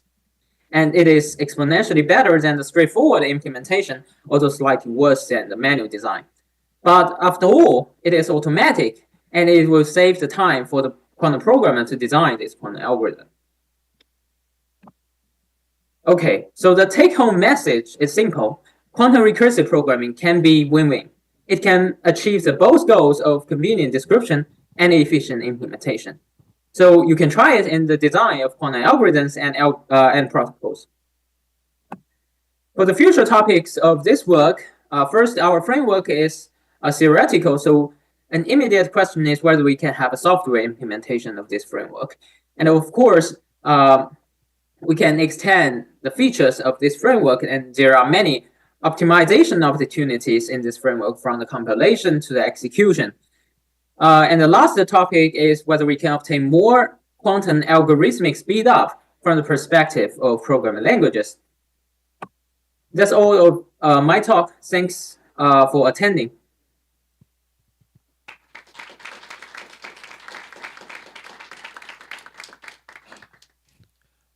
Okay, is Zicheng online for questions? Okay, great. So I have time for a few questions from the audience. I'm happy to start us off. So you're probably aware of various papers early by Badescu and Panengaden, and more recently Charles Yuan wrote a little bit about this, about sort of the limits of control flow in quantum computation. Can you talk a little bit about how you are getting around these limitations that these various papers have identified? You mean like what difficulties in these above papers? Yeah, so these recognize that there are difficulties in having like an unbounded while loop or recursion in a quantum program, and I'm wondering if there are like limitations in both the like high level language and in the lower level language you've introduced that kind of make it these compilable to circuits. I see. So the high level language, so it's in our previous work. So compared to previous existing work, our high level language allows you to do the procedure calls with arbitrary classical parameters, which is not supported in the previous works. And about the architecture, we also support the quantum recursion at the instruction level. So, so the previous work only supports quantum control flows at the instruction level. That's the major difference.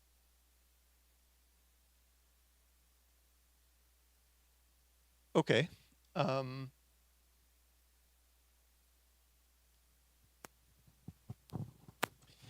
Hi. So most hardware today doesn't have QRAM. So I'm wondering, what are the actual assumptions that you're making on the quantum memory in order to implement this? What's the interface to the memory? Okay. So our architecture requires QRAM, which is for simplicity, we assume it is a quantum read and quantum write QRAM, and for the example that we have for the quantum multiplexer, we actually implement this QRAN as a quantum circuit. So the results about the implementation of the quantum multiplexer is with respect to the quantum circuit implementation. But if you have the QRAN, then what you need is actually like the standard quantum read and quantum write access to this QRAN. So you just specified an address into the QRAN, then the QRAN will return the data specified by this address in superposition. All right, let's thank our speaker again. Yeah. Thank you for all these questions. And the next talk will be about programming with projective Cliffords by, let me know if I mispronounced this, Jennifer Pakin. By the way, there will be a picture after the end of the talks. Were you just saying, can we get, oh. Yeah, there will be a group picture, so stay around until the end of the session. And for a little bit after that, we will line up against one of these walls. Okay. Sure. All right, thank you. All right, so I'm going to be talking about some work that I've been doing with Sam Winnick, who is here as well, which I'm very excited about. So I'm going to talk about Cliffords, except that this, okay, there we go. Okay, I'm going to talk about Clifford operators. So from the gate perspective, right, we've all seen Cliffords as those circuits that are generated by, well, there might be different sets of gates, but one such gate set is the Pauli operators, X, Y, and Z, along with Hadamard, S, and C naught, for example. But of course, this is not how you define Cliffords as unitaries. They are defined as exactly those unitary matrices that take the Pauli group to itself by conjugation. So here I'm talking about for any n qubit Pauli, so that is roughly a tensor of the single qubit Paulis, U dagger is also in the Pauli group. Okay, and so what I want you to think about is how Clifford forms a function on that Pauli group, right? It takes the input P to the output U dagger. This function is called a projective Clifford, and indeed, any such function, specifically a center fixing automorphism on the Pauli group, does characterize an equivalence class of Clifford matrices. Right. So here's my proposal.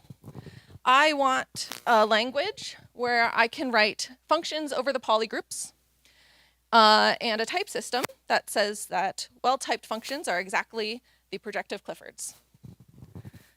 I would like this to be a pure lambda calculus with a very nice simple operational semantics, ideally. I would like this to be compilable to circuits. And I would like this to show us new ways of thinking about how we use Cliffords and what they're doing for us in our quantum algorithms. So projective Cliffords are not a new idea, right? If you've ever used Pauli tableaus, or sometimes called Clifford tableaus, also called Pauli frames, you have seen these. You are working with projective Cliffords.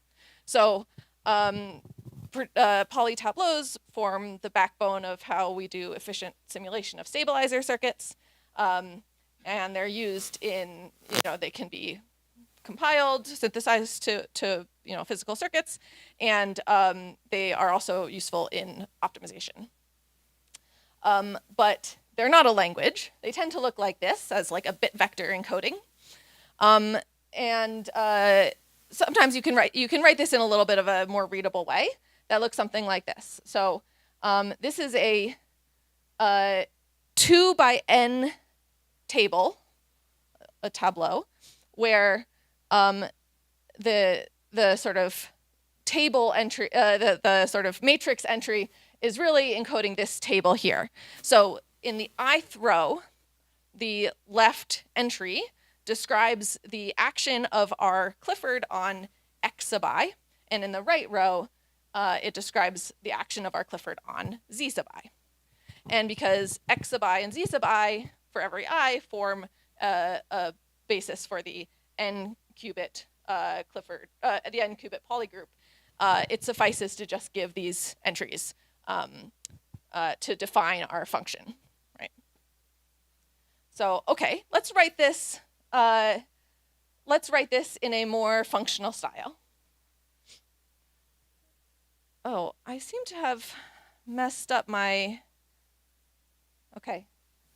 I don't know what's going on up there with the text, so sorry.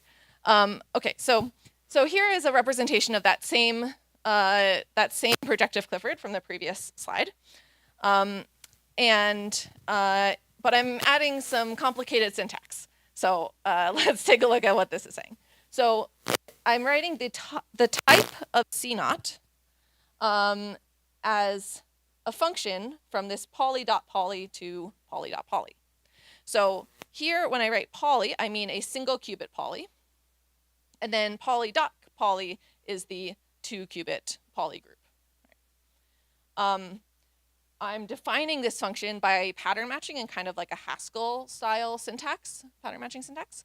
And so I'm writing these brackets for this pattern matching syntax, which is really just pseudocode.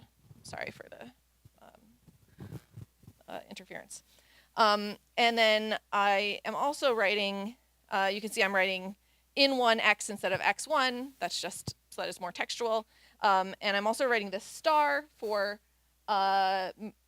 approximately matrix multiplication. It's really matrix multiplication up to a phase, but it satisfies x star z is equal to y. Anyway, you can think of it as matrix multiplication. Okay. So as we said, since we have the action of this function on the basis elements, we can compute the action of this C0 Clifford on any poly in the 2-qubit poly group, right? So let's consider an example. How does C0 act on Y1, for example? Well, to answer that question, we're going to compute with in our language. So if we apply C0 to in 1Y, what we're going to do is break up that y into its basis elements in the poly group. Okay, so that's in 1x star in 1z, as I said by the definition of star. Our projective Clifford distributes over this star operator, and then we can simply do the substitution for the basis elements and simplify as a result. Great. So our answer, if I haven't done anything wrong, is y1 x2. Okay, we can also take these functions as I've written them down in this functional style and compile them to circuits just by reusing the techniques that we already have for poly tableaus and poly frames. So we can easily apply this function to our 2n basis elements of the n-qubit poly group and get a tableau out, and then use existing tools like PCOAST, which is an Intel product from our compiler toolchain, but there's lots of other tools as well to obtain a Clifford circuit. Okay, so great. I introduced some syntax and made it look a little bit more like a function, but so what? This is not anything new, right? Well, let's look at what we can do when we take this programming perspective. So for one, we can define polymorphic functions, right? So here's a swap operator that operates on any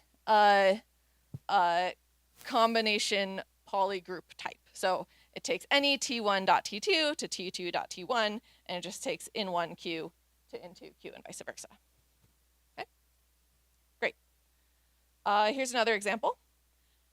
Any poly p on that top row is itself a Clifford operator, right? And we know that because PQ, P-dagger is plus or minus 1 Q. So it's another poly in the poly group. And the exponent of the minus 1 is, I'm writing it omega. This is the symplectic form that encodes the commutivity of the poly group. So I'm going to write a function, poly to Clifford, that takes some poly type T and outputs a Clifford from T to T.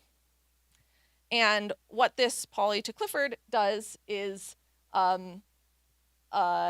returns Q, so the input to our Clifford, with some phase. So this bracket syntax is exactly introducing syntax for that phase, that plus or minus 1 scalar. Okay, I'm going to give one more example, which is a bit more involved, but I don't necessarily want to convey every single detail, more of the general idea, and then the details are in our extended abstract. So let's talk about the Steen code, which is a stabilizer code. And the way this code works for error detection and correction is that we have, we're encoding one logical qubit in data qubits. Those are the green D1 to D7. And then we use 6 stabilizers and 6 ancilla, where each ancilla is going to be used to compute the measure the stabilizer, right? So when we do these measurements of the 6 ancilla, we are going to get out a series of bits, and then we can decode those using the Hamming check matrix there. So I won't go into the details of exactly how that works, but I will show you what this looks like in our projective Clifford programming style.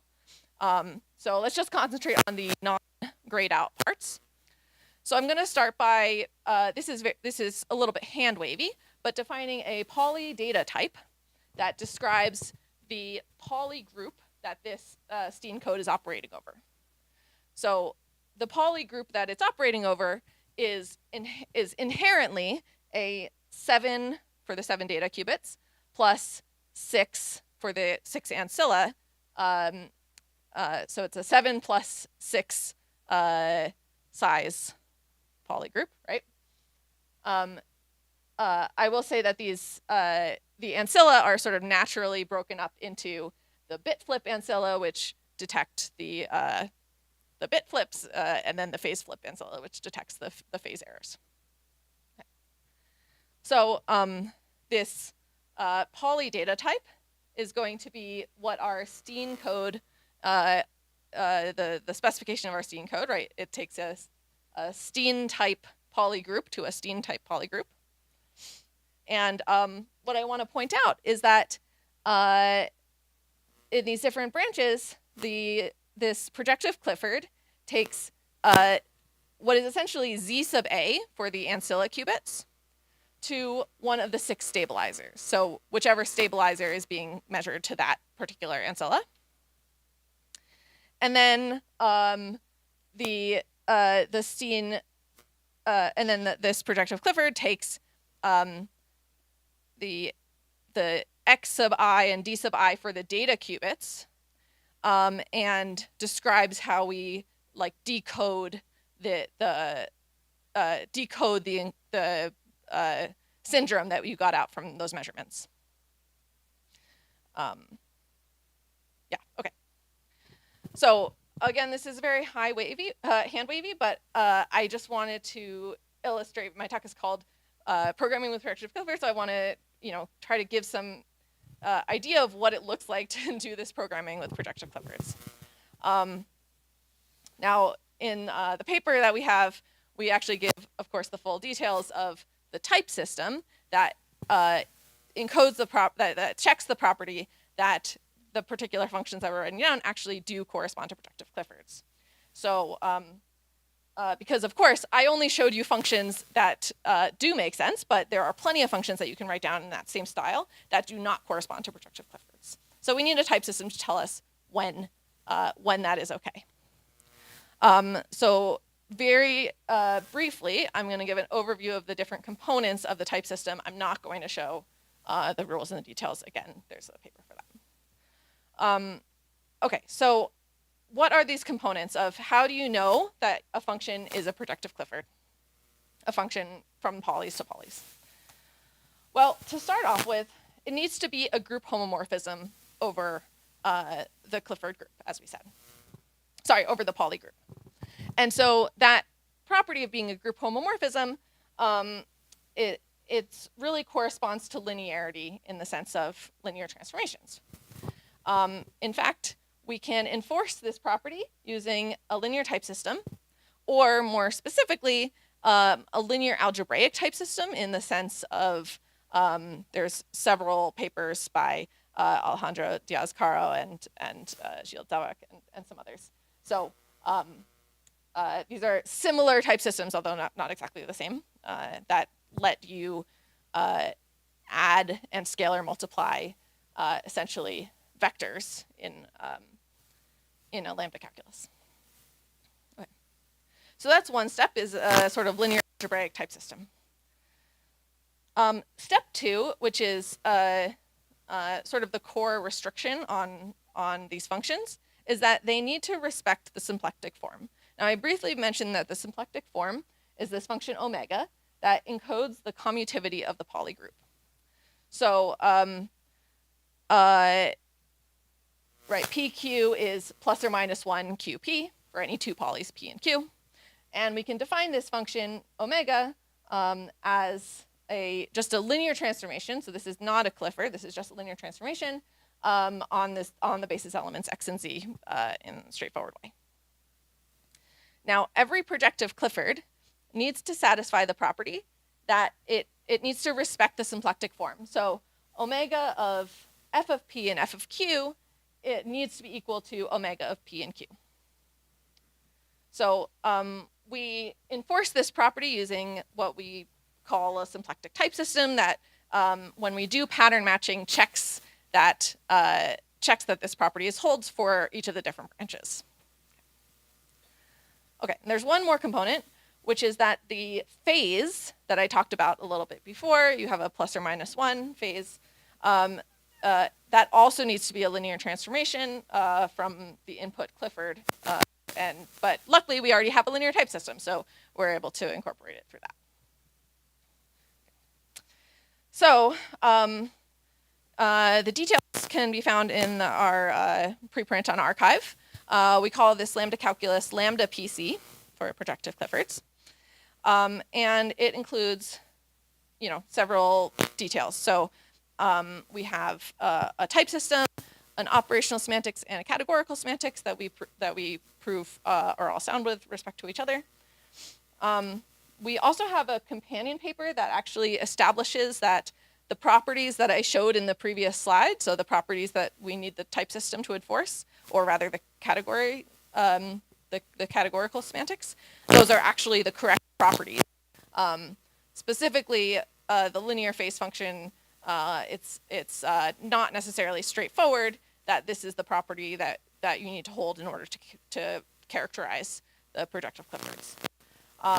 And in fact, the reason why this is so fiddly and tricky is because we do this not just for qubit Cliffords and qubit polys, which is what I've been talking about in this talk, but in fact for qubit Cliffords for arbitrary D. So this is very, these projective Cliffords are very well understood for D equals 2, which is qubits. And they're also very well understood for odd values of D. But for arbitrary even values of D, the details are actually quite fiddly. So it's very nice that we're able to capture all of those details in one coherent system. Okay, so I'm almost done, but I just want to wrap up with one reflection, which is why do we care about Cliffords? Cliffords, they're not even universal, right? Like, you can't write, they're classically simulatable, so why would you bother writing about them? I did look up, by the way, and this is William Clifford. Okay, my Cliffords. So these encodings of polys and projective Cliffords are used all over the place in software toolchains. So including the PCOS toolchain that I referenced before, as well as lots and lots of others used for optimization and synthesis and all this. So that's one reason to understand it better. But there's also, I think, some really interesting extensions about how we might extend this kind of Clifford poly-based programming into a universal language. So we can think about mixing Cliffords of different dimensions, and suddenly, a qubit quantum Fourier transform for d equals 2 to the n is, somehow the same as, a qubit Hadamard transformation for d equals 2 to the n is somehow the same as quantum Fourier transform for n qubits. So by mixing these different qubit Cliffords, you sort of get additional computational power. We can also think about the projective Clifford hierarchy and use this as a framework to study that. So that said, thank you for listening to this very high-level introduction to how you might want to think about projective Cliffords.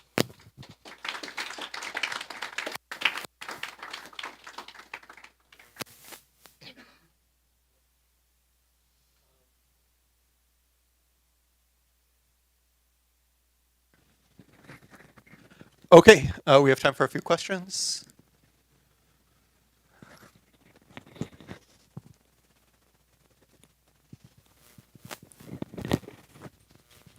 Thank you so much for the talk. Could you briefly talk about this mixed dimensional case? Like, how did your type system, it fixes the dimension of each qubit that you have in the system.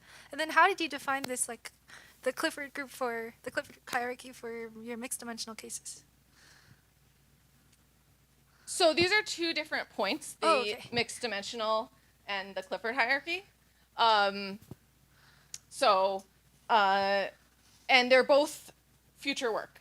So I won't speculate too concretely about it, but the mixed qubit Cliffords, according to my co-author, we can form a group that is consists of, I think, the inner product. You form like the central product. The central product of the polys of the different dimensions. So there is mathematically a foundation for combining these different operators. Yeah. Thanks. I'll ask you about it offline because great. Thesis is doing like 3 months on qubits.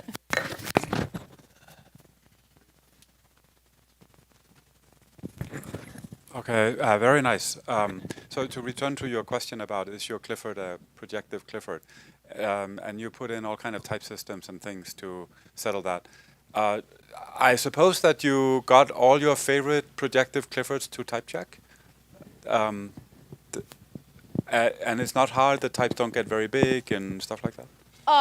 So the types don't get big. So I will say this was all pseudocode that I showed. I don't know if I was clear, but we don't have an implementation right now.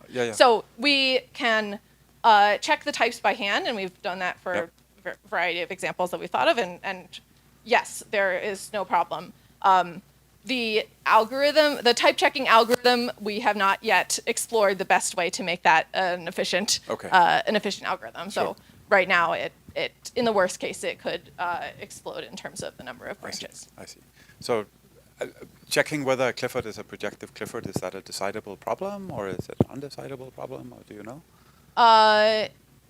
If you have the unitary representation, you just need to check its action on the 2n basis elements of the n qubit polygroup.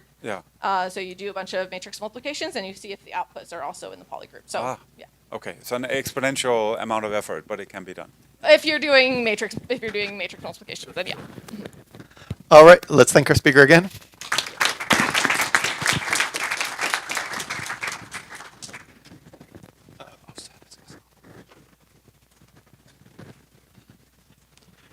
So our next speaker will be Frank Fu, who will be talking about protoQuipper with reversing and, let's see, is it up there? And control.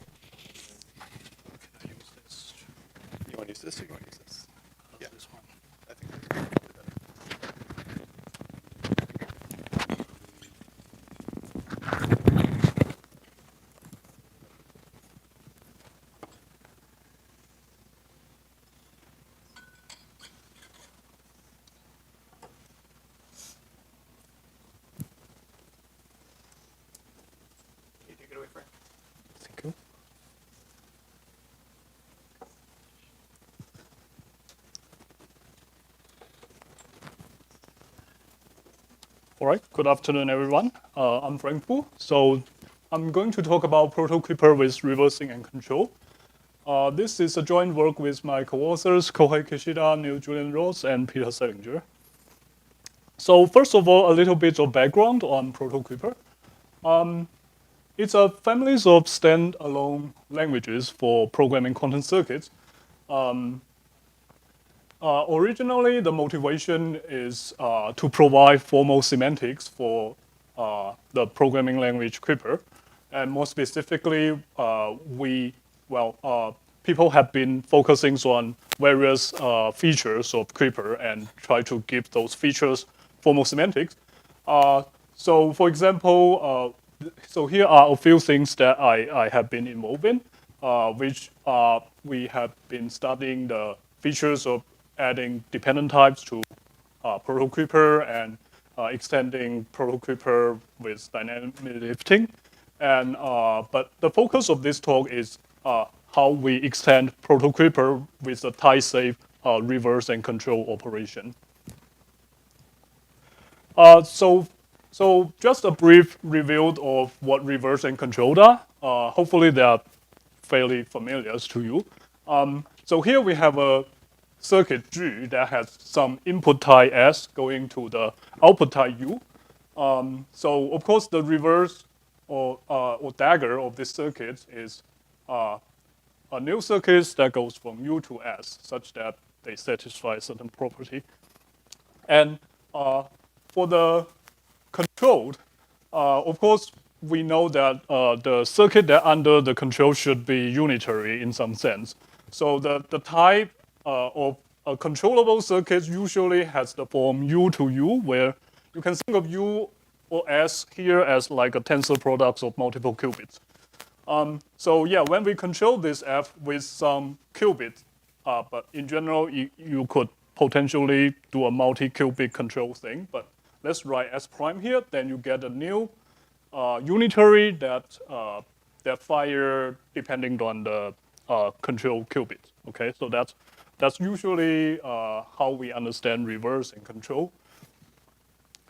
So in ProtoQuiper, there's one more construct that people may not familiar with. This construct is called with computed.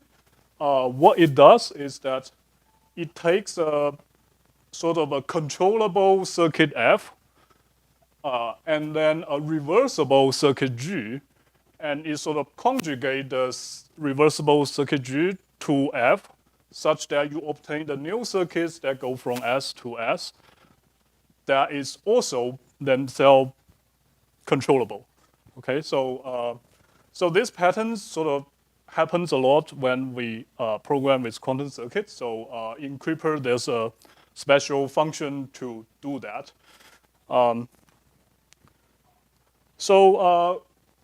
One might wonder, well, isn't this just a simple composition of G, F, G dagger, right? So yeah, that's true.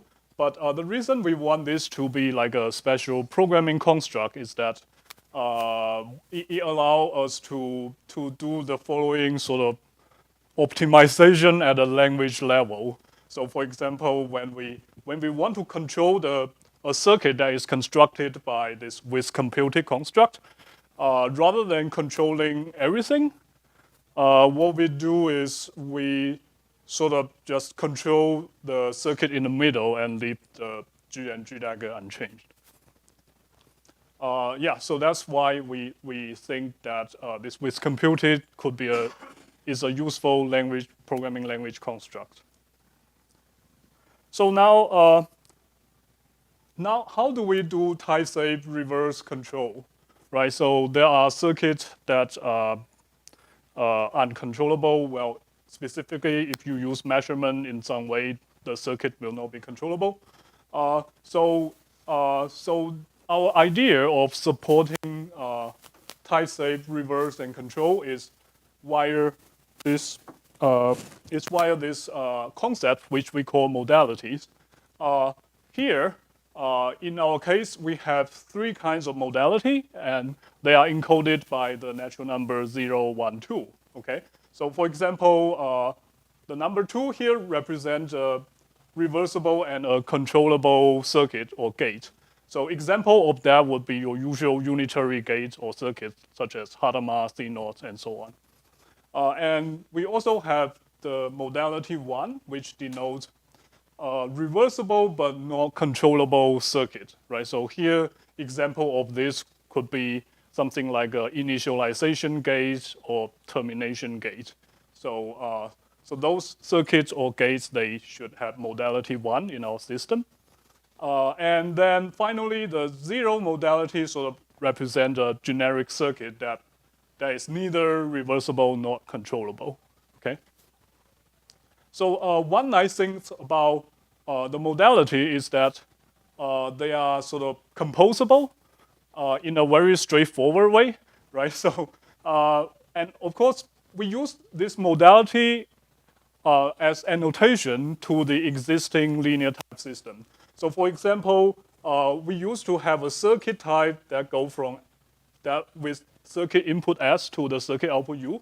Then we can just add an annotation alpha here to denote what kind of circuit this is, right?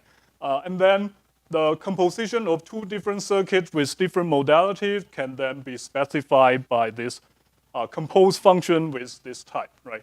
So here we have a circuit from S to T with modality alpha and T to U with modality beta. And then the composition of the whole circuit will then be a circuit from S to U, but the modality is this A and B, where this N is like you just take the minimal of the modality. So that's what makes this modality sort of easy for the type system to keep track of what's going on. So, so with this modality in mind, then the previous three primitives, then we can give them a type and specifically with modality annotated, right? So for example, this control operation takes a controllable circuit from U to U, right? It has to have the modality 2. And then it returned a new controllable circuit from U tensor S to U tensor S. And for reverse, of course, reverse can take any modality alpha that is greater than 0, which is 1 or 2, right? So anything that is controllable is also reversible. And there's also, when alpha is 1, it also works. So reverse can be given this type. For with computed, it's slightly more interesting, but hopefully it's not too surprising. So it takes a reversible circuit type from U to S, where this alpha has to be greater than 0. And then it takes a controllable circuit from S to S. And then it returns the controllable circuit from U to U, okay? So, so that's how we sort of can use the modality to keep track of the type or the whether a circuit is controllable or reversible. So in our paper, we also specify the typing rules with those modality annotated. So other than adding those modality annotation to the types, we also add a modality annotation to the typing judgment. So rather than gamma MA, we now have a modality alpha in the typing judgment as well. The intuition is that when we evaluate this term M, the alpha is telling us whether or not, well, it's applying certain gates with modality alpha to the underlying circuit. So that's why we have the alpha there. So the typing rule is then set up in a way that keep track of those modalities. And of course, here I just give you 4 example typing rules. The rest of the typing rules are in the paper. But briefly, for example, if we look at this application rule, right? So it's, if we ignore all the modality annotation, it's actually just function application. We apply M to N, and then we get a result type B. But then in the typing judgment, we do keep track of the modality from M and N, right? So we sort of all the modality need to be taken into account when we perform the application. And on the other hand, when we are dealing with value, they don't really append anything to the current circuit. So that means that all the typing rules that involve constructing a value, they automatically get a modality too. That means that it sort of just doesn't, yeah, it just means it doesn't apply any non-reversible or non-controllable gate. So note that when we form a lambda, we sort of store the current modality of M into the type. So that's how we sort of support this annotation system to support like high order function, for example. So beside the type system, we also study the categorical semantics for the modality. So yeah, really this slide is for potentially for category theorists and people are interested in denotational semantics. But roughly, we sort of start with 3 different categories. So at the bottom, we start with a symmetric monoidal category M. That sort of denotes the set of all possible quantum circuits that might involve initialization or measurement and so on. And then we have a subcategory R, which is sort of like the dagger subcategory of M. So the category R sort of denotes the category of reversible circuit, if you will, right? So this R is sort of formally is like a subcategory of M. And then we also work with sort of a new category, which we call like the category of control and controllable category. So this N, this category N sort of needs to support control and with computed. So that's how we get those from this category. And then in our paper, we actually defined a new category A such that our typing judgment can all be interpreted as a morphism in this category A. One nice thing about the modality is that each modality, they correspond to a monad. So previously we talked about we have 0 modality, 1 and 2 modality. So the 0 modality sort of give rise to a monad T0, and the 1 modality give rise to another monad T1, and the 2 modality give rise to the identity functor, which we don't write anything here. So here is just like the Claesley category of T1 and Claesley category of T0, and they all have certain relationship, and such that this diagram commutes and so on. So so that's like the semantics behind those modality in the syntax. So in the paper, we show that we give operational semantics to the language, and we also show that the operational semantic is sound with respect to the semantics given in the category A. Okay, now we also happen to implement a very preliminary prototype about this idea of modality. But as the important thing is that the modality, the calculation is relatively straightforward. That usually when we write program, we don't use any modality. So it's sort of all taken care of behind the scene by the type checker. Anyway, so here we have a circuit that sort of implement the CCZ circuit. We can see it's implemented via using this with computed operation over a CNOR circuit, which is like this part of the circuit, and then a bunch of parallel T, which is the circuit in the middle.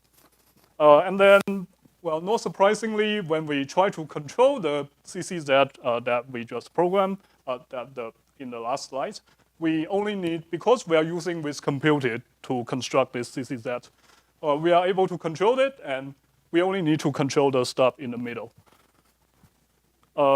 Yeah, so, and then here's another example that implement quantum addition by using the QFT. It's also, if you're familiar with this, is also one of those pattern like GF, GDagger thing, which we again implemented with computed.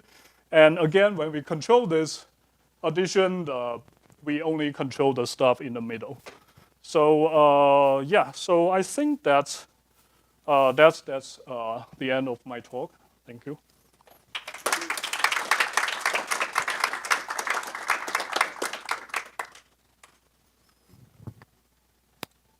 Questions? Okay.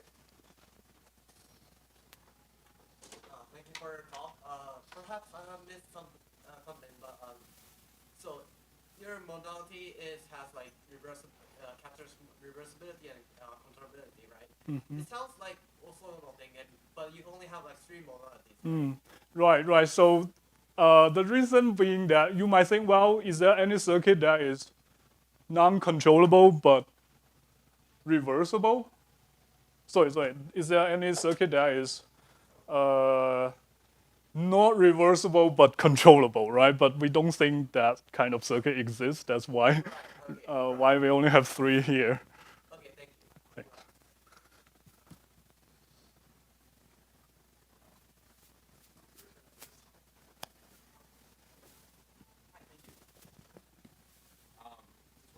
Can you hear me? Yeah. Okay. So with the other ProtoQuiper papers, thinking of the categorical semantics, like say the vibrational picture for the dependent types. Can you combine these together? Is there a unified semantics for all these features? That's a good question. Yeah, so one of the difficulties for doing semantics of ProtoQuiper is how we combine different features together. So for this type system to be combined with dependent type, right now we don't really know how to combine this. It's actually tricky. So we don't know. That's the answer right now. Thank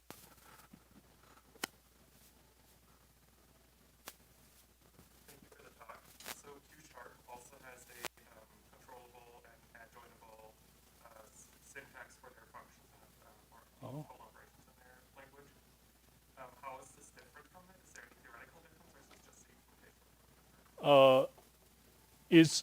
Is QSharp's type safe control? Can you get some exception? So yeah. Sorry? I believe it's type safe. Oh, okay. Well, then in that case, it's similar. But if you get some exception controlling non-controllable stuff, then that will be different. Because in our language, you will not be able to do that. Can I follow up? Yeah. How does this compare to silks like M3 and Q3? Were you looking at those? Silk and free. I think it's similar in that they also use it to sort of keep track of what kind of thing are reversible or uncomputable. So it's similar to that. So in that sense, it's fairly similar. On the other hand, I'm not sure Silk is like a circuit language. So if it's not, then that probably is a difference between Silk and ProtoQuiper. Yeah, I'm just curious if there's any connection between. So you look at this Kleisli category for this monad that has to do with the reversibility, and I just wonder. It sounds just similar, kind of thematically, to this this Kleisli category for the negation disjunction that came up in Vickerman's talk. And I just wonder, is this like a linear version of that, or? I'm not familiar with the work that you mentioned, but yeah, that I don't know, but I can talk to you afterwards to check it out. Thanks. All right, let's thank Frank again.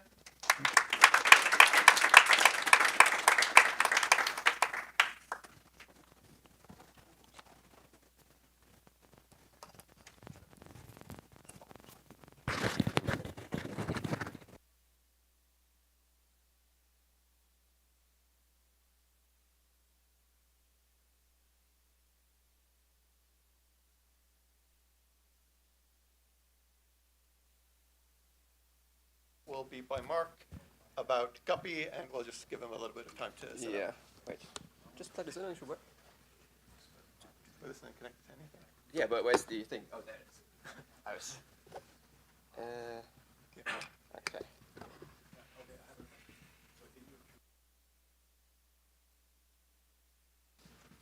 Oh, wait, that's the wrong thing. Hold up. If I do this. Yes. Okay. Thank you. Good afternoon, everybody, and thanks for staying to the very end. I'm going to talk about some of the ideas we had at Quantinuum on designing type systems for imperative quantum programs. I guess to motivate this a bit, when you're designing a quantum programming language, one of the important decisions you have to make is what kind of semantics you want to pick for your qubits and operations. For example, one very popular, I guess, way to do this is what I would call value semantics, where you say, okay, a qubit in my program represents some kind of value that is some quantum state, and then I can apply operations by just calling functions on these qubits, which kind of take the state in and then give you back a new state. And this is a model that goes back all the way to the quantum lambda calculus and is used in lots of functional quantum programming languages. On the other hand, if you look at imperative quantum programming languages, there you usually have something what I would call reference semantics. So here, my qubit is just some reference to some external state, and I'm just calling functions on these references that do gates by side effect. Okay, so these guys don't return anything, and that's the model you see in Q# or OpenQASM, for example. Okay? And an interesting observation is that if you study the literature on kind of type systems or static analyses for quantum programming languages, most of them actually assume these kind of value semantics. So in this talk, I'm kind of explaining to you some ideas that we had on how to kind of bring some of the ideas that are present in this functional semantics side to imperative languages. Right? So one example of this would be linear typing, which is kind of standardly used in functional quantum programming, where you say, okay, I have my qubit Q, and after I've applied something to it, I can no longer use this old guy. Right? But as far as we're aware, in imperative languages, it's not really used so far. Okay? So I'm trying to share some ideas of how this could be done. Concretely, this is in the context of the programming language called Guppy that we've been developing at Quantinuum.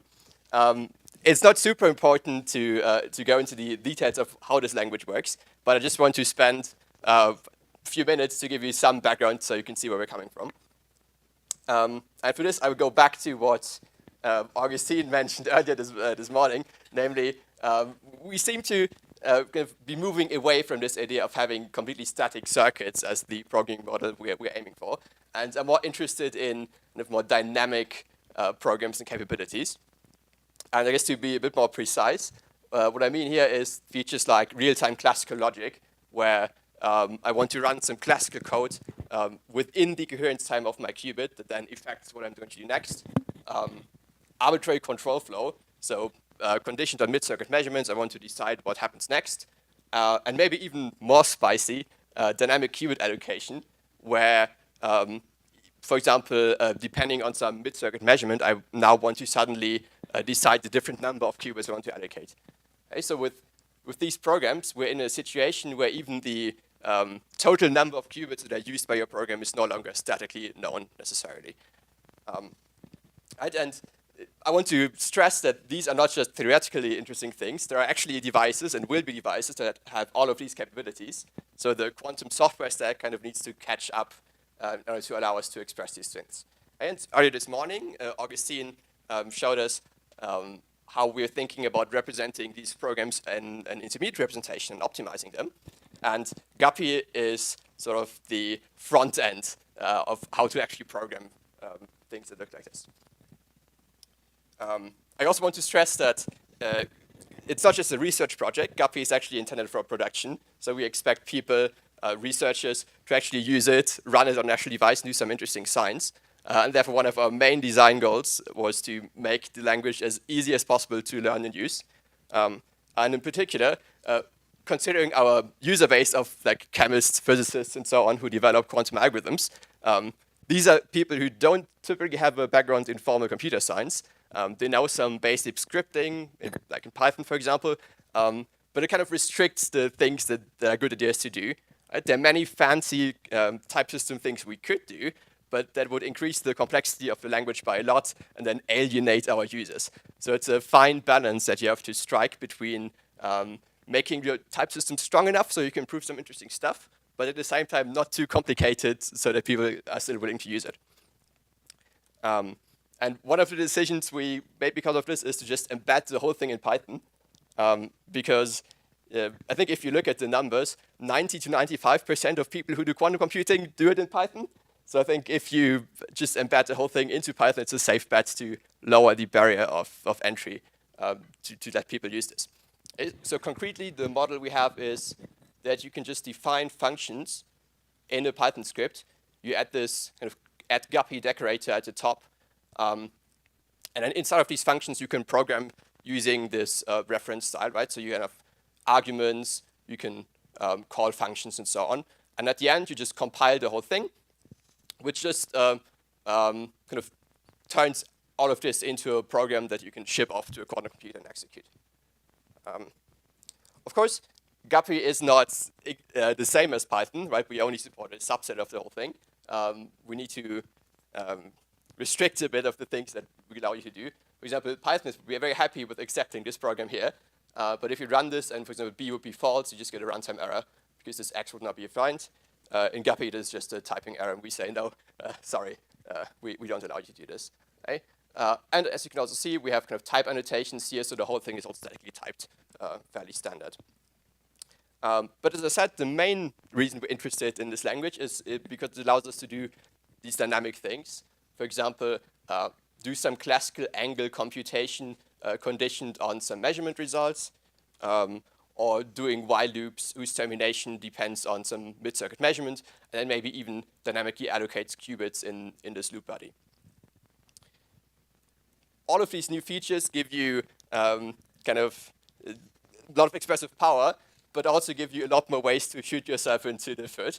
So that's the reason why we're very interested in developing type systems, kind of static analyses, to make sure that things do not go wrong. Right? Because in the old static picture, where your compiler just spits out a circuit, you can just look at the circuit, and at least if you submit this to a quantum computer, it's going to run and you're going to get something. With these dynamic circuits, it's actually the case that you could submit something, it just crashes, and it's very bad, and we want to avoid that. And I guess one of the key things that we identified that we would like the compiler to be able to reason about is lifetime of qubits. So you have a very basic example. When we start off by allocating a fresh qubit, obviously after executing this line, this qubit Q is currently alive. And we can also apply gates to it, and after applying a gate, the qubit is still alive. However, in Guppy, we assume this model that measurement of qubits is destructive. So in particular, after measuring, your qubit is deallocated, meaning it's now no longer alive. And if you were to try to apply a gate afterwards, you just get a runtime error. And that's one of the things you want to statically avoid. And in this case, this is fairly easy to see. But this measurement thing could also be some user-defined function foo. And then it's less clear what the aliveness of Q is after this function foo returns. So to manage this, we need to get a bit of a better handle on what kind of things this function foo can do to a qubit. And you notice that this is not inherently a quantum problem, right? In classical computing, you also have kind of dynamic memory management allocation, where you want to avoid using memory after it has been freed. So in a sense, it's a very similar problem. And therefore, we looked at what classical languages are doing here. And the answer here is usually ownership. For those of you who are familiar with Rust, kind of the next slide will look familiar. But the idea is that we're going to restrict who is able to allocate deallocate a qubit, by keeping track of ownership. So to illustrate this via an example, every qubit in Guppy has a unique owner, and this owner might change throughout the execution of the program, but at any given point in time, there can only be one owner. So if we look at this function here, at the start, when we allocate a fresh qubit, we just say it's owned by the scope of the function that has allocated it. In particular, the ownership is also tied to this variable q, meaning belongs here. If we reassign to something else, then we have moved the qubit into this new variable, and we make sure that we can't use the old one anymore. So that's classic linear typing. And then at the end, you can see we return this qubit, which transfers the ownership to whoever has called this function. Okay, so in this way, ownership can kind of flow through the program, and we keep track of this. Right? And rule number 1 we want to enforce with our type system is that the allocation of qubits, so like a measurement, is only allowed if you own it. And that's not always the case. For example, if we write a function foo like this that takes this qubit as argument, then by default we don't assume that foo takes ownership of this argument, of this qubit. Again, taking some terminology from Rust, we say that this qubit is only temporarily borrowed, meaning foo gets it, but needs to give it back when it returns. And particularly, this means that this last measurement line here is not allowed and would be a compiler or type checking error. So if we go back to the question we had before, namely, is Q still alive after foo returns?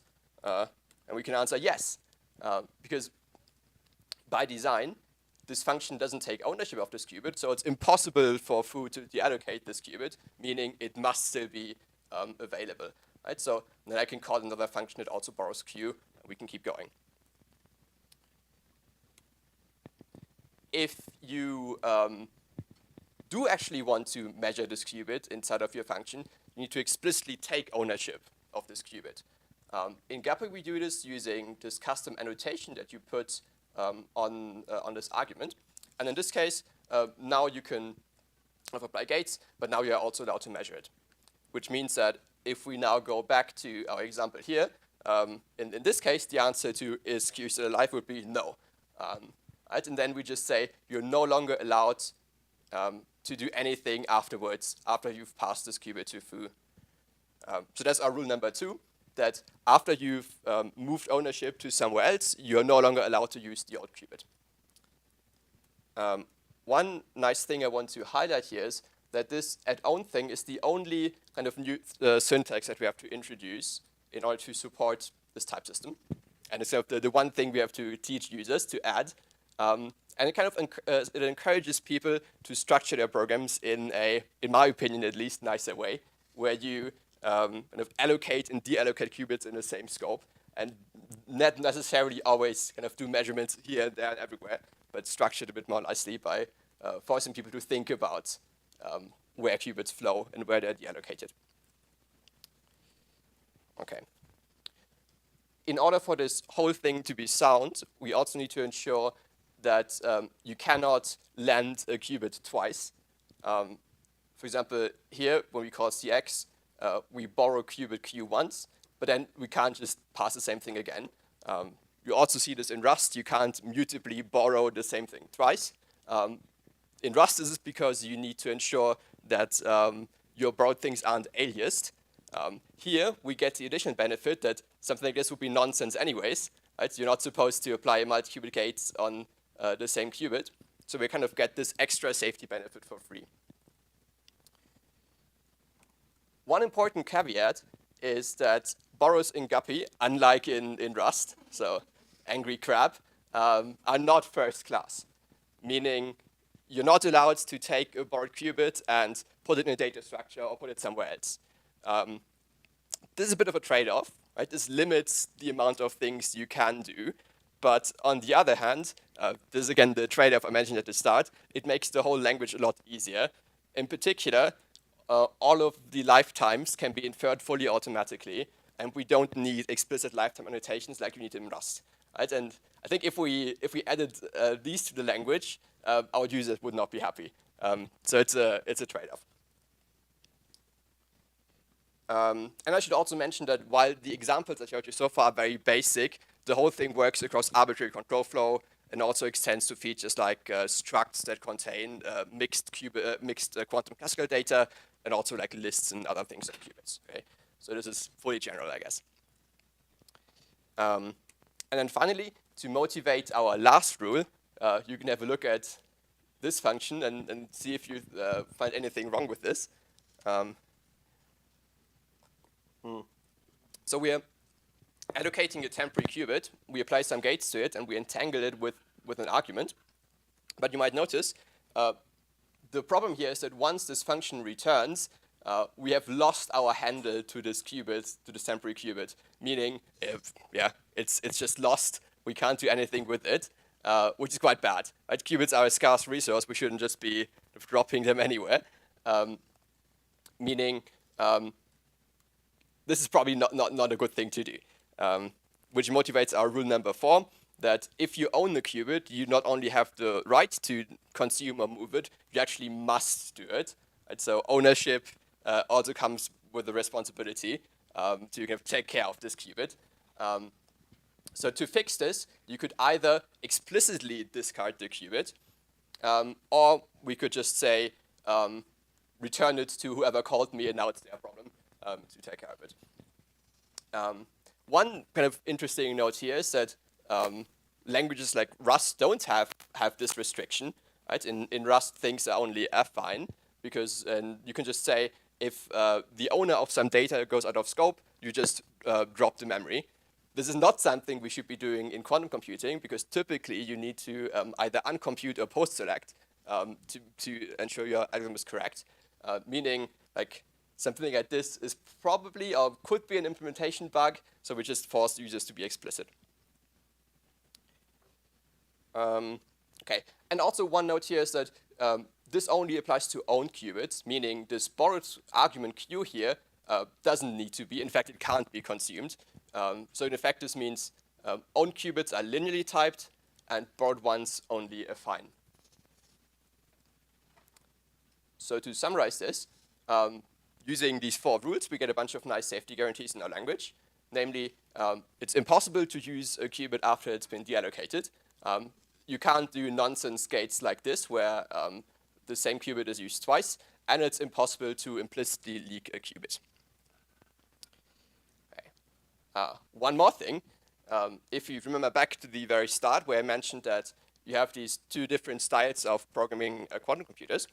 In fact, if you have linear types and ownership and so on, the difference is not actually as large as you might think. Because there's a classic paper by Phil Wadler where he shows that if you have a functional language with linear types, you can actually translate it into an imperative language. And this also works the other way around. Namely, if you have an imperative language with strong enough ownership and borrowing discipline, then you can actually translate this into a functional program that respects linearity. We're not the first ones to come up with this. I want to shout out Agnes, which is a verification framework for Rust, which has a similar idea of kind of compiling a subset of Rust into a functional program to make it easier to verify. But the nice thing about Guppy is that because our discipline is a lot simpler than Rust, this translation is complete, meaning any program that we write in Guppy, we can functionalize it, which is quite nice and helps us with optimization. To show an example of this, this is the function we had back, I showed you before.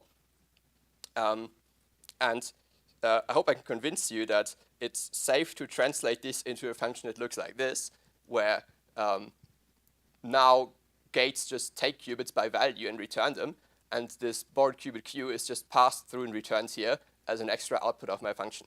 I think this is safe because, number one, by ensuring that qubits can only be borrowed once, we can just pass my value and we don't violate linearity.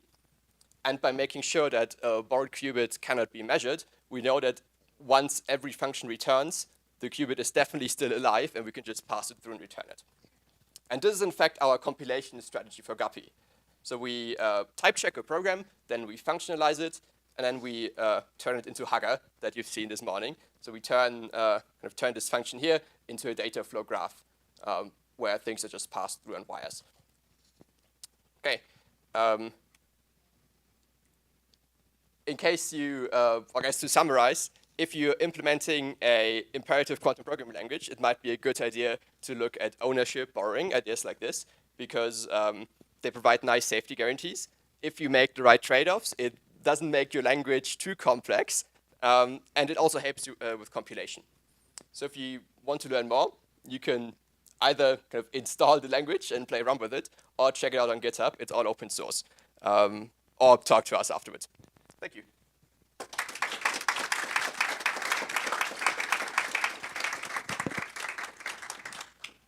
Okay, thank you, Mark. We have a bunch of questions. We'll see how much time we have.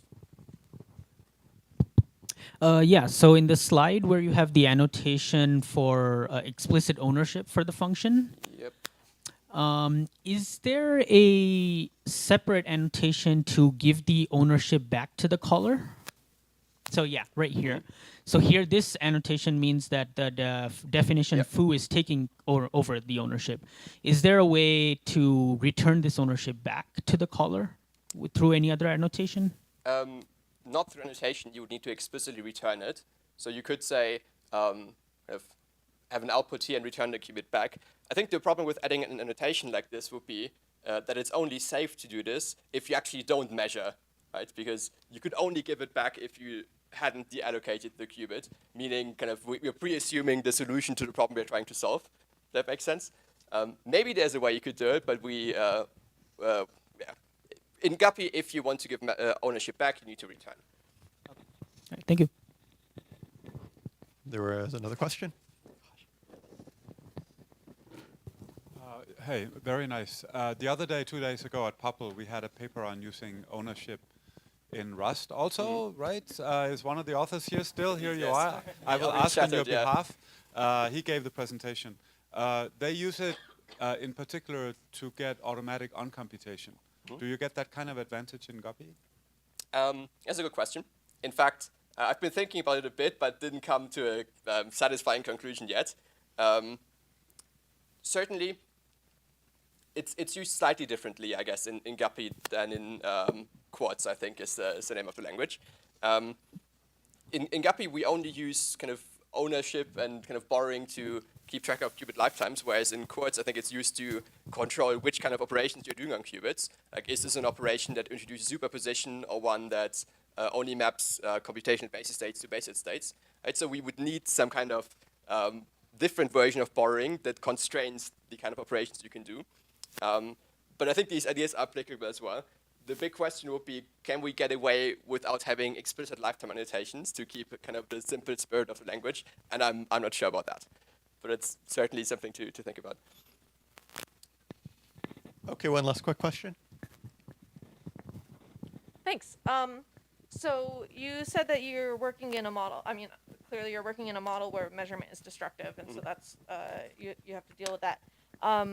If you weren't, are there other, is this type system worth it? Like are there any other features that you get if you are working in a non-destructive measurement model? I guess it's the kind of, so okay, in a non-destructive model, you would just say you measure and then you project onto the subspace that you've picked. I guess it's still useful to know as a user and as a, from a user perspective, to know that if I call this function, my qubit is not going to be kind of reset into some state. Right? So that could be useful. You also get these kind of, you can't apply CX to the same thing, but I guess it's a bit less useful if you make this assumption. Thanks. All right, let's thank Mark again.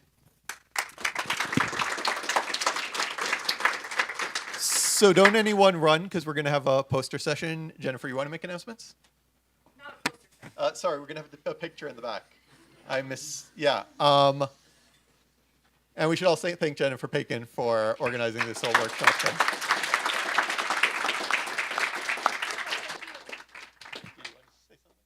No, I was just Okay. So everyone, I think we're going to just line up against that back wall. Okay, I have more people saying the front. We're going to have to move this thing, though.